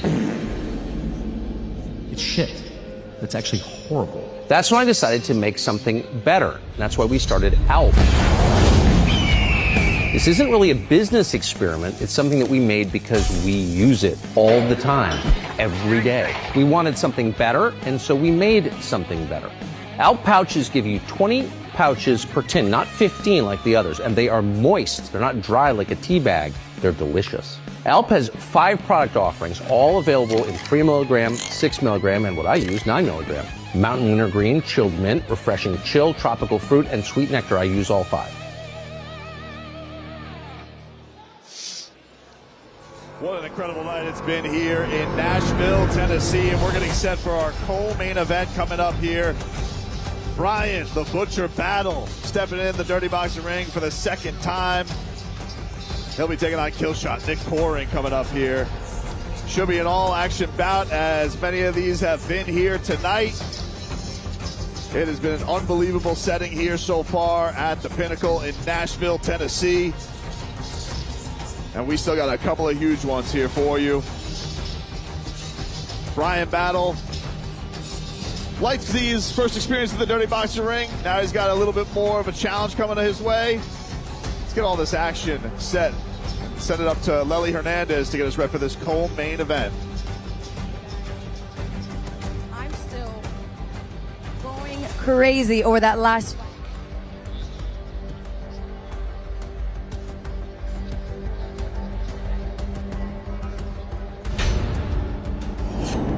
My name is Bryan Battle, and I'm fighting out of Charlotte, North Carolina. Fighting under dirty boxing rules, it's like a party to me, you know what I mean? The message I'm sending to anyone stepping in the ring with me is, you know, you made a mistake.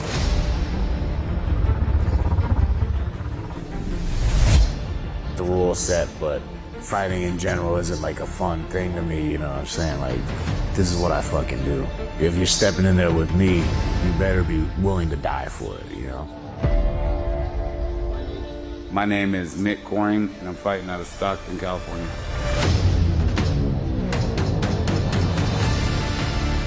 What it means to fight under dirty boxing rules, I think it could take off, has the potential. It's got a lot of action, you know, so it should be fun. The message I'm sending to anybody stepping in the ring with me would be your chin down, your hands high. Because when I touch you, you're gonna fall. What makes me different from every other fighter here is the level of combat experience I have. And just who I am, brother, you know what I'm saying? I'm the butcher. I kill people.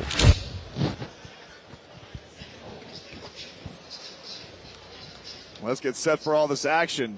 I've been teasing it enough. Let's get to Lely Hernandez to actually introduce it. I apologize, Lely. Thank you, guys. No worries. Coming back to DBX, we got our very own Nick Coring, record of 13-2. MMA, last fight was a 30-second knockout win in bare knuckle. There he is on a 5-win streak.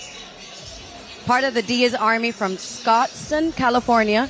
Trains at the Cesar Gracie Jiu-Jitsu. He's got an aggressive style of fighting. Back to you guys. We're excited to see it. He's feels like he's made for this rule set here, Jason. Nick Coring, really, you know, jumps off the page, right? Lely alluded to 13-2 overall, 12 finishes, all in round one. This guy's unbelievable. His last fight was in bare knuckle in March against Kyle McElroy. Comes out like a bat out of hell with super clean striking. That was March of last year. Can't find a fight.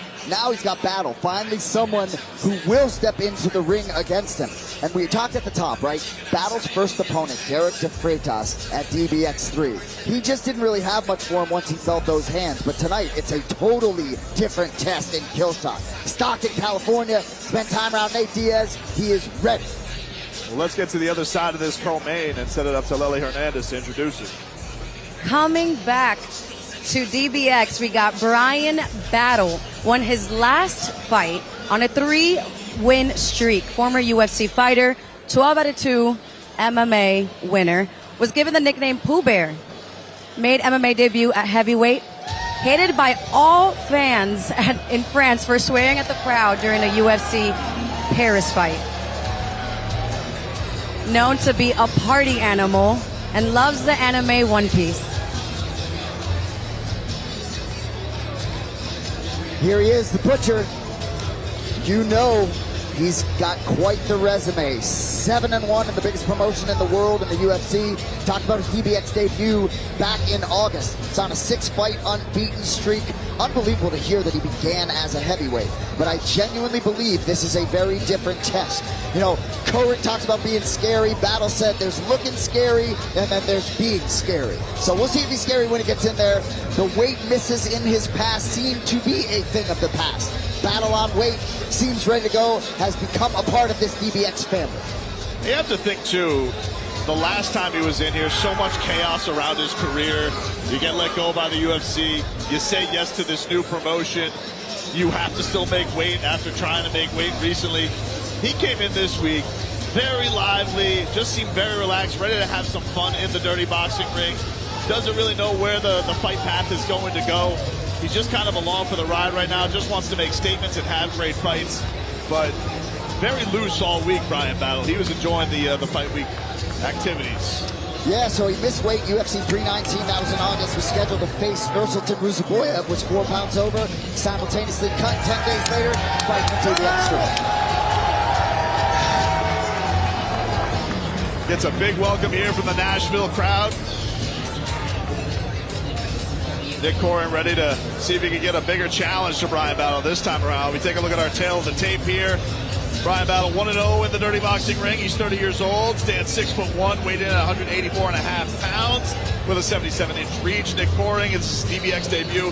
He's 35, stands 6'1", weighed in at 183.5 pounds with a 74-inch reach. Let's get set for all this action and send it up to Michael Hansen to introduce our co-main event fighters. And gentlemen, we have made it to our co-main event of the evening. This fight is 3 rounds in the dirty boxing middleweight division, sponsored by Tempters. And after the bell, your referee in charge is Dan Mergliata. And now, introducing to you first, fighting out of the blue corner, wearing brown trunks, he stands 6 feet 1 inch tall. Official weight 183.5 pounds. He steps through the ropes tonight to make his dirty boxing debut, and fighting out of Stockton, California, Nick Killshot Coring. And across the ring, his opponent, fighting out of the red corner, wearing black trunks. He stands 6 feet 1 inch tall. He stepped on the scale and officially weighed 184.5 pounds. This combat sports veteran is returning to the DBX ring with a dirty boxing record of 1-0 and fighting out of Charlotte, North Carolina, Bryan the Butcher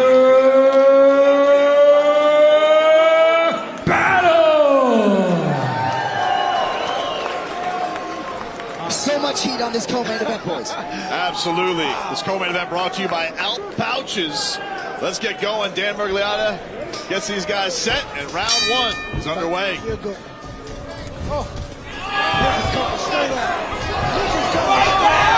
shot coming out of the when he turns it around, these guys are throwing monster shots. Kill shot, keeping that pressure on Battle, tries to follow up with an elbow. Well, let's see if he can get tired.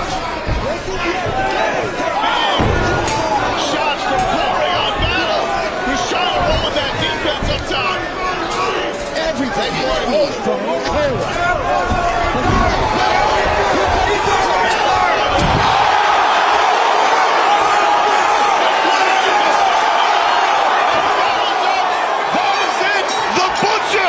With a highlight finish. He drops kill shot and then has a follow-up shot. And Dan Mergliata waves it off. What a showing by Bryan Battle. Nick Corin is not happy with the stoppage, but he just stood there on his knees. He did not get up. So Bryan Battle followed up with the shot. Dan Mergliata seemed to say that means you don't want to continue, and that's all she wrote. Wow. There's no pausing in dirty boxing. Coring came out hot, absolutely blazing. Battle withstood the storm, finished the fight. Oh! Wow. Nick Corin still upset with the stoppage. Maybe a little confused by the rule set. I don't think he knows what happened. But he took that big shot, got dropped, and then when he was at a knee, Bryan Battle followed up with his own kill shot for that fight. Wow.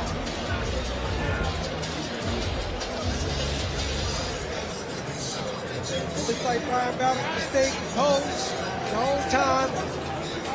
Made sure he blocked a lot of those shots to make it look like Nick was just going to wear himself out. He came across with a lot of his big shots. Hurt Nick, as you can see. And we'll get a look at it here. With a strong left. Left hand drops Nick Coring. He sits there. Doesn't look like he wants to continue or is waiting. And you're allowed to follow up if you drop your opponent. You earned that knockdown. Come on, big girl.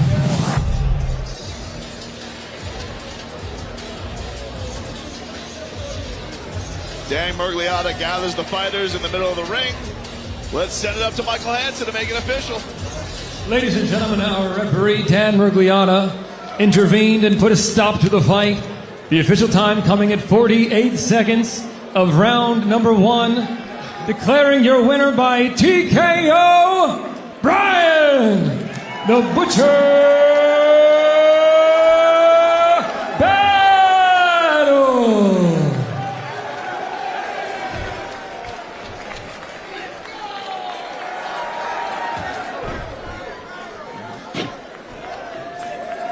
Bryan Battle goes to all the pillars, send it to Jason Anik.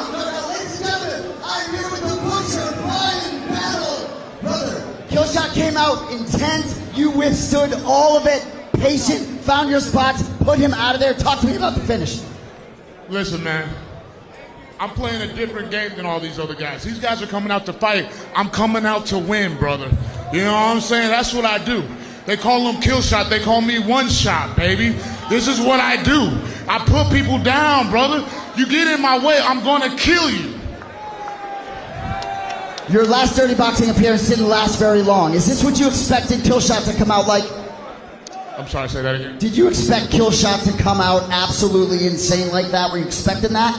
Nah, I anticipated that. That motherfucker hits hard, though. I'm gonna give him his credit. He hits pretty hard. But the thing is, I got a head made out of granite. All right, my head is made out of some alien object. It's impossible to break. You know what I'm saying? So you can hit me as many times as you want, but then when I hit you, that's when the show ends, baby. You know, we've talked a lot about your story over the last couple months and this story you're building. We absolutely love having you here. Have you perhaps found a home here at Dirty Boxing? Brother, wherever they have me, I'll take it. But on that note, I would like to say something. I know I'm in a southern place. A lot of people here grew up in church. And one of the things I learned growing up in church is God will never give you more than you can bear. All right? Now, that don't mean you're not going to fail. That doesn't mean you're not going to fall flat on your face in front of the entire planet. All right? But if you have the strength to get back up, if you have the courage to keep on moving, that burden doesn't get lighter. Your legs get stronger. All right? Your back gets bigger. Your shoulders get more broad. Your resolve gets more grounded. The burden doesn't get lighter. You get better. And I stand before you today, a better man, the best man, baby. This is the Butcher Show, baby. Now, set, brother, ladies and gentlemen, the Butcher, Bryan Battle. If you don't think that guy's got star quality to him, I don't know what to tell you. I don't know what to tell you, and I don't know what to tell you. Bryan Butcher. Bryan, put on a show tonight. What a show by Bryan Battle. And you got to feel for him because, your career's turned upside down. You miss weight. You're out of the UFC, but you find a home here, and you put on an absolute great performance. Your 2 appearances in the Dirty Boxing ring. You got to feel great. Everybody loves a redemption story. And he's embracing his. So that's some great stuff there by the Butcher. And what a performance against Nick Coring. Wow. Let's go out, see where our guy Schmo is here in the Pinnacle. What do you got for us, Schmo? Guys, I'm here with the man who needs no introduction, the GOAT, Johnny Bones Jones, here ringside for DBX4. What do you make of the Butcher Bryan Battle? Quick work in the first round. These fights have been absolutely insane tonight. The progression of the show, the output of the fighters is just extraordinary. This is one of the hottest tickets in town right now. It's certainly one of the hottest tickets in town, and you are the coach for one of the hottest fighters in town, Gable Steveson, the Olympic gold medalist, making his DBX debut. You were backstage with him. What's going through his mind right now, Johnny Bones? I'm not sure if I'm allowed to coach being a promoter, but Gable is a dear friend of mine, and my relationship with him as a teammate means more than anything. And he's in a wonderful place. We're going to see speed. We're going to see wonderful combination. We boxed his second fight for a reason. We wanted to show the world that he's not just a takedown and one-trick pony. Gable is going to be a complete martial artist, and you're going to see it tonight. He's unbelievable. He's a main event for a reason. Cannot wait to check out all the action. DBX, man. It's all action, no breaks. Hell yeah. What's up, Smo? How you been, bro? Smo can't complain. Can't wait to see you compete. The White House. Can't wait to see it. I know. I really hope it happens. Dana, bro, please, bro. Please. I'm training. I feel great. I'm healthy. And I would be so honored to represent our country and do what I do best.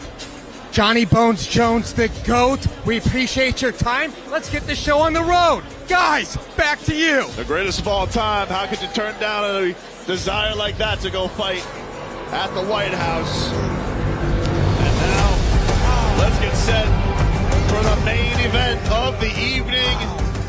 5 rounds in the heavyweight division.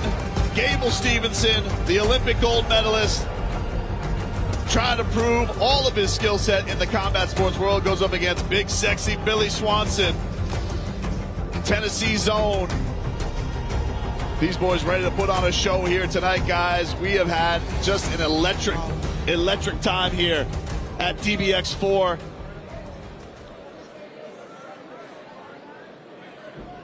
We'll get set for all of it. We've been anticipating it, and let's get to it. It's the fight we've all been waiting for, boys.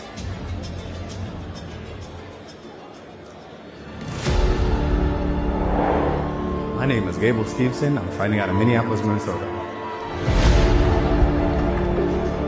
Well, I've been fighting for 6 months straight, but I've been wrestling my whole life. I've been a competitor my whole life. I've been in different places, seen so many things, and I've been on the highest of high stage. But this isn't wrestling, this is dirty boxing.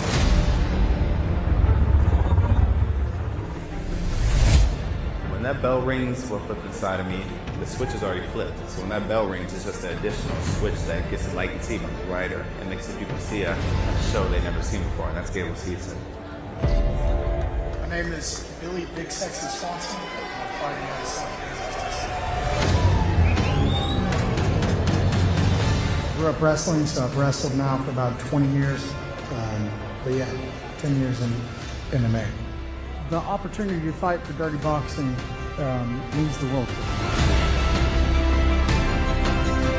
The message I'm sending to anyone stepping inside the ring with me is it's kind of personal that I'm the one being overlooked and everybody's treating me like I'm a king.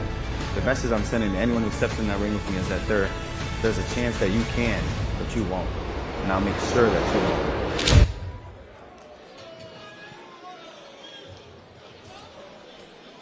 Absolutely cannot wait for this main event getting set here at the Pinnacle in Nashville, Tennessee.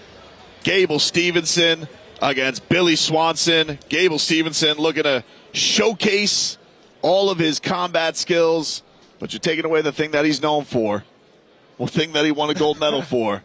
And I am very, very captivated, fascinated to see this, boys, to see what this guy can do against a guy in Billy Swanson who feels overlooked, feels disrespected, and cannot wait to shock the world against an Olympic gold medalist.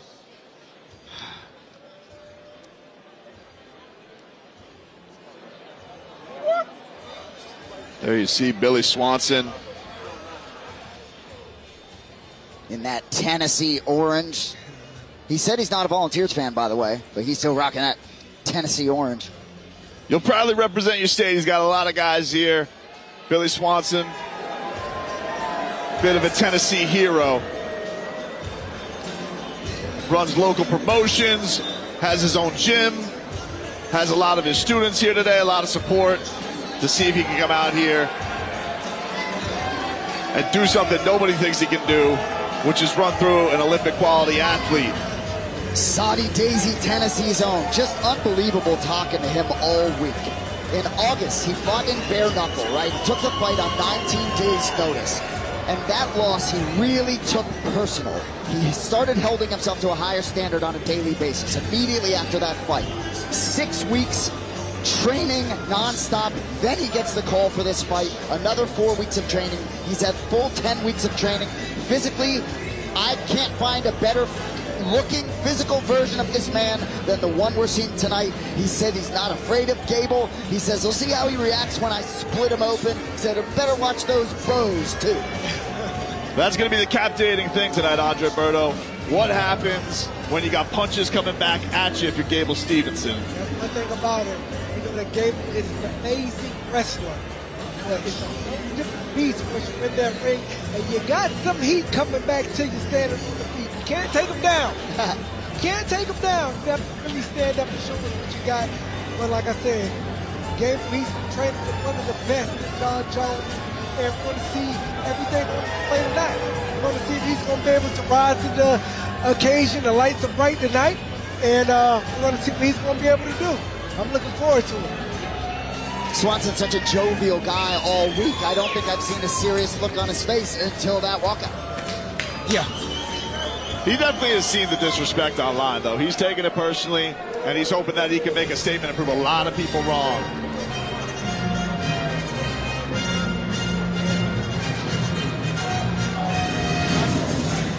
And there you see him, Gable Steveson, making his way to the dirty boxing ring. Taking away his bread and butter, taking away his best assets, taking away his best weapons. He's going to still try and show the combat sports world he is for real, and he wants to come out here and make a statement. No grappling, no wrestling, no problem. Unbelievable what this man has accomplished at the young age of 25. And I love his tattoo, Humble Peace. A lot of humility coming through out of this kid, but he really wants to be active, and he has this deep belief in himself. And we talk about athleticism, maybe sometimes to a fault. Maybe it's a small sample size in LFA, but man, does he look the part in terms of the striking. Berto, your point's very well taken. His defensive prowess maybe has yet to be seen. But I genuinely believe that he believes John Jones would not have put him in this position if Jones did not believe he was ready. You have somebody of that caliber believe in you, it's got to mean something, you would think. And I'm sure greatness recognizes greatness, but you know, he's got to see something special. And he talked about this a little bit with us. Like, John has, you know, had submission time. I know John's trying to downplay the coaching thing, but he sees a guy he really respects and is trying to bring him along the right way and see what he can handle. There's been his coaches that have been with him for a long time, though, that say, hey, we knew this could be an avenue at some point. And look, there's no secret that he is trying to get to the biggest stages in the world, you know, and I think ultimately for him, he has to answer some questions on his feet tonight. Yeah. His debut in LFA was in September 12th, not that long ago. 1 minute, 38 seconds of total domination. Yeah. Yes, a takedown and ground and pound to finish. That won't happen here tonight.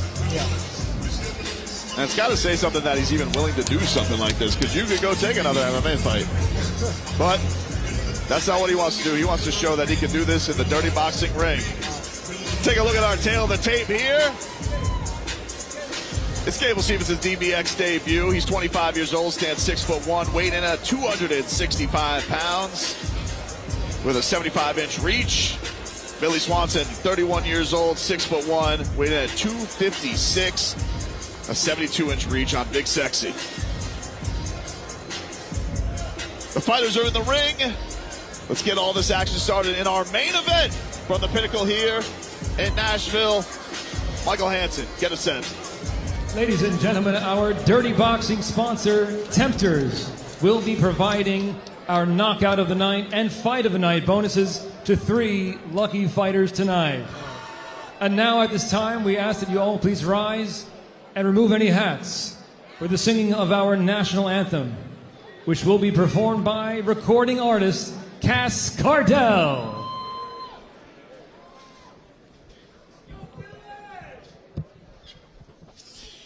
Oh, say, can you see by the dawn's early light what so proudly Let the twilight's last gleaming, whose broad stripes and bright stars through the perilous fight o'er the ramparts we watched were so gallantly streaming, and the rocket's red glare, their bombs bursting in air, gave proof through the night that our flag was still there. Oh, say does that star-spangled banner yet wave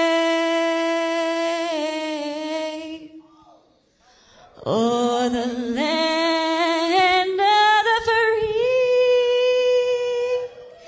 and the home of the brave.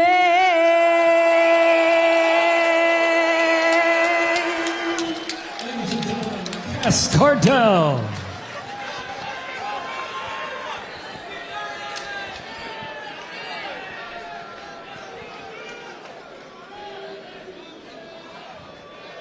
Ladies and gentlemen and fight fans around the world, live from the sold-out Pinnacle here in Nashville, Tennessee, this is the main event of the evening. 5 rounds in the Dirty Boxing Heavyweight Division. Sponsored by Alp Nicotine Pouches. Sanctioned by the Tennessee Athletic Commission. Commission Chairman Ben Grove. The 3 judges scoring this main event bout are David Hudson, J.T. Conway, and Jacob Nevin. And after the bell, your referee in charge is Dan Mergliata. And so the stage is set, the officials are in position, and the fighters are ready to get dirty. Nashville, Tennessee, make some noise, because now it's showtime! Introducing first, fighting out of the blue corner, wearing orange trunks, he stands 6 feet 1 inch tall. He stepped on the scale and weighed in at the limit, 265 pounds. And he steps through the ropes tonight, making his dirty boxing debut. Fighting out of Saudi Daisy, Tennessee, Big Sexy Billy Swanson. And across the ring, his opponent fighting out of the red corner. Wearing black trunks, he stands 6 feet 1 inch tall. He stepped on the scale and officially weighed 256 pounds. This Olympic gold medalist comes in tonight, making his dirty boxing debut and fighting out of Minneapolis, Minnesota, Gable Steveson.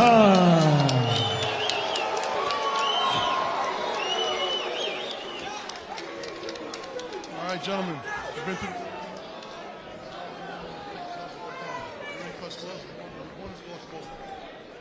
Dan Mergliata gives them their final instructions. This main event brought to you by Tempters, cannabis-infused elevated seltzers.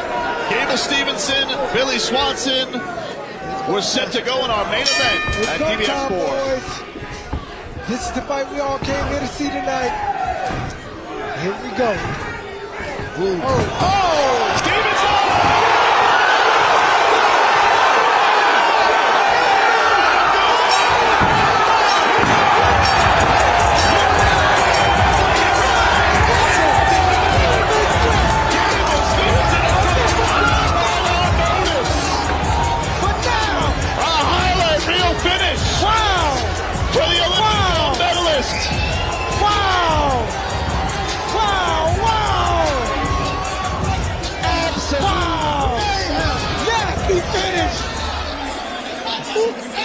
That man is a special athlete. That man is something special. Wow. Whatever. Wow. You thought that he couldn't do. He just did it more. You take away the wrestling. He's fine using his other tools in the toolbox, Andre. That's crazy. Yes, sir. Yes, sir. Gable showed up tonight. He let you guys know he's not just a wrestler. He had those hands. He's been working on those hands, and he looked tremendous just now. Wow. Amazing knockout by Gable. You see him there in the ring celebrating with the GOAT, John Bones Jones. What a showing by Gable Steveson. Billy Swanson gets him off the stool. Good to see him up. And here you see the work. Little uppercut there land. Nothing nasty uppercut. A big uppercut then land. And then some follow-up shots on the canvas by Gable Steveson. Putting out big sexy Billy Swanson. Nasty uppercut. Another uppercut. In the ground and pound. It was amazing. Wow, Gable Steveson has arrived. Let's set it up to Michael Hansen. Make this one official.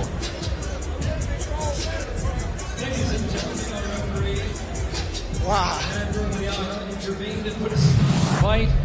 The official time, 15 seconds of round number 1. Declaring your winner by knockout, Gable Steveson. Ladies and gentlemen, I don't even know what to say.